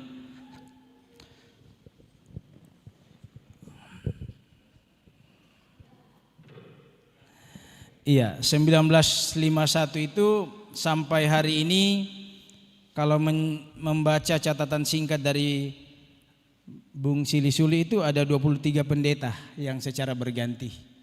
Ya, kalau pendeta Sarah sampai Pairi itu berada pada urutan ke-16. Antara di atasnya itu ada pendeta Dr. Andius Titus Tupang dan di bawahnya itu adalah pendeta Samuel Tulak. Kemarin saya coba telepon untuk ingin mengetahui sebenarnya perjalanan bagaimana Ibu Pendeta Sarah Pairi memulai napak tilas di jemaat Rantepao. Saya agak mencoba mencari referensi-referensi yang mana, karena saya lihat di catatan Bung Sili Suli ini sangat singkat sekali. Sangat singkat sekali. Ada berapa hal yang menarik itu ketika Ibu Pendeta mulai mengajar sekolah minggu dan selesai kuliah di tahun 2002. Tidak lama setelah itu diajak menjadi tenaga magang. Dan tenaga magang itu ternyata saya diskusi bahwa apakah Ibu Pendeta Sarah Pairi pada saat itu adalah orang pertama yang disebut tenaga magang pada saat itu. Dan ternyata ya beliau menyatakan ya. Dan mungkin karena kita jemaat Rantepao, kalau Ketum BPS Pendeta Alfred Tanggui sampaikan tadi, kita adalah patron. Ada sesuatu karena kita gereja jemaat mula-mula, jadi selalu itu. Jadi muncullah sampai hari ini banyak pendeta mahasiswa yang selesai magang sampai hari ini. Itu. Dan kemudian tadi pagi saya dikirimi sebenarnya naskah oleh Bung Sili Suli. Saya coba membaca singkat. Saya mencoba menggelitik karena era Pendeta Sarah Pairi, kemudian Samuel Tulak dan Pak Titus Tupang di atasnya itu ada kejadian luar biasa terjadi dilaksanakan di sini, yakni 100 tahun Injil masuk Toraja. Tidak nampak di situ dan mungkin ini yang akan disampaikan. Kemudian juga yang saya coba tangkap tetapi akan dibahas nanti oleh Ibu Pendeta, di jemaat Rantepao itu penuh dengan luar biasa. Salah-salah sedikit harus kita duduk bersama. Kalau tidak orang biasa ribut atau membuat sesuatu hal-hal ini. Jadi ada kejadian seperti bagaimana dulu waktu kami kecil ada taman-taman bermain di dalam, ada model-model taman-taman bunga di samping kiri gereja dan di tengah ini. Setelah itu diganti dengan paving block, karena kalau Ibu Pendeta Sarah Pairi sampaikan bahwa setiap terutama di tanggal 25 Desember itu penuh, ribuan warga gereja diaspora datang beribadah, dan Buddha Pulan biasa kalau sudah tinggi ya pasti kotor pulangnya. Jadi setelah itu diperbaiki, dipugar, kemudian juga ditempati untuk 100 tahun Injil masuk Toraja. Halo, cek. Oh ya, ada juga peristiwa yang coba mungkin dinarasikan oleh Ibu Pendeta Sarah sampai Pairi tentang peristiwa tentang asrama Elim. Itu tidak sempat disinggung-singgung dalam ini, dan hal-hal ini yang mungkin bisa menjadi bahan referensi Om Sili Suli melengkapi tulisan-tulisan. Dan mungkin ada banyak sejarah perjalanan pendeta-pendeta jemaat Rantepao, karena perjalanan sejarah ini hanya perputaran tetapi situasi dan kondisi, seperti pendeta Efraim Asang Matasak, Ibu Pendeta siapa? Ya, Tabita, Hermin Mada, Pendeta Tabita, Pendeta David Tiranda. Yang kita tempati sekarang ini Gedung Bunga Lalan. Itu sampai dalam proses panjang dibuatkan petisi, dibuatkan ini apa semua, sampai dibawa ke DPR pada saat itu. Nah inilah perjalanan-perjalanan di era kemandirian, tetapi jauh sebelumnya di tahun 5 berapa itu ada masalah sikap gereja Rantepao tentang DITI dan lain sebagainya. Banyak sampai peristiwa kegiatan yang Rantepao Makale, Selvin yang dibuatkan kegiatan. Banyak sekali catatan saya coba lihat, tetapi karena ini Pendeta Sarah Pairi yang menjadi narasumber, jadi kami mencoba mungkin mengelaborasi untuk berdiskusi dan juga menyampaikan paparan-paparan kepada kita semua. Kira-kira perjalanan Ibu Pendeta, Ibu Sarah sampai Pairi untuk menjalani perjalanan iman dalam pelayanan di Gereja Jemaat Rantepao. Kami berikan kesempatan 10 sampai 15 menit untuk itu. Silakan Ibu Pendeta.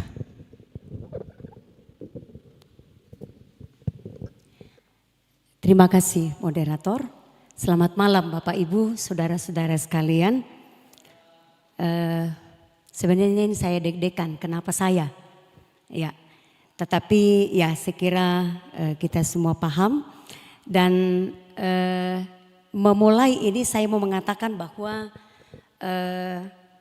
saya bersyukur bisa hadir di Jemaat Rantepao sejak tahun 97 ketika saya kuliah sampai saya jadi pendeta di Urapi tahun 2008 tanggal 24. Kalau dalam penulisan tanggal 28. Di foto itu tanggal 24 Oktober 2008. Sejak itu saya diterima di Jemaat Rantepao dan pelayanan yang dimulai dengan mengajar sekolah minggu di kelompok pelayanan 1 yang tempatnya dulu di gedung seminari ya belakang Rumah Sakit Elim yang sekarang sudah bagian dari Rumah Sakit Elim, dan di situ saya melayani sebagai guru sekolah minggu. Berlanjut itu setelah saya tamat kuliah antara tahun 2003 2004 sampai 2005 saya tidak tahu juga. Pada waktu itu yang menjadi ketua BPM, masih istilah BPM, almarhumah Pendeta Yorita, dan yang menjadi sekretaris adalah Bapak Penatua Abraham Umbas. Saya tidak tahu menau, lalu saya dihubungi Bu Pendeta Yorita, apakah mau magang di Jemaat Rantepao? Lalu saya katakan, magang itu seperti apa? Karena sebelumnya saya belum pernah mendengarkan di gereja-gereja ada istilah magang. Lalu saya tanya Pendeta Yorita, apakah itu sama dengan pegawai kontrak? Iya, tetapi okelah saya terima, saya jalani magang. Setelah itu saya mau mengatakan bahwa memulai namanya istilah magang menurut saya itu dimulai di Jemaat Rantepao dan saya pemulanya. Ya, dari saya dan sampai hari ini ada tenaga magang. Nah setelah saya ada beberapa alumni STT yang menyusul jadi magang, antara lain Ishak Bangun, Helena, Sardelin, Esra Rindu. Ya itu semua tenaga magang setelah saya. Yang saya sempat itu dan sekarang semua sudah jadi pendeta. Nah lanjut ketika itu saya diterima sebagai proponen. Jadi pelayanan berlanjut terus sehingga itu saya lihat sebuah kesempatan bagi saya untuk ditempah. Sehingga saya mau mengatakan bahwa di Jemaat Rantepao ini disinilah saya ditempah sebagai menjadi seorang pelayan, khususnya sebagai pendeta. Karena berbagai karakter, ya boleh dikata saya lihat, saya pelajari, saya melihatnya di sini. Pada masa saya proponen, kegiatan besar yang sempat dilakukan di Jemaat Rantepao itu pada masa Moko dan Selfie yang dihadirkan oleh Gereja Toraja, dan pusat kegiatannya itu di halaman Gereja Jemaat Rantepao, dan itu berlangsung berhari-hari, 4 sampai 5 hari. Sehingga gedung gereja, gedung pelayanan yang dulu dan sekitar lokasi gereja ini penuh dengan orang. Dan setiap malam dilaksanakan ibadah KPI. Dan paginya itu yang kami kerjakan, dan banyak ibu-ibu rekan majelis gereja waktu itu ingat, yang dikerjakan dari pagi sampai sore adalah menghitung uang persembahan. Yang itu dalam kandu, ya Pak Thomas juga ingin, Pak Hendik Lebang, Bu Rita, ya itu dihitung dari pagi. Kadang kita istirahat untuk menghitung uang itu. Nah, gereja Jemaat Rantepao ini penuh dengan ribuan orang yang hadir berhari-hari. Itu peristiwa besar yang saya ingat pada saat saya proponen. Tanggal 24 Oktober 2008 saya diurapi pendeta Gereja Toraja di Jemaat Rantepao. Itu dirangkaikan dengan pengucapan syukur. Itu ada fotonya sama saya, tapi saya lupa bawa. Dirangkaikan dengan pengucapan syukur. Dan yang melayani waktu itu adalah pendeta Soleman Batti. Dan yang menjadi ketua BPM waktu itu adalah orang tua saya, Bapak Pendeta Titus Supang, dan sekretaris Penatua Meske Pangemanan. Setelah saya diurapi pada hari itu juga, saya langsung melakukan baptisan anak kepada 15 anak. Antara lain anaknya Dr. Wilma. Ya, saya nggak tahu anak yang keberapa, tapi ada fotonya. Kemudian anaknya Datu, cucunya Ibu Tasik Palilu. Kelompok 5 ya. Ya, itu saya baptis. Pada hari itu juga setelah saya diurapi jadi pendeta, ya langsung membaptis. Itu baptisan pertama yang saya lakukan, angkat tangan pertama bagi anak baptis 15 orang. Ya, itu. Yang melayani waktu itu Bapak Pendeta Soleman Batti, yang Mak Parapa Penatua Hendik Lebang, pengantar masih istilah pengantar bukan PPA, Penatua Maria Tanan Langsa, yang menjadi MC Penatua Hartanto, dan yang ya itu. Yang terjadi pada yang saya alami di Jemaat Rantepao ketika saya sudah diurapi jadi pendeta, ya bersama dengan orang tua saya Bapak Pendeta Titus Supang dan almarhumah Pendeta Yorita. Ya. Bersama dengan Bapak Pendeta Titus Supang banyak menata pelayanan, dan itu untuk pengembangan kapasitas ibadah, pengembangan kreativitas ibadah yang seperti dikatakan dalam tulisan itu memang dimulai pada saat itu, tapi juga mengalami tantangan. Orang tua tidak setuju kalau ibadah itu mau pakai band, metaruan. Ya. Tak enak si cocok toh, itu kata mereka. Lalu dalam sidang majelis gereja diputuskan bahwa untuk alat musik menggunakan band itu hanya diperuntukkan pada ibadah jam 6. Jam 6 saja. Tidak pada jam 6 pagi dan tidak pada jam 9.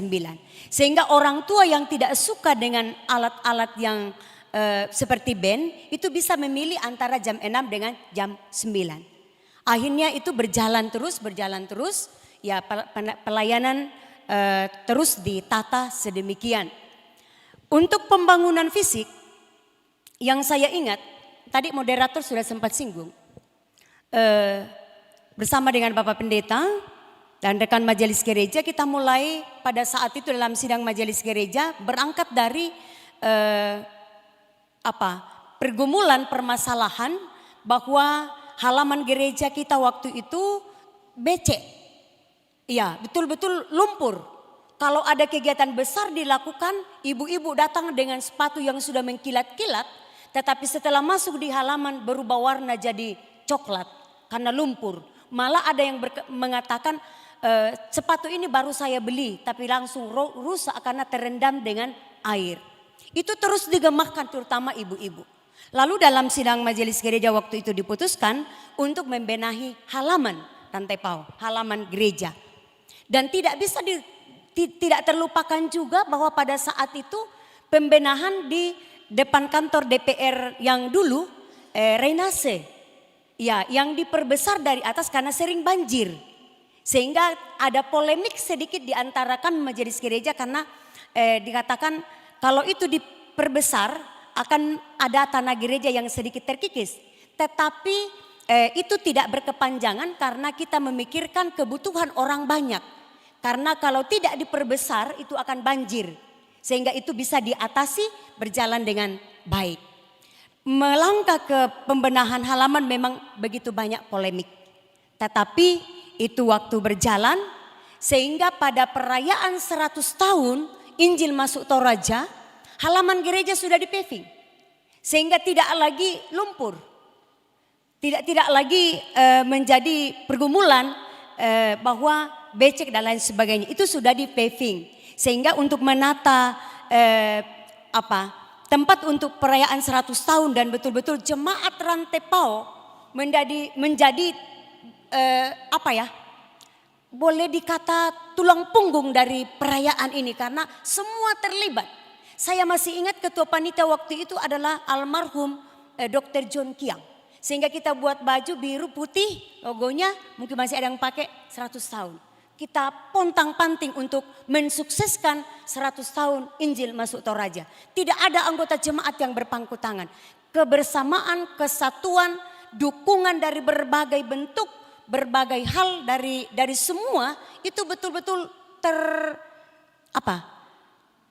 dinikmati betul. Bayangkan ibu-ibu dari jam 5 sudah harus hadir di halaman untuk membenahi tempat duduk untuk kegiatan sepanjang hari itu. Jadi kegiatan besar yang dilakukan. Jadi memang hal yang menjiwai waktu itu sejak dari saya proponen sampai pendeta, ungkapan yang mengatakan bahwa jemaat Rantepao adalah wajah gereja Toraja. Wajah gereja Toraja. Sehingga hal inilah yang terus membuat kami majelis gereja dan pengurus OIG berpikir apa yang harus kita lakukan supaya wajah ini tetap ada. Wajah gereja Toraja. Ya, sekalipun untuk pembenahan pembangunan fisik itu betul-betul hambatan, tantangan. Ya, kalau ada sesuatu yang mau dibuat tidak boleh. Ada sesuatu mau dibenahi tidak boleh.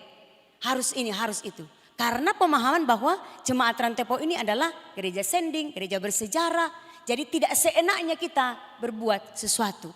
Sehingga itu sedikit yang menjadi hambatan sehingga yang dibenahi pada saat itu dari pendeta Titus, saya berlanjut ke pendeta Samuel tentang pagar itu sedikit demi sedikit dibenahi.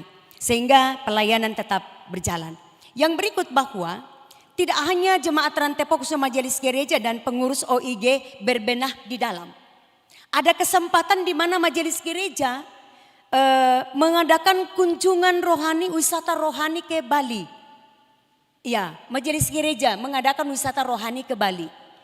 Lalu setelah kami pulang dari Bali, hal yang menarik dan saya pikir apakah saya salah atau saya tidak lihat, yang didapat di kunjungan majelis gereja dari Bali itu bahwa di gereja Bali kami sempat mengikuti ibadah dan pada saat itu ada peneguhan majelis gereja di gereja Bali. Kami melihat majelis gereja Rantepao yang pergi waktu itu melihat bahwa ada sesuatu yang berbeda dengan kita. Ya, teman-teman Bapak Ibu majelis masih ingat ada Pak Thomas, ada Pak Hendrik, ada Bu Rita, ada Mbak Pedi. Ya, sepertinya kita ada sesuatu yang dalam hati kita katakan ini baru. Karena di Bali kami lihat majelis gereja yang diutus langsung dipasangkan sola. Yang tidak lagi terpilih jadi majelis gereja, solanya dilepas. Iya, setelah kami pulang dari Bali karena menjelang pemilihan majelis gereja. Pemilihan majelis gereja waktu itu di masa saya, ya masa periode saya ada pemilihan majelis gereja. Saya ingat masih di gedung sebelah sini yang lama dulu, Pak Hendrik ketua panitia waktu itu. Perhitungan kita itu hari menghitung jumlah suara majelis gereja 4 hari karena masih lidi-lidi. Begini, zaman all. Gitu, jadi berhari-hari dilakukan. Lalu waktu kami pulang dari Bali, saya komunikasi dengan Pak Pendeta Musa.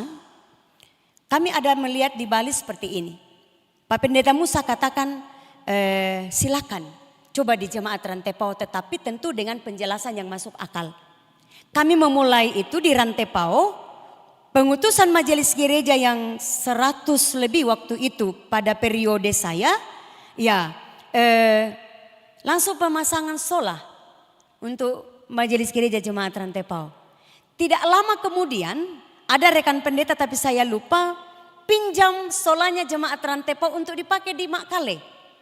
Iya, untuk pemasangan sola karena tidak cukup sola putih waktu itu.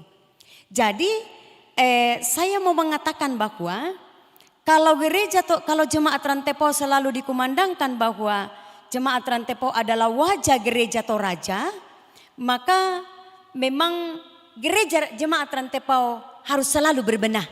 Karena semua melihat ke jemaat Rantepao. Termasuk itu yang saya katakan tadi, apakah saya yang salah atau bagaimana tidak pernah melihat di jemaat-jemaat bahwa pada saat pengutusan peneguhan majelis gereja langsung pemasangan sola. Di jemaat Rantepao juga itu tidak pernah saya lihat seperti itu.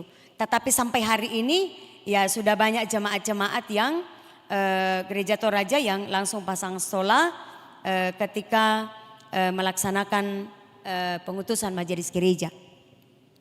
Masih ada waktu? Ya, lanjut pada masa itu juga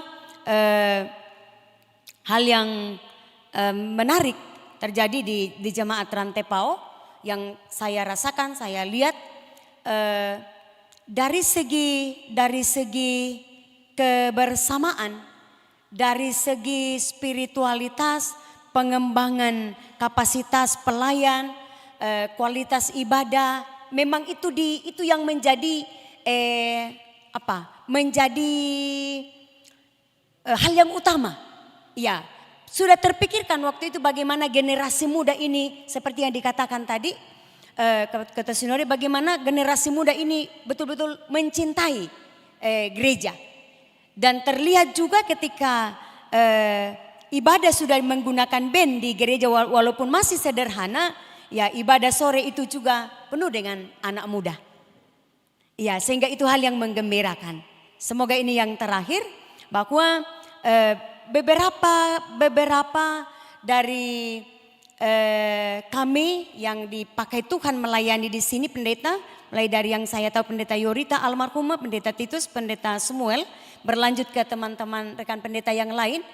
Saya melihat bahwa jemaat Rantepao mengalami perkembangan sesuai dengan perkembangan zaman, baik itu orangnya di dalam berubah pikiran, tidak seperti masa-masa kami dengan Bapak Pendeta, ya sedikit-sedikit, ini dulu sedikit-sedikit, ini sekalipun memang itu hal yang penting. Tetapi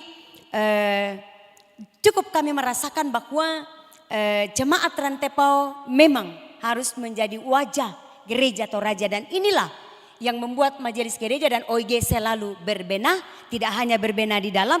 Contohnya guru sekolah minggu kami pernah ke Manado. Dan ke Manado mungkin 4 hari di sana. Ketika mau pulang, ya mungkin ini juga sejarah di guru sekolah minggu, tidak ada orang yang ditunggu pesawat. Tapi guru sekolah minggu jemaat Rantepao ketika pergi ke Manado, kami yang ditunggu pesawat. Iya, karena kami lebih 20 jadi ditunggu pesawat karena keterlambatan, tapi tetap ditunggu. Kemudian guru-guru Tali Takum sempat ke Jogja, ke Malang bersama-sama untuk belajar.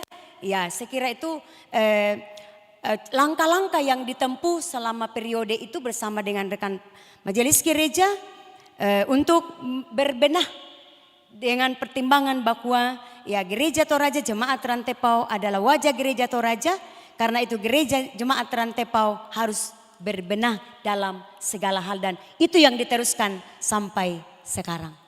Terima kasih. Kita berikan aplaus kepada Ibu Pendeta. Saya kira banyak kisah yang menarik yang disampaikan Ibu Pendeta karena ini tidak terlalu jauh ke atas. Kalau di tahun 50-an kan mungkin kita masih meraba-raba. Ya, kalau ini Ibu Pendeta kan tahun 2000, tahun 2000-an lah. Ya, sebelum mungkin kita sharing diskusi, saya berikan kesempatan kepada Bung Sili Suli untuk menyampaikan catatan sekaitan dengan peristiwa di mana Pendeta Ibu Sarah Pairi di era kemandirian Jemaat Rantepao. Silakan. Terima kasih Bung Priken Bonting. Ini saya harus jujur mengakui bahwa bab yang paling banyak kekurangannya yang sudah kita bahas dari tadi sampai sekarang itu adalah bab 4. Ini bab yang kalau saya pakai istilah bab yang paling babak belur.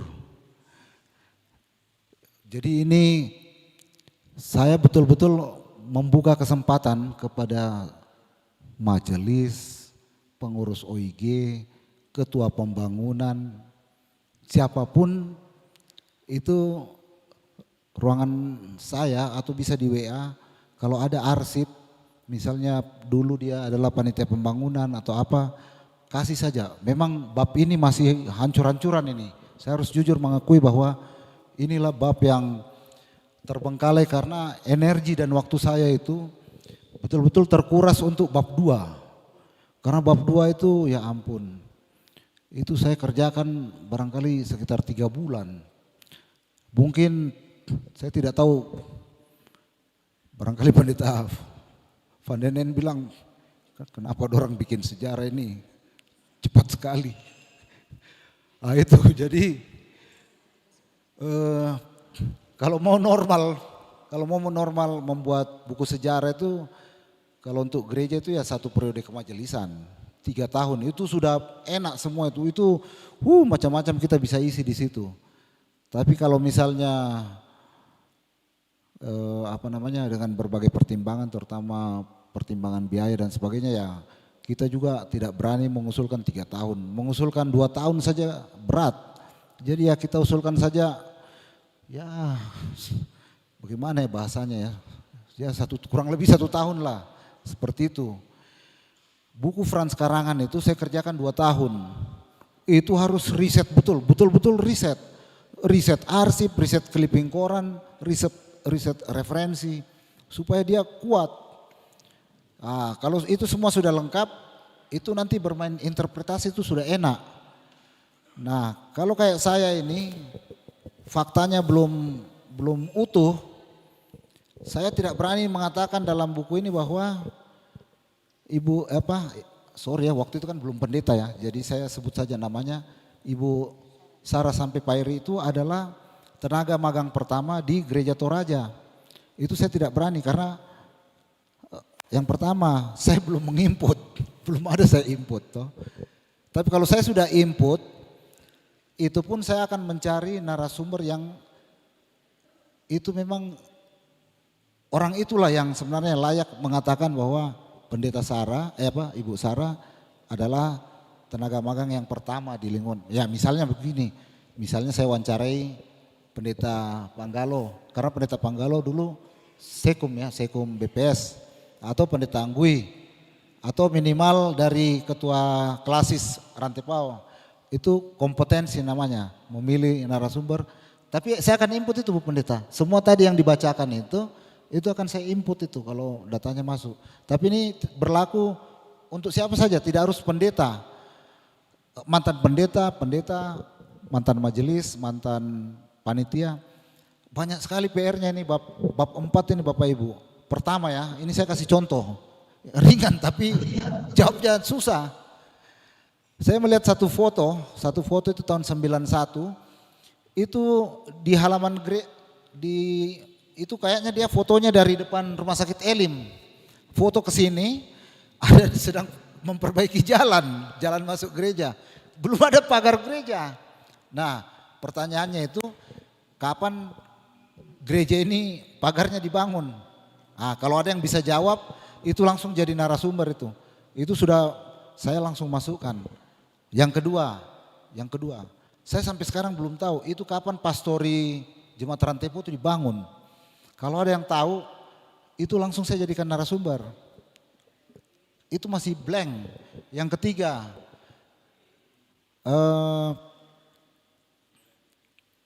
ini terkait dengan OIG.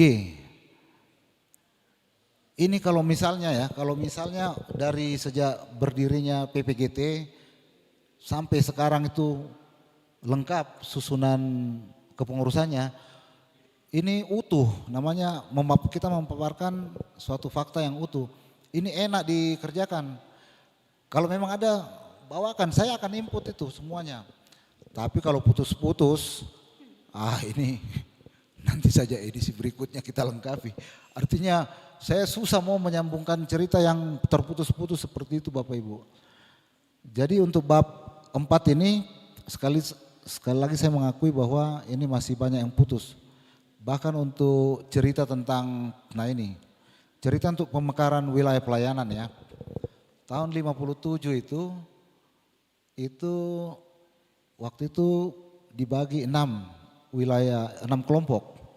Itu sudah ada, sebenarnya saya sudah punya data anggotanya, anggota jemaatnya ada. Mungkin itu sensus pertama jemaat Rantepao itu mungkin tahun 57. Jadi anggotanya saya masukkan. Nah, tahun 60-an itu sudah mulai muncul yang namanya usulan untuk merintis cabang kebaktian. Ini sebenarnya enak dirangkaikan fakta-faktanya kalau arsipnya mendukung. Sampai sekarang Bapak Ibu, saya mencari keputusan sidang klasis Rantepao tahun 83, saya tidak dapat ini.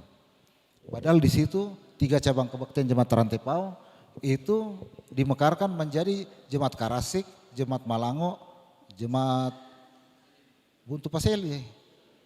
Nah itu Elim. Dan itu sudah jauh-jauh hari diusulkan oleh Penatua AB Pakan. Saya lihat itu ada surat selembar seperti ini.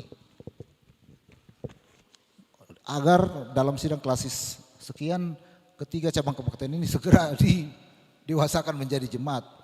Di bawahnya ditulis TTD AB Pakan. Nah, hanya sampai di situ. Putus. Ini bagaimana ini perkembangannya agak susah dinarasikan. Seperti itu. Jadi harapan saya semua kalau bisa ada notulen atau keputusan sidang klasis Rantepao, tolong juga disampaikan ke tim supaya ini bisa melengkapi.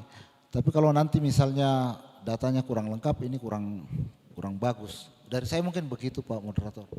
Terima kasih Bung Sili-Suli, saya kira banyak catatan-catatan yang beliau sampaikan tadi, terutama bahwa pada bab 2 beliau banyak menyita waktu dalam proses-proses itu dan range waktu yang cukup menghabiskan energi di situ ya. Dan sementara di bab 4 yang di masa era kemandirian ini yang harusnya tidak terlalu susah karena data-data ini bisa cepat kita konfrontir karena masih banyak yang pelaku-pelaku sejarah yang ada pada saat itu. Nah, mungkin pada kesempatan ini juga kan ada pendeta-pendeta di jemaat Rantepao, masih ada tua-tua jemaat ini yang bisa mungkin mensupport untuk mungkin menulis catatan-catatan pelayanan mereka pada masa-masa ini, pada masa-masa itu, karena kalau di catatan Bung Sili-Suli itu ada 23 pendeta, termasuk hari ini pendeta Yonatan Mangalo dengan pendeta Rita Indrawati, yang dimulai dengan pendeta sampai Tondok Lande, itu yang pertama dan masuk sampai hari ini. Nah ini yang mungkin perlu kolaborasi, ya silakan. Mengenai daftar pendeta, sebenarnya itu judul ini kurang pas. Yang paling pas itu adalah judulnya Periode Kemajelisan Jemaat Rantepao. Karena pendeta itu sudah bagian dari majelis. Sebenarnya idealnya begitu. Jadi bukan daftar pendeta. Tapi karena arsip majelis tahun ini tidak ada. Ini ya saya siasati. Saya ubah judulnya jadi daftar pendeta Gereja Toraja Jemaat Rantepao. Jadi dalam masa pelayanan pendeta A misalnya, di situ saya sisipkan tanggal sekian ada pemilihan majelis dan ditentukan tanggal sekian. Nama-nama majelisnya periode ini adalah ini itu semua. Itu siasat untuk mengakali ketiadaan arsip. Nah, yang kedua, sudah dibuatkan juga seperti ini. Saya tidak mendapatkan riwayat hidup pendeta Andreas Kelvin Patandung yang pernah melayani di Jemaat Rantepao. Saya tidak mendapatkan fotonya Bapak Ibu. Saya tidak mendapatkan memori pelayanannya. Jadi ini terbuka lagi kembali kepada Bapak Ibu semua, terutama para pendeta senior yang mengetahui riwayat pelayanan pendeta Andreas Kelvin Patandung selama melayani di Jemaat Rantai Pau, juga fotonya tolong diinfokan ke saya. Terima kasih. Iya, terima kasih. Tanpa membuang waktu kita buka satu sesi, mungkin 3. Oh, ada Pak Pendeta Tikurari, Pak Nun Pakan, Om Prataba, kemudian banyak-banyak ini karena memang masa di mana tidak terlalu sulit untuk ini. Jadi memang prediksinya Pak Sili bahwa memang terakhir narasumber keempat ini yang akan panjang karena akan dapat menemukan respon yang banyak dari ini. Saya tidak tahu juga kalau dari Ringsum ada yang bertanya atau tidak. Tetapi ini ya kalau berlama-lama bukan persoalan ini, tetapi ini adalah perjalanan sejarah yang harus diurai. Jadi memungkinkan ya memang waktu harus lumayan panjang. Ya meskipun ini malam tetapi kita bangga orang-orang tua kita para pendeta masih duduk dengan nyaman. Ya mungkin masih kurang kopi nih. Kopi ada di belakang, bisa mungkin didekatkan. Baik, silakan Pak Pendeta Tikerar, silakan.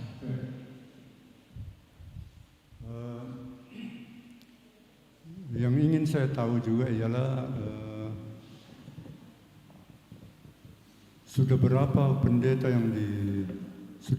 pendeta yang diurapi oleh Jemaat Rantai Pau, siapa yang mulai, dan kayaknya sebenarnya ada dua pengurapan ini. Seperti saya diurapi di sini, tetapi bukan menjadi pendeta Jemaat Rantai Pau. Ini perlu dicatat itu. Ya. Sudah ada ya? Oke. Jadi saya ingin tahu kira-kira siapa yang pertama diurapi oleh jemaat ini, siapa yang pertama diurapi, lalu siapa saja yang diurapi dan tidak menjadi pendeta jemaat, supaya kita tahu. Karena waktu itu saya juga proponen di sini, nggak tahu apa tercatat itu, tapi saya proponen di sini 3 tahun. Tapi saya proponen ditempatkan di LPK, Lembaga Pembinaan Kristen Tangmentoe, dan melakukan penataran pendeta. Jadi proponen ini yang melakukan penataran pendeta di Tangmentoe. Berapa gelombang kami lakukan itu. Waktu itu dengan Ibu Eri. Jadi Ibu Eri juga belum pendeta. Jadi begitu. Lalu sesudah dihitung 3 tahun saya diminta untuk mau jadi pendeta. Saya bilang oke, silakan, saya diurapi. Dan diurapi kembali, ditempatkan menjadi pendeta tugas khusus di Tangmentoe. Jadi itu pengurapan untuk saya.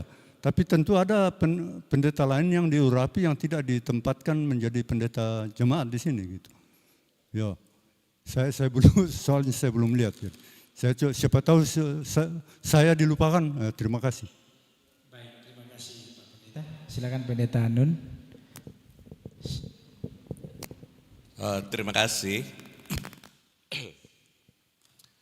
Menyikapi dari ini rona muka Pak Sili sebagai seorang penulis, saya membaca bahwa buku yang dikarangannya ini masih lemah. Karena itu saya himbau panitia dan majelis gereja Rantai Pau, jangan terlalu terburu-buru untuk menyelesaikan buku ini dan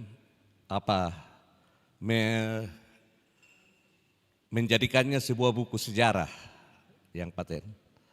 Ada momen-momen tertentu di depan, apakah di bulan Desember atau di tahun 2027 yang akan datang, supaya buku ini betul matang. Bab 4 saja ini sangat krusial. Banyak peristiwa-peristiwa di dalamnya jemaat Rantai Pau terlibat. Tadi dikatakan oleh Pak Pendeta Anggui Senior tentang 3 pilar itu. Pelayanan, pendidikan, dan kesehatan. apakah di buku ini sudah dicatat hubungannya dengan STT Rantepao?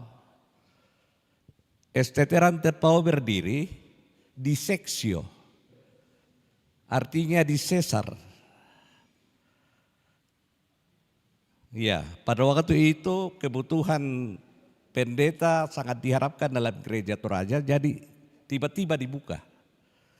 Dan itu ada bukunya pendeta Dr. I.P. Lambe, tipis bukunya, bercerita tentang kisah itu. Dan yang memulai untuk mendirikan, beride untuk membuka STT Rantepao adalah warga jemaat Rantepao. Seorang warga jemaat Rantepao. Yang kedua hubungannya dengan rumah sakit Elim. Yang ketiga, berapa kali jemaat Rantepao termasuk menjadi pionir dari BPS Gereja Toraja untuk menanggulangi hal-hal yang luar biasa. Peristiwa pengungsian Dandang, di mana pada waktu itu orang-orang Toraja datang cuma dengan baju yang ada dalam badan, dengan anak-anaknya. Ya, gedung pertemuan dulu di sini menjadi rumah berhari-hari. Jadi banyak lagi cerita tentang peristiwa-peristiwa di mana masa ini terjadi. Tentang keadaan bernuansa politis,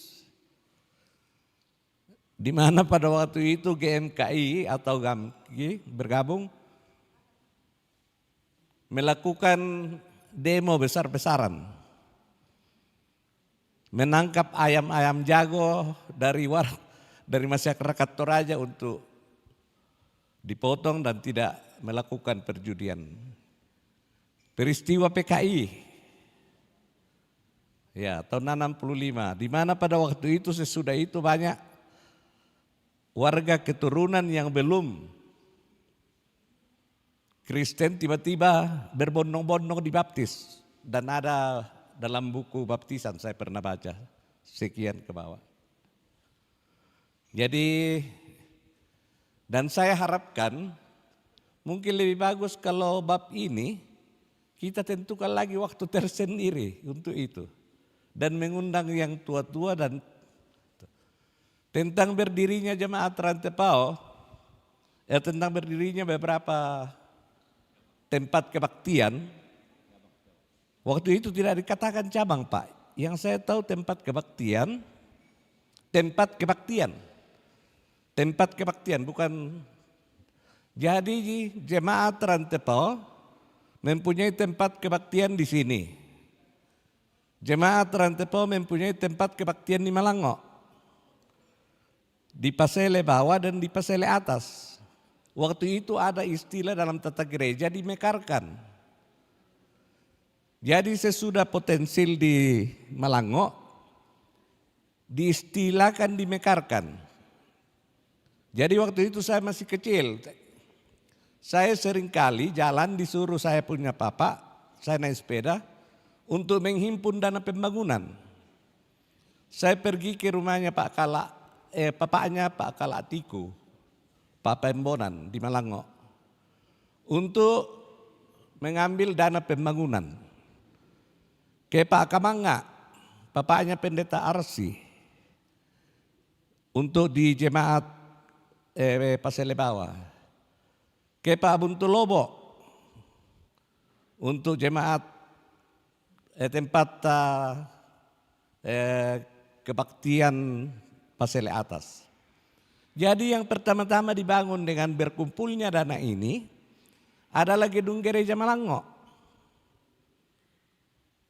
Jadi dulu waktu saya ketua BPK Rantepao, seringkali dalam rapat majelis, orang-orang dari jemaat lain sering ganggu jemaat Rantepao. Ini jemaat Rantepao tidak pernah membangun gedung gereja. Padahal saya sebagai saksi mata bahwa gedung-gedung gereja dulu itu untuk Malango, untuk Pasele bawah dan Pasele atas dikumpul oleh 4 tempat kebaktian ini. Rantepao, Malango, Pasele bawah dan jadi yang belum Mbak Lele lebih duluan. Jadi yang pertama itu dibangun adalah Malango.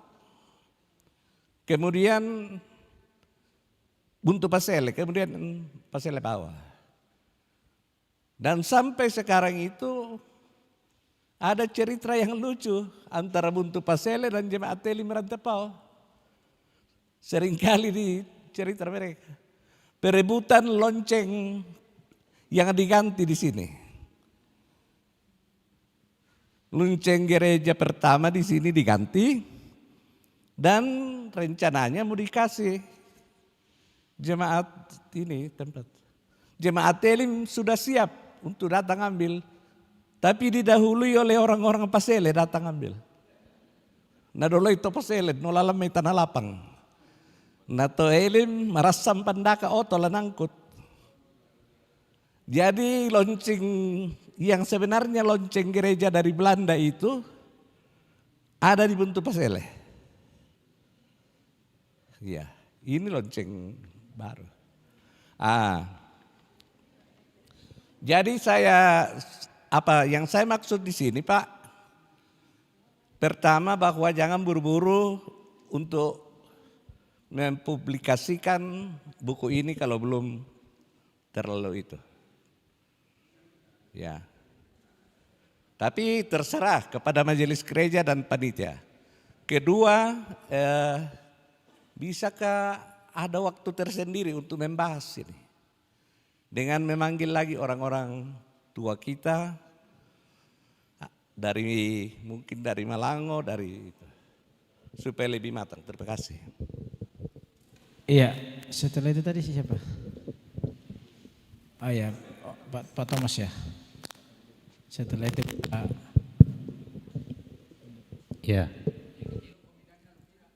Kurang semangat. Apa yang dikatakan Pendeta Sarah, Pak Suli, memang periode itu yang sangat tidak nyambung. Yang pertama saya mau luruskan narasinya itu dari 6 kelompok menjadi 7. Yang saya catat,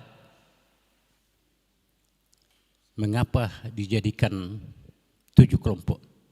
Karena waktu itu Jemaat Rantepao sudah beranggotakan 450 sekian. Ya. Kemudian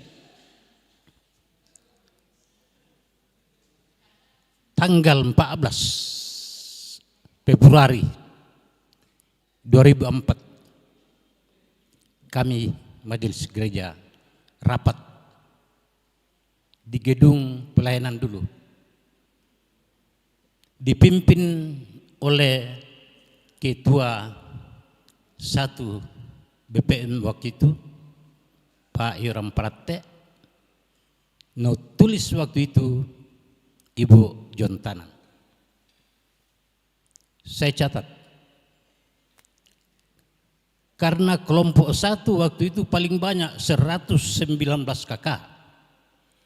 Kelompok 2 52 kakak, kelompok 3 82 kakak, kelompok 4 62 kakak, kelompok 5 91 kakak, kelompok 6 51 kakak. Jadi setuju waktu itu dibagi.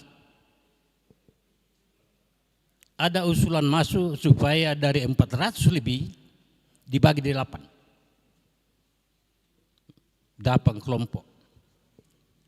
Kemudian keputusan terakhir waktu besoknya itu sidang majelis, jadi rapat majelis dulu, besoknya itu tanggal 15 sidang majelis yang dipimpin oleh Bapak Penatua almarhum Herman Pakan, sekretaris Ibu Rita Pakan.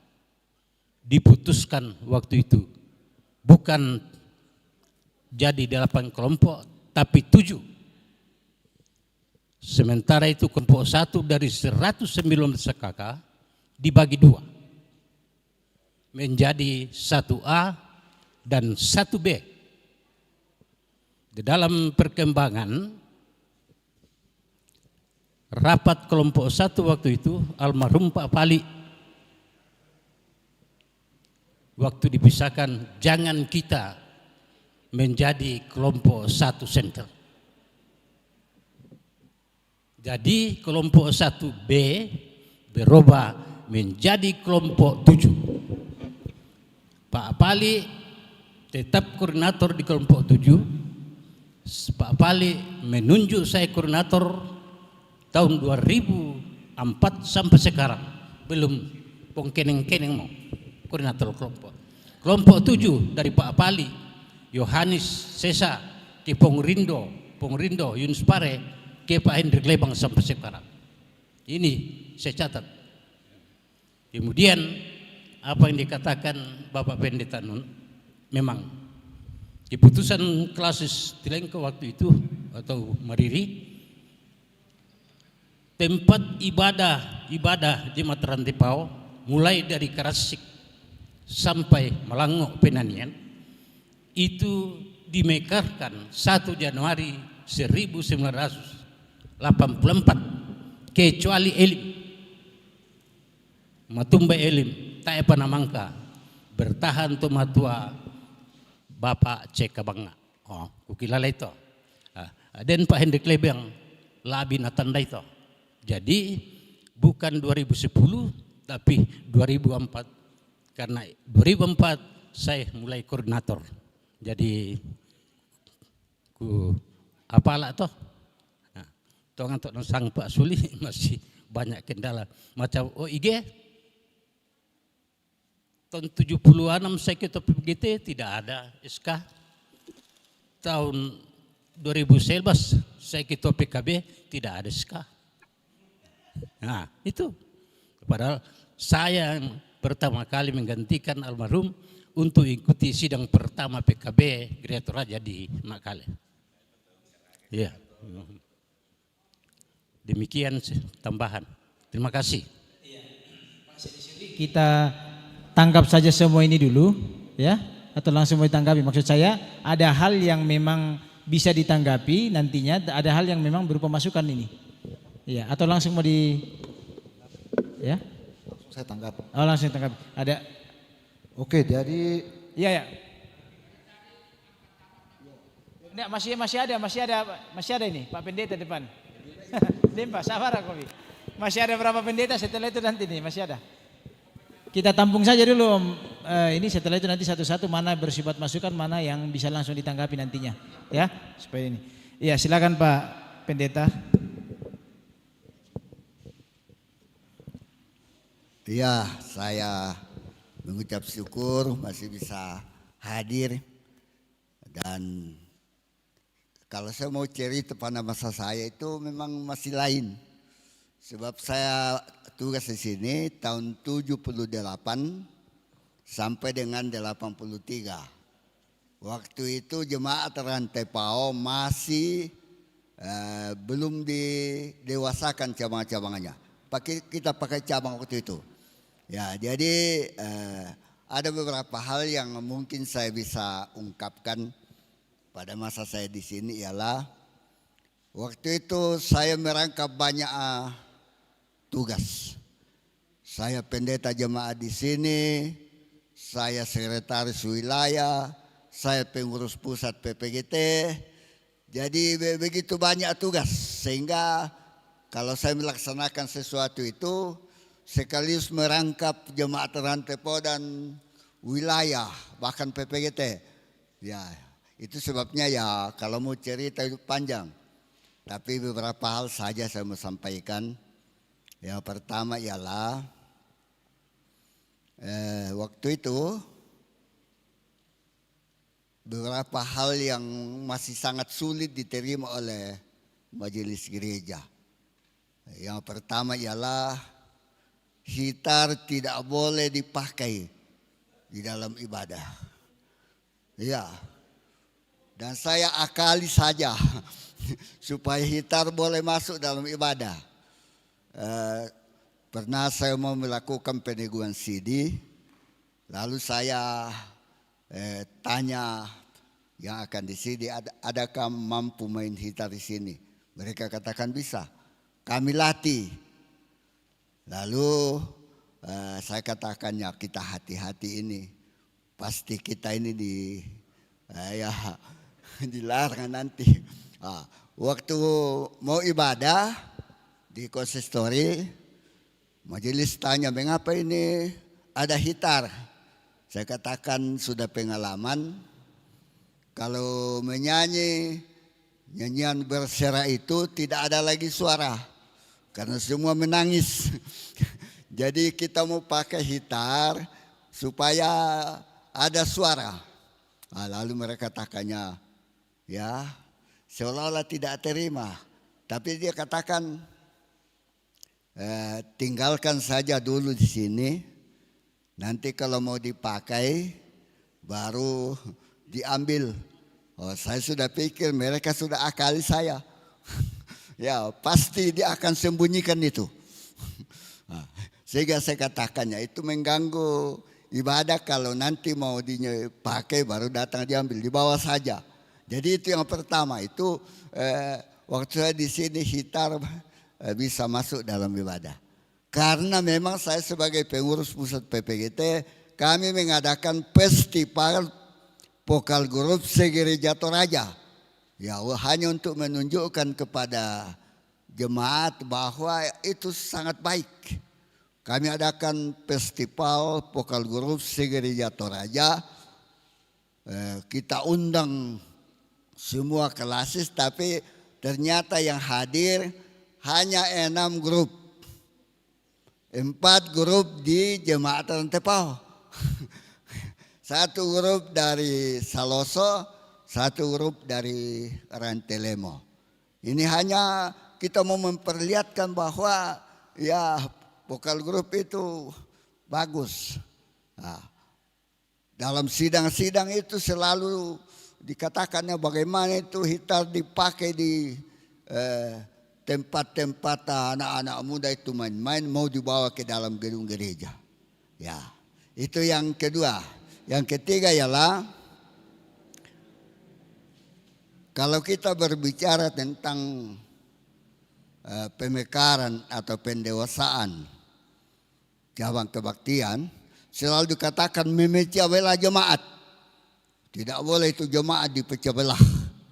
Ya, sampai waktu itu dengan cara untuk pergi ke jemaat-jemaat supaya menampung aspirasi, kita katakan kita mau ke jemaat-jemaat untuk minta aspirasi dengan tujuan utama ialah pembangunan gedung gereja di Elim sekarang itu, namanya dulu Pasele Bawah, sudah macet karena waktu kami mau melanjutkan, sudah tahun ketiga itu sudah macet karena semua kelompok atau semua cabang mengatakan kami juga mau bangun.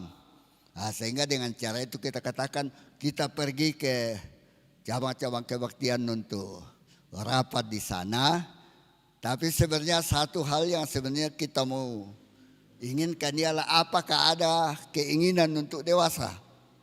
Dan ternyata waktu itu kita adakan visitasi, baru 3 yang mau dewasa, Malango, Buntu Pasele dan Karasik. Tapi Karasik waktu itu mulainya disebut tempat kebaktian.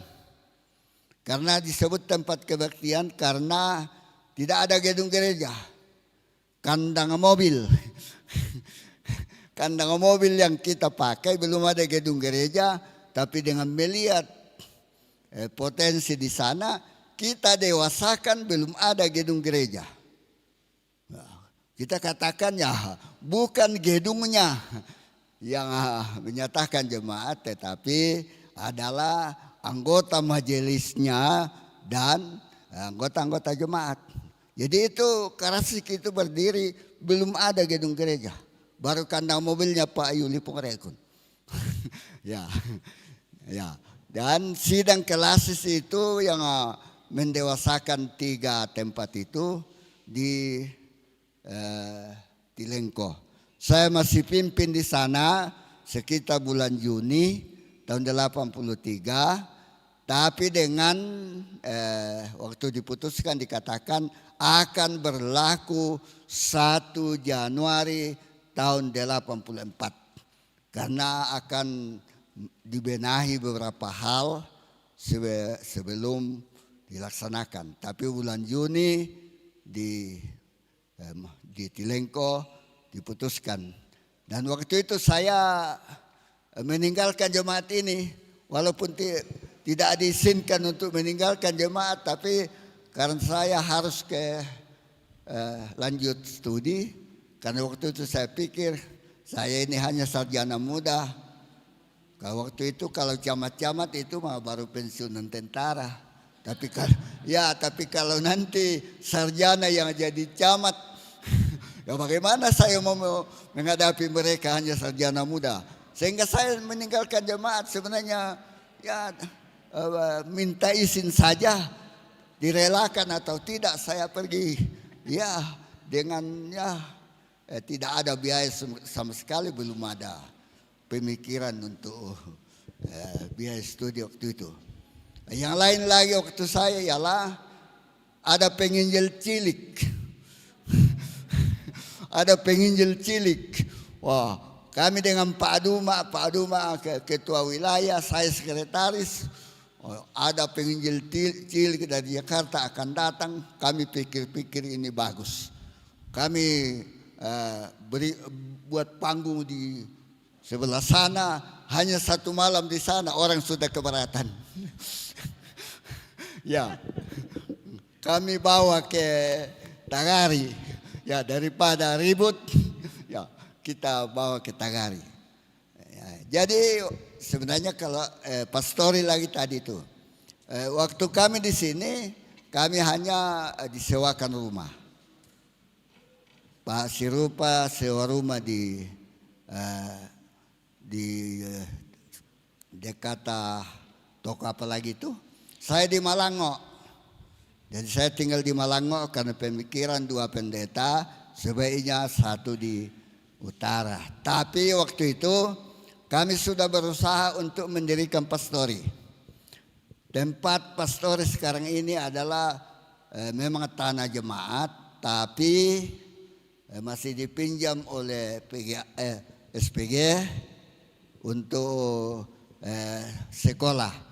Ada gedung darurat di situ dan Ibu Lebang sebagai kepala SPG kami minta pengertian supaya kita bisa bangun pastori.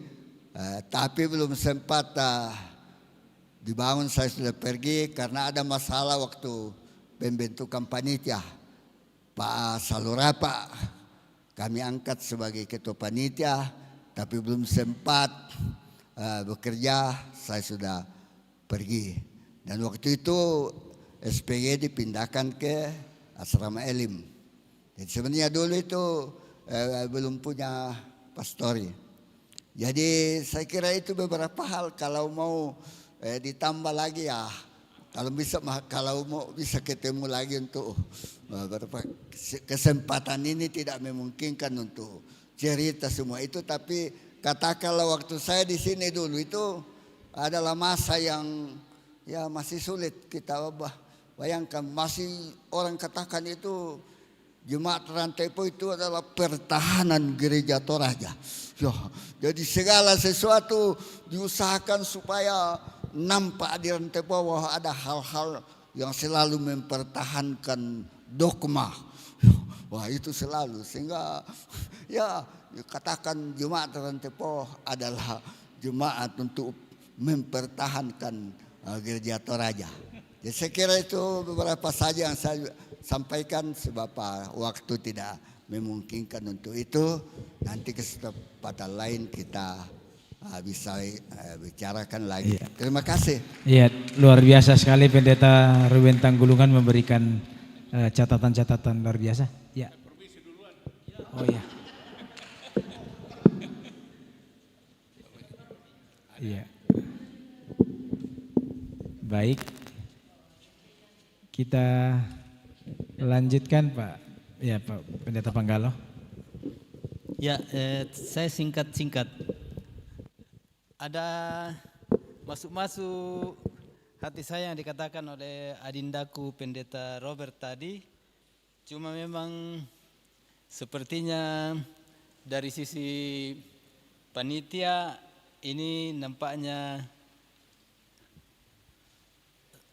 perlu segera diterbitkan. Ya, saya menduga begitu. Yang pertama, memang perlu masuk dalam beberapa tempat hal-hal yang kira-kira sama dengan atau memenuhi apa yang dikatakan oleh Pendeta Sarah tadi, bahwa jemaat ini perlu menjadi teladan untuk yang lain, atau seperti yang Bapak saya dikatakan bentengnya Gereja Toraja. Ya, bentengnya Gereja Toraja. Jadi waktu saya di emeritasi, saya katakan 5 kali ketua umum BPS dan bergantian Sekum hubungi saya proponen di sini, tapi saya takut. Tapi akhirnya toh datang di sini. Waktu sudah dipanggil datang, saya sudah yakin tidak ada lagi halangan kalau begini, sudah panggilan langsung dari Tuhan. Jadi beberapa hal yang betul-betul perlu dicatat ataukah ditambahkan secara singkat saja. Bagaimana Gereja Rantepo ini menjadi semacam pusat pergerakan Roh Kudus untuk banyak hal. Nah, baik pada perayaan 50 tahun, 70 tahun Gereja Toraja, atau waktu 100 tahun Injil masuk Toraja, gereja ini betul-betul menjadi pusat pergerakan. Saya ingat betul waktu 100 tahun Injil masuk Toraja, pendeta Sarah waktu itu, kami ada 3-4 pendeta yang betul-betul memberi hidup kami untuk mengatur ibadah subuh dan ibadah malam. Dan kami waktu itu sepakat tidak boleh ada hari tanpa doa subuh. Seberapa sedikit pun orang, tapi syukurlah selalu banyak orang. Nah, itu luar biasa. Kemudian peristiwa ibadah syukur perbuatan Allah di Meko. Akhir Mei, 31 Mei dan 1 Juni, ini Ibu Rita waktu itu jadi saksi, kita semua jadi saksi, hampir 100.000 orang berkumpul. Kemudian pekan spiritualitas sudah ada disinggung sedikit sekali, juga begitu banyak orang. Dan ini hal-hal yang perlu dicatat. Lalu waktu 100 tahun Injil masuk Toraja, 15 hari tempat ini menjadi tempat yang luar biasa untuk orang Toraya, Sang Torayan kembali. Ada hal-hal yang menurut saya perlu juga dicatat di sini, karena ini menyebar tanpa sebuah keputusan sinode. Misalnya, kita di sini yang memulai membawa majelis gereja memutuskan melayani perjamuan kudus untuk orang-orang tua di rumah. Dan itu akhirnya kan semua jemaat sekarang lakukan tanpa keputusan sinode, karena ini hal yang baik dan kita mulai di sini. Itu tahun 87-88. Juga misalnya ketika kita bicara tentang Gereja Rantepo sebagai gereja tempat wisatawan banyak datang, kita katakan gereja ini harus menjadi gereja yang welcoming untuk orang, yang menjemput orang. Jadi kita sudah putuskan waktu itu, penatua sambut jemaat di luar, dan sesudah ibadah pendeta dan PPA, sekarang namanya PPA, itu bersalaman di sana. Ini hal baik yang tidak usah orang putuskan di tempat lain, tapi mereka lakukan juga, karena memang gereja adalah tempat di mana umat disambut dan dilepas dalam doa. Itu hal-hal yang menurut saya perlu sekali, karena Tidak bisa kita abaikan hal-hal semacam ini lahir dari tempat ini. Karena ini diikuti oleh orang dari YouTube, boleh dicek. Apakah ada yang lebih dulu lakukan perjamuan kudus lebih dulu dari tahun 87? Perjamuan kudus untuk orang-orang tua di rumah. Atau sudah adakah gereja Toraja pada waktu itu yang sudah menjemput jemaat di depan gereja dan menyalami waktu pulang? Itu perlu, nanti ada koreksi dari luar. Tapi menurut perasaan saya hal-hal itu lahir dari jemaat ini, berpengaruh kepada yang lain. Tentang warta jemaat juga, itu kita yang mulai. Walaupun agak perdebatan keras sekali dalam majelis, tapi kita mulai di sini. Dan akhirnya kan semua jemaat juga mengikuti. Karena Rantepao sebagai daerah orang berpendidikan, orang pintar, tidak perlu lagi orasi-orasi pengumuman yang lisan saja, cukup mereka baca, kecuali penekanan. Tapi beberapa kali saya dengar warta jemaat di sini cenderung panjang lagi, isi surat saja dibaca lengkap dan lain-lain. Tidak perlu sesungguhnya, ya, karena namanya penekanan. Itu saja yang ingin saya sampaikan. Jemaat ini pengaruhnya besar, dipakai Tuhan untuk menyebarkan hal-hal yang baik, pembaruan sebetulnya yang tidak disadari orang, tapi lahir dari tempat ini. Ya, itu saja, terima kasih. Baik, Bapak Penatua Hendrik Lebang.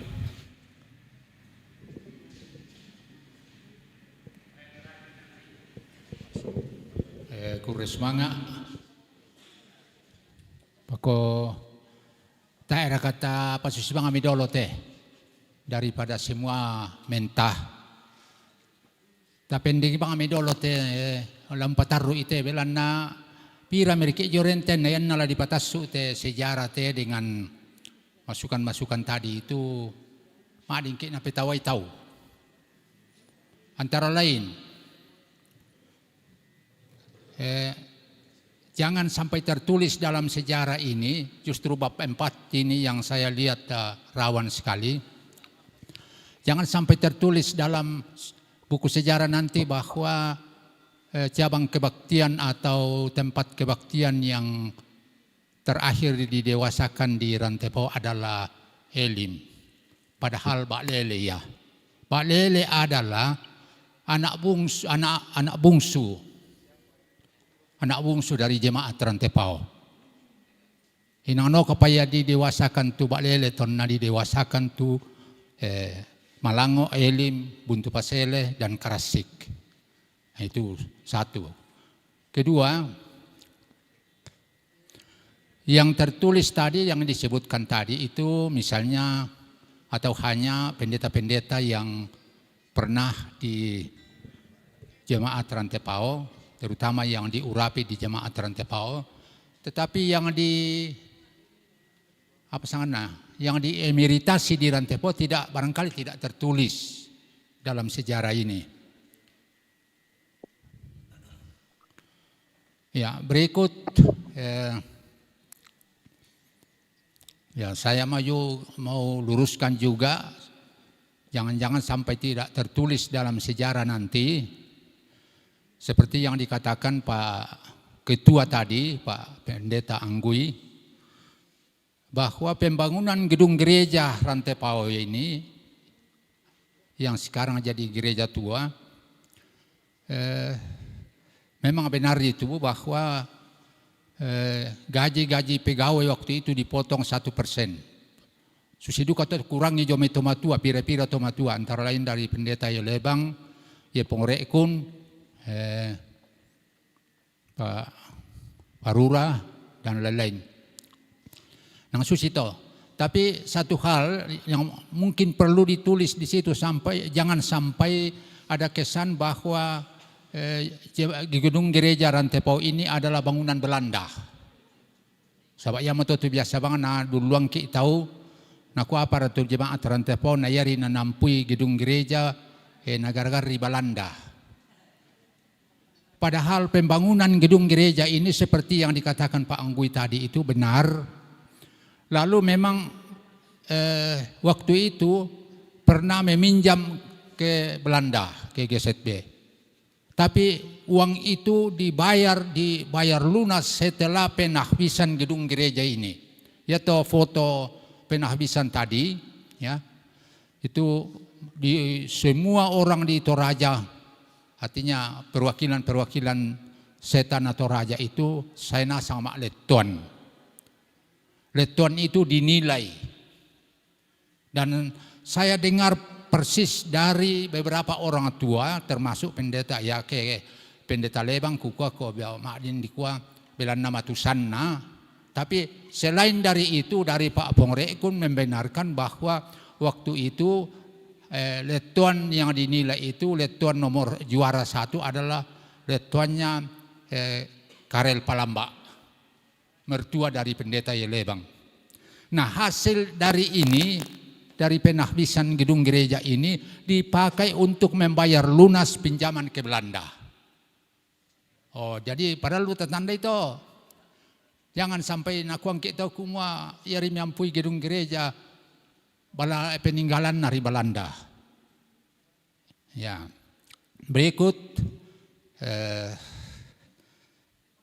ada lagi tadi itu, tapi ku yang kuku lasi bali-bali ki indite nata emo joren pira. Ada tadi itu bahwa gambar gedung gereja Rantepao ini ada di bawah bangunan menara ini. Ya, saya tidak pernah dengar seperti itu. Yang saya tahu persis dari orang-orang tua bahwa pembuatan rencana pembangunan atau pembuatan lonceng gedung gereja ini dibuat di Belanda, dan suratnya itu ada di atas menara gedung gereja ini. Sejak cerita pembuatan lonceng. Lalu ada tadi bahwa pernah lonceng gereja Rantepao jadi rebutan Elim dan Buntu Paseles. Setahu saya tidak pernah lonceng gereja ini bertukar atau disondai. Ini adalah lonceng asli dari Belanda sampai sekarang. Dan mungkin lonceng ko tukui kurangin nata lonceng susibunin nate lonceng gereja Rantepao. Karena dia itu tahu pakai lonceng itu temo den tu apa itu peleng otobang hari na pakai na dedek. Ya. Jadi mbada kwa kita sabara mote majelis gereja te muina mangka modira ata. Tapi mana swimelo ite penulisan sejarah terutama bab 4 ini. Bab terakhir yang bab 4 ya. Nah, saya belum pernah mendengar mengenai gedung bunga alalan ini. Ini satu aset, satu sejarah jemaat Rantepao, tapi ya barangkali tidak tertulis dalam sejarah ini atau mungkin ada. Nah, kalau ada itu ya, harus juga ditulis bahwa zamannya siapa peletakan batu pertama ini. Ya, adalah zamannya pendeta di samping saya. Pendeta David Tiranda dengan pendeta Tabita. Nah, diletakkan batu pertama teh. Oh, itu perlu juga dicatat di situ. Oh, dako na malopenate Pak Pendeta David solanan nakua ona peletakan batu pertama gedung gereja Manoto di Pokadan nata bangote gedung bunga lalan. Nah, bunga lalan ini sangat bersejarah dalam gereja Toraja. Iya. Nah, ini di atas. Ya to. Ko berarti nang den siamo lantu apa kata do? Oh, iya. Yo, zaman na siapa Pak Umbas. Umbas siapa boleh tanya Pak Umbas ya. Ya, ini gedung gereja gedung bunga lalan ini perlu juga jadi sejarah, justru sejarah yang katakanlah terakhir ya. Terakhir untuk sejarah penulisan sejarah ini. Sabaya tu masih yang nato ngomongin nato kona penulisan berikut tu apa tu namanya bu tu ya. Itu semua perlu dicatat. Jadi tasulen tangak-tangak itu kumua nangala susi mereka to inang la di luncurkan mereka tanggal 1 Juli atau raka di kuah kumua tapi mana sunasui melo dolo teh sejarah teh. Jangan sampai tertawaan bagi orang-orang tertentu. Ya.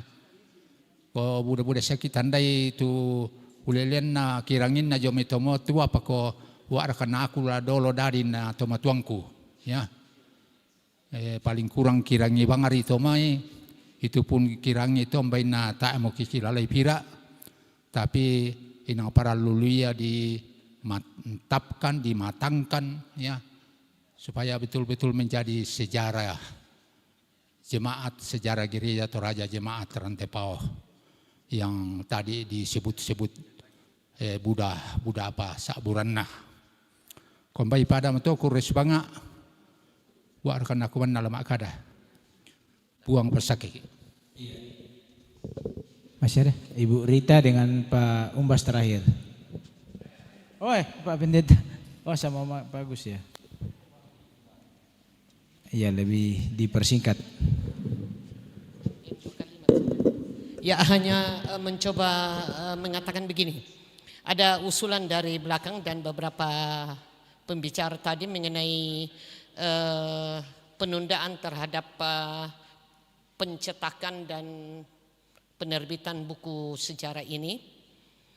Serba salah kita panitia karena kita sudah boleh dikatakan sudah meluncur sudah mencari pembeli, sudah ada banyak yang sudah ini. Tetapi kalau dalam istilah penulisan buku itu ada yang disebut revisi edisi terakhir, ya edisi bab terakhir misalnya. Ya. Dan karena itu mari nanti mungkin ini menjadi catatan bagi kita panitia, tim sejarah untuk membicarakan ini secepat mungkin kepada Pak Sekretaris Kurisma. Baik, terima kasih. Jadi kita melihat bahwa semakin malam tetapi orang tua kita malah justru mengalir. Ya, oleh karena itu bolehkah saya usulkan untuk melengkapi ini kita adakan satu forum orang-orang tua kita untuk saling melengkapi, dipertemukan dalam sharing. Di situ jujur saya mendengar dulu dari Pak Sili ketika berkomunikasi dengan Pak Ruben Tanggulungan, Pak Pendeta. Pak Pendeta masih banyak lupa, tapi sekarang mengalir banyak hal-hal penting. Luar biasa, Pak Robert dan yang lain. Di sini. Iya, jadi bolehkah saya usulkan kepada kita semua, khususnya pimpinan dan tim, kita adakan forum duduk bersama orang-orang tua supaya saling melengkapi cerita tadi sehingga dia mengalir begitu saja dan melengkapi data, informasi, dokumen yang kita butuhkan. Itu saja. Terima kasih. Terima kasih. Silakan Pak Agus. Pak Pendeta Titus. Terakhir ya. Terima kasih, singkat saja karena saya sudah kirim melalui WA dengan penulis Pak Sidi, saya sudah kirim, hanya tambahan saja. Yang pertama ketika saya datang di Jemaat Rantepao, datanya ada, saya sudah kirim datanya, sudah tertib karena saya punya catatan harian, catatan pelayanan, jadi gampang saya buka dan lihat. Saya lengkap dengan tanggalnya segala. Waktu saya datang di Jemaat Rantepao 2004 Desember tanggal 12. Pertama-tama saya berpikir bahwa saya akan mempelajari dulu masalah di Jemaat Rantepao dan potensi. Dan memang belajar soal itu, membuat program. Belajar masalah, belajar potensi. Baru setelah itu dalam sidang majelis saya usulkan supaya kita membuat program dengan masalahnya apa, tujuannya apa, pelaksanaannya sampai anggarannya. Itu kami terapkan selama saya di sini. Jadi kalau termasuk pembuatan laporan sebelumnya, misalnya laporan terlaksana, laporan tidak terlaksana, itu saja laporannya.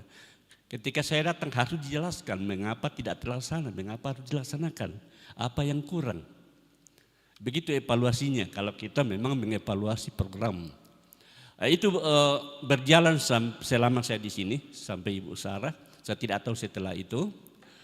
Yang kedua, masalah juga beda rumah. Ya, waktu saya datang kami pelajari banyak warga jemaat yang punya penginapan, kasihan. Lalu kami kunjungi, meneliti kelompok-kelompok kunjungi mana yang prioritas. Lalu saya kunjungi. Ini ada Pak Agus, ada Ibu Rita, siapa lagi? Berapa kali itu warga jemaat menangis kasihan. Dengan Ibu Sarah juga kami kunjungi, menangis. Lalu orang-orang di kelompok itu turun tangan membantu atap nipah. Tapi luar biasa pengaruhnya itu. Jemaat makin kokoh. Itu. Yang kedua, hanya sepintas saya sebut dalam WA mengenai posyandu lansia. Nah, kalau saya cerita, saya cerita mulanya itu idenya Ibu Hartanto. Adakah Ibu Hartanto idenya waktu dia sekretaris JKGT? Bagaimana Pak Pendeta kalau kita laksanakan posyandu lansia? Saya bilang kita undang Siamas, waktu itu Siamas. Kami rapat Siamas, Jaken sekarang. Bagaimana kita melaksanakan posyandu lansia? Masih hidup itu Pak Toding, Pak.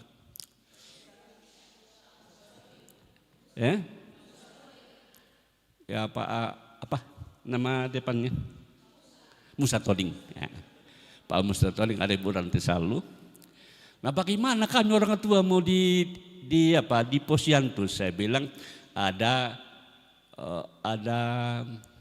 pohon di depan kantor, nanti kamu dijahitkan, lalu kamu digantung di situ ditimbang. Oh, bukan main ketawaannya itu Pak Musa Toding. Dia tidak tahan ketawa, dia bayangkan dirinya mau ditimbang seperti anak-anak. Padahal itu cara saya untuk menarik perhatian. Lalu kami mulai dan banyak. Lalu puskesmas Rantepao ingin juga terlibat. Nah, sekarang jemaat-jemaat di pedesaan juga sudah ambil alih. Itu mulai dari jemaat Rantepao itu, Pak. Makanya perlu dicatat itu sejarah, karena itu mulai dari jemaat Rantepao. Yang kedua, pengucapan syukur tahunan. Saya kumpulkan pendeta-pendeta dalam jemaat Rantepao. Ada Pak Tikurari, ada Pak Syukur Matasak, siapa-siapa lagi pendeta itu. Kemudian saya bilang kita akan laksanakan pengucapan syukur tahunan sesuai dengan kitab Taurat. Nanti saya yang berkhotbah, saya akan pakai kitab Ulangan, cara memberi persembahan. Lalu bagaimana warga jemaat datang membawa persembahannya di depan gereja. Lalu ada yang mengaringi ebaka. Nah, rame lagi waktu mengaringi ebaka. Nah, kuami itu saya Ibu Kawang, Asia Ibu Ranti Salu, naminta lama reng ebaka. Lantang aku kumong, rasanga masusila ko kampung kumat kaunan tu mengereng ebaka to, tak aku pekade. Ukuannya, naminta to pareng enak kelompok. Ya reng itu kapikalukan na kelompok. Umurina sango mengereng itu, rame-rame mengereng. Orang itu di jemaat Rantepao dulu itu masing-masing kelompok mengalembak, mengereng, datang membawa persembahan dan itu ramai. Dan itu menyenangkan dan diambil alih juga oleh jemaat-jemaat lain kan. Termasuk Paskah dengan adanya sokko itu toh. Dengan adanya sokko itu menyatakan itu semangat dan persekutuan. Saya juga merumuskan waktu itu maknanya semua itu. Kami laksanakan Paskah secara klasis. Jemaat Rantepao juga memulainya itu. Mungkin cukup itu dulu.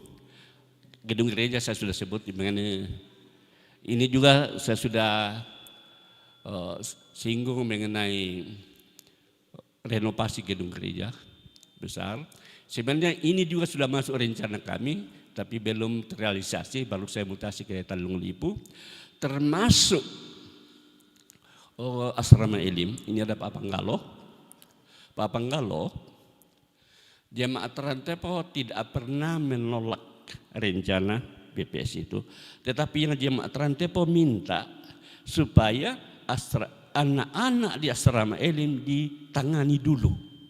Saya kunjungi Pak Panggalo, ada Pak Panggalo masih sekum, karena jemaat mau demo, pon nomor di kantor, lama mau nabongkar kok jangan.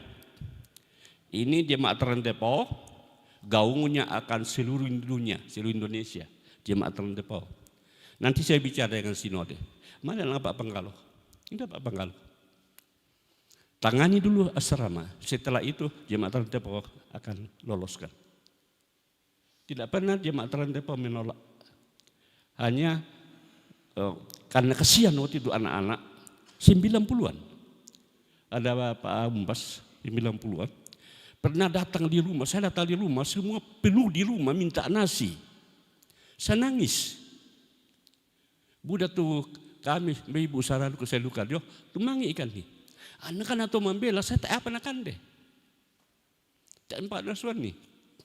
Makanya saya kayak Pak Panggalo, tangani dulu ya anak selama. Baru kita yang lanjutkan yang lain. Nah kalau siapa Pak Panggalo masa ngalin untuk sakwas pengumuman tua sengtiran. Ya Pak Panggalo ya. Itu di Jambatan Meko sudah ya. Saya di sini juga tuh peristiwa Meko. Ya, itu. Saya rasa itu saja. Ya, terima kasih. Ada sedikit sekali dari Pak Pendeta Ya, saya duduk saja, jangan dilupakan. Dulu itu ada guru jemaat. Jadi gereja Toraja mengenal guru jemaat yang sangat berperan. Nepalita itu guru jemaat yang sangat lama di sini. Waktu itu status guru jemaat tidak jelas. Yang ada hanya guru Injil. Waktu saya datang memang masalah. Ini Nepalita yang sudah puluhan tahun ini sebagai guru jemaat, tidak jelas statusnya. Sampai waktu itu kami putuskan bagaimana ini, tidak ada SK-nya dan lain sebagainya, padahal dia yang banyak melayani jemaat. Sehingga waktu itu kami putuskan di majelis bahwa saya tidak tahu apa bahasa Belandanya, dia katakan understand. Jadi kita beri status understand, artinya kita minta kepada Nepalita yang sudah tua supaya ya istilahnya itu tidak lagi guru jemaat karena sudah tua, sudah umur barangkali 70 tahun, tapi kita jamin sampai mati. Jadi dijamin sampai mati. Dan waktu dia meninggal, pernah saya ketemu dengan istrinya, dia katakan, mengapa saya tidak terima pensiunan? Saya katakan memang itu sudah keputusan majelis, hanya sebatas Nepalita hidup. Tidak ada keputusan majelis bahwa jandanya akan dapat pensiun. Jadi itu masalah pada waktu itu. Guru jemaat di mana-mana, ya, karena memang guru jemaat itu di kursus dulu, dan itu yang menentukan kehidupan jemaat di mana-mana di gereja Toraja, dan di sini Nepalita yang saya masih dapati di sini, tapi kami berikan status understand, ya, itu jangan lupa itu nama itu Nepalita, saya lupa nama lengkapnya, ya, terima kasih. Iya. Saya kira itu sebenarnya narasumber keempat ini, saya sebagai moderator sebenarnya tidak, kalau kita simpulkan ini bukan pertanyaan atau menjawab Ibu Pendeta Sarah, tetapi memang ini adalah testimoni pendapat spiritual yang dilewati perjalanan napak tilas pelayanan-pelayanan para hamba-hamba Tuhan, majelis gereja yang ada di Jemaat Rantepao, karena ini eranya memang era yang masih sangat-sangat tidak ini masih panas, masih bisa diingat lah, sehingga saya kira catatan-catatan tidak boleh kita mundur dalam membuat sejarah ini, kita harus tetap jalan. Justru dalam prosesnya ini tinggal ditambahkan bersama-sama. Ini kan banyak sekali narasumber tadi, bukan kita harus mundur atau menunda. Ya kalau sedapat mungkin dikonsolidasikan dengan cepat ini Pak Silisuli dan tim yang mengumpulkan kembali dalam mungkin yang tidak bisa hadir lewat Zoom, memberikan poin-poin penting supaya bisa mencoba berbicara kesempurnaan. Saya kira ada situasi-situasi sedangkan undang-undang saja direvisi dan lain sebagainya, sama halnya dengan buku perjalanan sejarah ini. Saya kira untuk menjawab Bang Silisuli, setelah itu juga nanti closing statement dengan Pendeta Sarah, karena ini adalah catatan pengalaman yang tersampaikan dan coba dibuat dalam sebuah sejarah oleh Bang Silisuli. Silakan Bang. Ya, terima kasih. Jadi sebenarnya paling efektif itu menjawab one by one, jadi langsung begitu satu menanggap langsung ditanggapi, itu langsung terjawab tuntas. Ini kalau sudah 6 sekaligus ini mudah-mudahan tidak ada yang terlewatkan ya. Oke, untuk Pak Pendeta Ruben Tanggulungan dulu, nama guru jemaat tadi itu sudah ada di naskah ini, namanya Pepalita, sudah ada di dalam catatan tahun 1957. Jadi beliau itu juga pada saat pemilihan majelis tahun 1957 dia terpilih. Tapi kemudian di antara majelis terpilih itu nanti dipilih satu orang guru jemaat. Itu namanya Pepalita, sudah lama memang. Selain itu sebenarnya ada juga guru jemaat di Rumah Sakit Elim. Tadi Pendeta Robert Pakan mengatakan kaitannya dengan Rumah Sakit Elim dan STT Rantepao ada. Tapi saya tidak akan melebih-lebihkan bahwa Jemaat Rantepao itu yang menjadi pendorong utama STT Rantepao. Saya tidak akan bercerita seperti itu. Karena STT Rantepao itu sebenarnya yang push itu adalah KUGT. Kemudian pada tahun 64 harusnya sudah tutup yang namanya STT Rantepao itu. Karena tidak ada mahasiswa. Nah pada saat persidangan sinode di Makassar tahun 65, itu ada beberapa peserta meminta STT Rantepao itu ditutup. Tapi pendeta Linting bilang, lah biran ya tuh saya nggak nemu tutup daripada ya STT Rantepao. Marah sekali dia. Jadi dipaksa. Itu ada dalam biografinya Pendeta Linting. Jadi ada kisahnya itu. Nah soal yang tadi disampaikan oleh Pak Penatua Thomas Rataba soal 7 kelompok. Yang saya maksud 6 kelompok itu bukan 2004, bukan. Itu 57. Yang saya bilang 6 kelompok. Jadi mungkin tadi Penatua Thomas Rataba mungkin salah menangkap. 6 kelompok itu yang 57. Tapi kalau selanjutnya itu ya 7 kelompok. Jadi seperti itu. Kemudian mengenai yang disampaikan oleh Pendeta Panggalo, itu semua penting sekali Pak Pendeta. Itu semua akan saya input. Sebenarnya soal yang pertama ya, soal 100 tahun Injil masuk Toraja itu, waktu acara ulang tahun 50 tahun pernikahan Pendeta Soleman Bati, saya rencana mau wawancara soal itu. Karena waktu itu Pendeta Soleman Bati adalah ketum BPS. Saya hadir waktu 100 tahun Injil masuk Toraja itu, saya hadir di sini. Karena setahun sebelum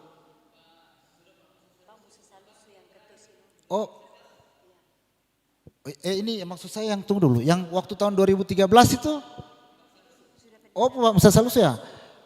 Oh iya ya, sorry. Saya juga sudah wawancarai Pendeta Musa Salusu, tapi yang terkait dengan KPI-nya Selvin dengan Moko, karena itu kan yang undang BPS waktu itu. Tapi nanti saya akan combine dari komentarnya Pendeta Musa Salusu dengan Ibu Pendeta Sarah, ya 2007. Sebenarnya sudah ada di itu. Oh iya, kemarin sebenarnya sudah wawancara dengan Pak Yaya, karena Pak Yaya punya foto, tapi fotonya itu ada di blog. Di blognya itu kalau diperbesar itu pecah. Nah tadi waktu makan saya tanya sama Pendeta Panggalo, katanya stok ada fotonya. Saya mau lihat Pak Pendeta, mungkin saya akan ke rumah untuk wawancara soal itu. Tapi itu semua akan saya input karena menarik tadi yang sampaikan, termasuk yang Pendeta Sarah tadi, semuanya itu akan saya input. Yang dari Pendeta Ruben itu juga menarik itu, karena saya baru tahu ceritanya itu Pak Pendeta, bahwa dulu ada panitia pembangunan pastori yang diketuai oleh beliau yang tadi disebut, tapi kemudian karena begitu saya tidak akan bahasakan di sini, nanti saya wawancara. Ternyata begitu ceritanya, jadi saya sudah paham lah. Mengenai yang disampaikan tadi Pendeta Robert Pakan soal perebutan lonceng, itu mungkin saya tidak akan, kalaupun betul itu terjadi, maksudnya itu tidak relevan untuk diinput dalam cerita ini, karena apa manfaatnya kira-kira kalau itu diinput ya. Itu kita cari saja yang memang betul-betul layak untuk diinput. Tapi pendapat Pendeta Robert Pakan bahwa masih banyak yang perlu dilengkapi, itu oke, masukan itu bagus. Dan kita akan lengkapi, saya akan lengkapi. Dari Pak Penatua Hendrik Lebang, mudah-mudahan masih ada. Saya kira foto sudah menjawab tadi keraguan Pak Penatua Hendrik Lebang tadi bahwa bunga lalang tidak diinput. Itu sudah ada fotonya. Penanaman batu pertama juga sudah ada. Kemudian mengenai ini, kalau yang soal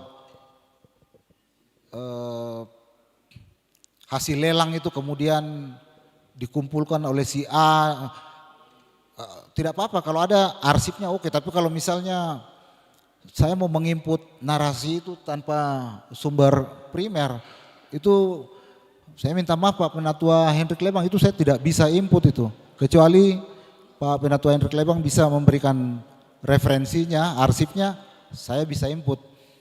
Tapi kalau bercerita seperti itu kan maksud saya Pak Penatua Hendrik Lebang mendengar dari orang lain.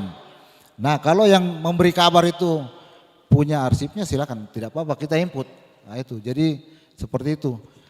Dari Pak Pendeta Titus Tupang, memang waktu itu WA-nya sudah masuk. Jadi sebenarnya itu saya jadikan petunjuk awal Pak Pendeta.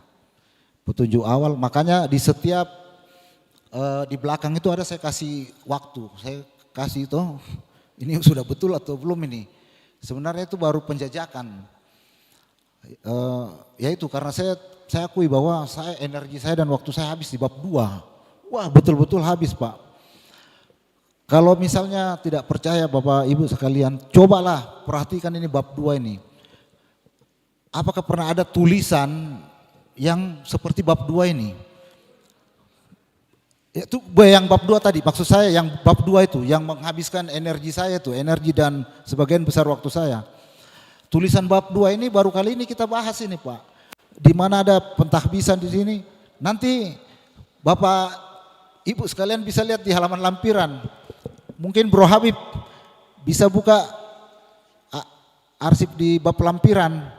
Itu ada pembaptisan di mana-mana pada era GZB. Ini baru kali ini kita buka di buku ini.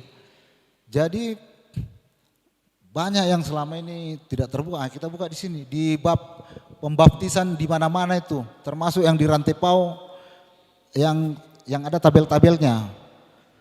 Nah, saya terkuras di situ Pak Pendeta Titus. Sehingga bab 4 ini yang tabel pembaptisan. Yang kayak begini-begini nih.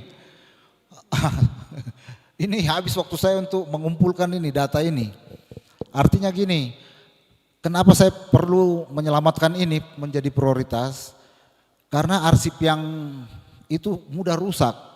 Saya berkali-kali mengisolasi arsipnya si Pasulta itu. Daripada nanti suatu hari hilang, lebih baik diamankan di sini. Nah, itu. Kalau bab 4 ini siapapun bisa menulis itu. Misalnya bab 4 ini saya sudah selesai. Siapapun nanti di sini itu bisa mengisi bab 4 ini. Tapi kalau bab 2 ini berat sekali Pak Pendeta. Jadi saya amankan dulu bab 2, baru saya masuk bab 4. Nah sekarang ini waktunya mepet, tiba-tiba beban yang masuk banyak. Tapi saya sudah catat ini, karena notilis di sana itu akan membuat transkrip.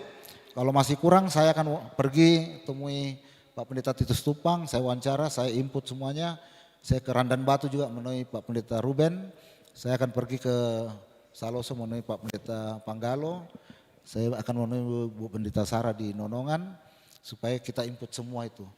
Ini kan yang saya pusing ini karena sejarah pastor itu pembangunannya saya tidak tahu. Tidak ada narasumber, tapi puji Tuhan Pendeta Ruben sudah bicara sedikit, tinggal didalami. Kemudian pada era masing-masing pendeta itu memang perlu digali lagi supaya lebih hidup. Tapi memang yang agak susah itu yang saya sebutkan tadi itu Pendeta Andreas Kelvin Patandong itu blank. Gitu. Ya, terima kasih Pak Moderator. Baik. Terima kasih Ya, Pak Pendeta saya kira semuanya. itu sudah menjawab semua yang tersampaikan. Jadi ada momentum nantinya Pak Silisuli untuk mengumpulkan semua supaya cepat didatangi atau dikumpulkan semua, atau lewat yang tidak sempat hadir bisa lewat Zoom. Baik, mungkin ada closing statement pernyataan dari Ibu Pendeta Sarah. Ibu Pendeta Sarah ada yang mau disampaikan sebagai closing statement? Karena banyak bukan pertanyaan tetapi lebih banyak tadi mengeksplor pengalaman-pengalaman dan apa yang mereka ketahui. Silakan Ibu Pendeta. Oh, bagus. Saya kira tadi Pak Agus karena sorry. Iya. Iya, bisa ngomong bisa Pak. Bagus dah. Serahkan ini lakukan Pak Pendeta jadi. Ya silakan Pak Agus. Iya, singkat saja ya. Ya. Karena Bu Pendeta Sarah kami sama-sama di sini sejak tahun 2003. Kami masuk 1 Juli 2003. Jadi waktu turunnya Soeharto kan gereja itu terancam, waktu itu dibom. Dan setelah itu Bu Pendeta Sarah masih PPGT sama Pak Rudi, Pak Yoyo itu membentuk suatu Radio Solideo, yaitu perjalanan dari Ibu Pendeta Sarah. Waktu dia masih PPGT terbentuk. Setelah tahun 2003 terbentuk Radio Solideo, mendapatkan izin dari izin prinsip. Itu setelah dibentuk namanya PT Solideo itu, Ibu Pendeta Sarah sebagai komisaris pertama karena dia pendeta jemaat Rantepao, dan komisaris kedua BPS Gereja Toraja diwakili oleh Bapak Cornelius Patulaksenda. Tapi itu perjalanan panjang. Ya, jadi saya singkat saja di eranya Ibu Pendeta Sarah tentang Radio Solideo. Ya, itu saja. Kemudian pengurusnya saya sudah kasih Pak Sili dengan notarisnya, ada pengurusnya di dalam. Itu di eranya Pak Ibu Pendeta Sarah. Terima kasih. Baik. Izin Pak Moderator, saya langsung tanggapi saja. Jadi tentang Radio Solideo FM yang disampaikan Pak Agustinus Rerung itu, ceritanya sudah jadi, tapi saya belum input. Karena itu saya tidak mau menginput cerita yang tidak utuh. Pertama yang tidak utuh itu adalah sejak kapan itu PT Gori-Gori mengambil alih penanganan Radio Solideo FM. Nah, mengenai pendirian PT Solideo itu kan dilakukan tahun, kalau saya tidak salah ya, bulan Oktober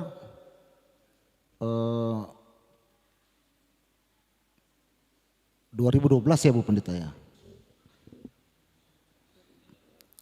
Kalau tidak salah 2012 itu Radio Solideo itu anggaplah di overhandle ke PT Solideo yang pada saat itu akta notarisnya dibuat di Palopo. Nah, dibuat di Palopo, kemudian Insinyur Rudi Rantepasang dipercayakan menjadi dirut, Pak Agus menjadi direktur, Ibu Pendeta menjadi komisaris utama, Cornelius Patulaksenda menjadi komisaris.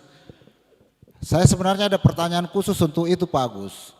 Kan 2012 dibentuk, kemudian tahun 2017 maksudnya sebenarnya pertanyaan ini nanti saya tanya di atas saja. Terkait dengan surat dari Balai, sudah saya tidak usah sambung ya. Oke, terima kasih. Ya, baik. Closing statement dari Ibu Pendeta Sarah. Terima kasih. Saya kira tidak ada lagi yang perlu saya ini kan, toh kalau masih ada kami masih akan wawancara dengan Pak Suli untuk melengkapi data, antara lain juga tentang tali takum ya jemaat Rantai Pao ya, sekalipun itu. Jadi saya kira tidak ada lagi yang perlu saya jelaskan. Terima kasih banyak, Tuhan memberkati kita semua. Iya, karena ini sesi terakhir, sesi keempat, dan saya kira teman-teman yang ikut Zoom, terima kasih atas kesetiaannya. Bapak Ibu yang hadir juga secara langsung di tempat ini, luar biasa sekali. Ini ada Chef Demi, dari Amerika ya. Saya coba membacakan, coba Om. Nah, ada tadi di atas ya. Buku-buku semacam ini bagaimanapun juga mustahil hanya terdiri dari satu edisi saja. Bahkan organisasi yang telah berusaha memiliki puluhan tahun edisi, pasti akan ada bab lanjutan bagi buku ini. Ada organisasi yang telah berusaha 11 tahun beranggapan bahwa kita dapat merangkum sejarah yang begitu kaya ini hanya dalam satu buku adalah hal yang tidak adil bagi sang penulis yang telah bekerja keras dengan sungguh-sungguh demi karyanya. Terima kasih. Saya kira ini mewakili aspirasi banyak orang bahwa kesempurnaan, kalau berbicara kesempurnaan itu adalah hal yang mustahil, tetapi kita berusaha untuk tetap setiap karya kita menyempurnakan, setiap karya kita menyempurnakan. Ada revisi dan lain sebagainya. Pak Moderator. Ya. Ya, mungkin sedikit saja saya kaitan dengan ini. Ya. Percakapan ini. Ya. Terima kasih. Saya pikir sudah seperti yang saya sampaikan tadi dalam sambutan bahwa ini dalam rangka mendapatkan masukan-masukan dan mematangkan supaya lalu kemudian sejarah ini kemudian kita terbitkan.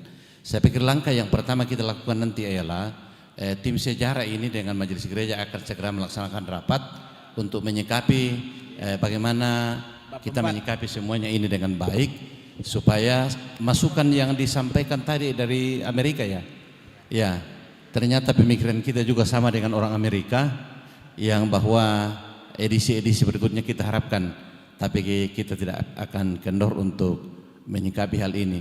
Jadi saya pikir dalam jangka waktu dekat nanti koordinasi dengan tim Majelis Gereja melaksanakan pertemuan rapat untuk bagaimana mengambil sikap dan langkah untuk sejarah Gereja Toraja Jemaat Rantai Pao. Saya kira itu saja Pak Moderator, terima kasih dan selamat malam. Baik, terima kasih karena waktu juga ini sudah luar biasa. Kurang lebih 7-8 jam kita berada di sini. Pikirnya tadi kemarin ini Pak Sili dibagi 4 sesi untuk memudahkan. Tapi ternyata di sesi-sesi tertentu banyak hal yang kita ini. Tetapi saya kira ini menjadi cakrawala masukan pendapat yang masukan karena ini di bab 4 ini ada perjalanan realita yang masih sangat hangat dirasakan. Jadi saya kira sudah ada masukan-masukan. Saya akan mengakhiri dengan ada firman Tuhan dalam Ibrani 13 ayat 7 mengingatkan kita bahwa ingatlah akan pemimpin-pemimpin kamu yang telah menyampaikan firman Allah kepadamu. Perhatikanlah akhir hidup mereka dan contohilah iman mereka. Dan saya tutup dengan pantun karena tadi dimulai dengan pantun. Cakep saja ya. Air mengalir dari pegunungan, jernih tenang menyejukkan hati. Sejarah gereja jadi penguatan agar pelayanan terus berarti. Satu lagi, karena tadi 2. Senja indah di kota Rantai Pao, langit cerah berwarna keemasan. Warisan iman tetap terpelihara dari generasi kini hingga masa depan. Kiranya Tuhan memberkati kita semua. Salama Bongi Melo. Ya, demikianlah pemaparan di sesi yang keempat. Kami ucapkan terima kasih kepada narasumber sekali dan juga moderator yang telah memimpin kita di sesi yang keempat. Baik, untuk narasumber dan moderator tetap di atas. Kepada Sekretaris Majelis Gereja Toraja Jemaat Rantai Pao akan memberikan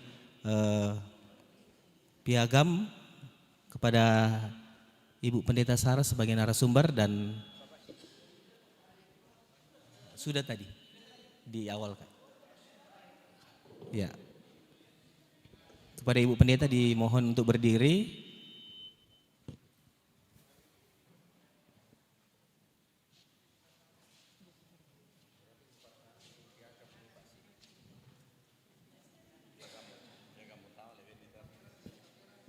Kameranya di depan. Baik, Yang kedua, moderator kepada Bapak Briken.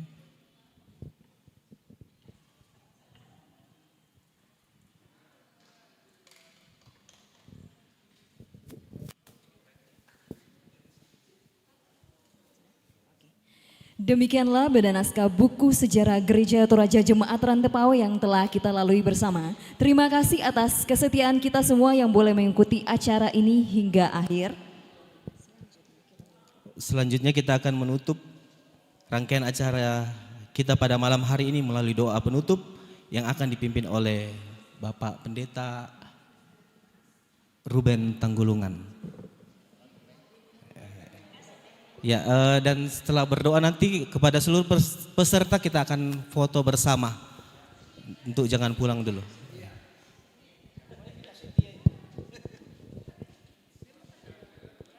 Ya baiklah, kita tenang, kita berdoa. Ya Tuhan, sungguh karyamu tidak dapat kami selami, khususnya di jemaat Rantepao ini.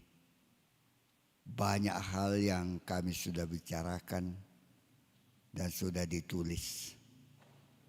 Tapi lebih banyak lagi hal-hal yang kami tidak bisa jangkau. Tetapi hasilnya itulah yang nyata sampai sekarang ini. Karena itu kami selalu bersyukur kepadamu.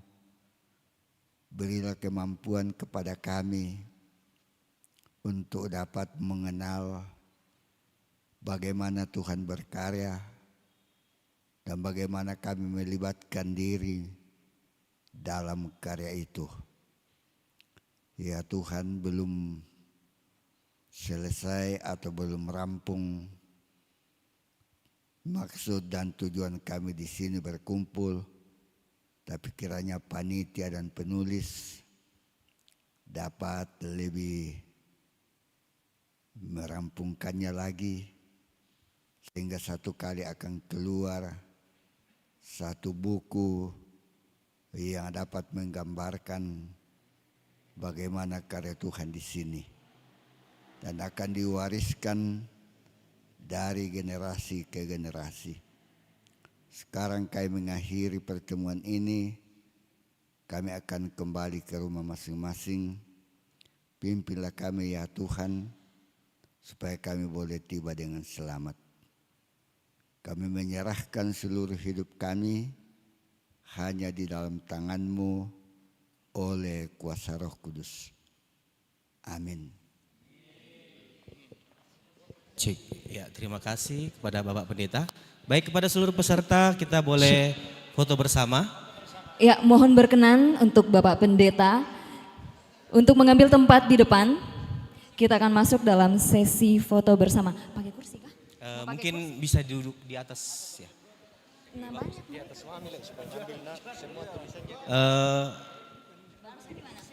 Tidak, kayaknya di atas. Ini meja geser ke dalam. Sebagian di bawah, sebagian di bawah. Ya, mungkin kepada Bapak Pendeta Ruben, Ketua Majelis di atas, dan yang Pak Sili di atas, yang lainnya nanti di bawah. Naik nih Pak. Saya cari tas. Nanti cari.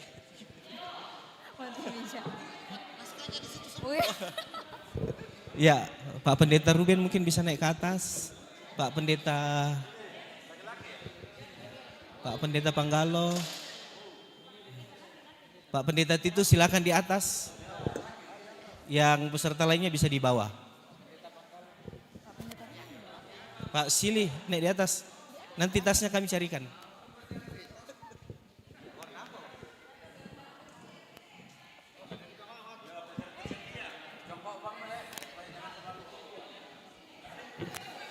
Berdiri saja Om. Om Bumbas, berdiri saja.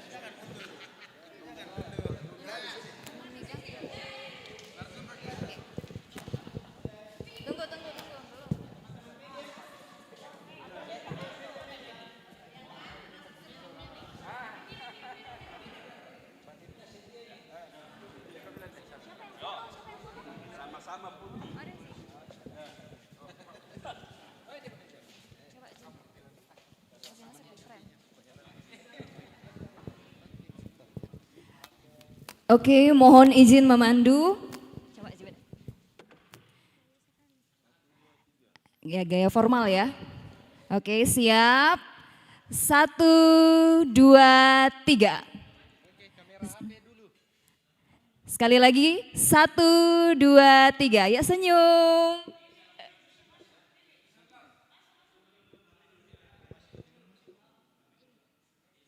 Oh ya, 111. Jarinya Pak. Ke bawah ya.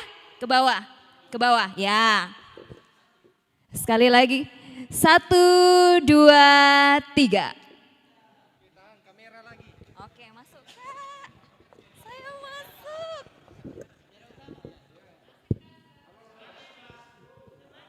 Ya, masih 111 ya.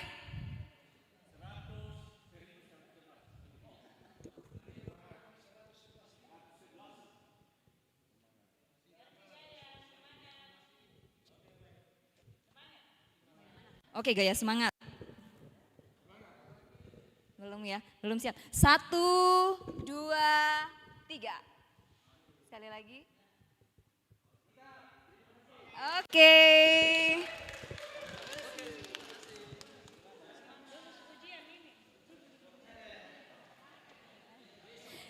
Demikianlah rangkaian acara perayaan 111 tahun Gereja Toraja Jemaat Rantepao pada hari ini. Tuhan Yesus memberkati kita semua.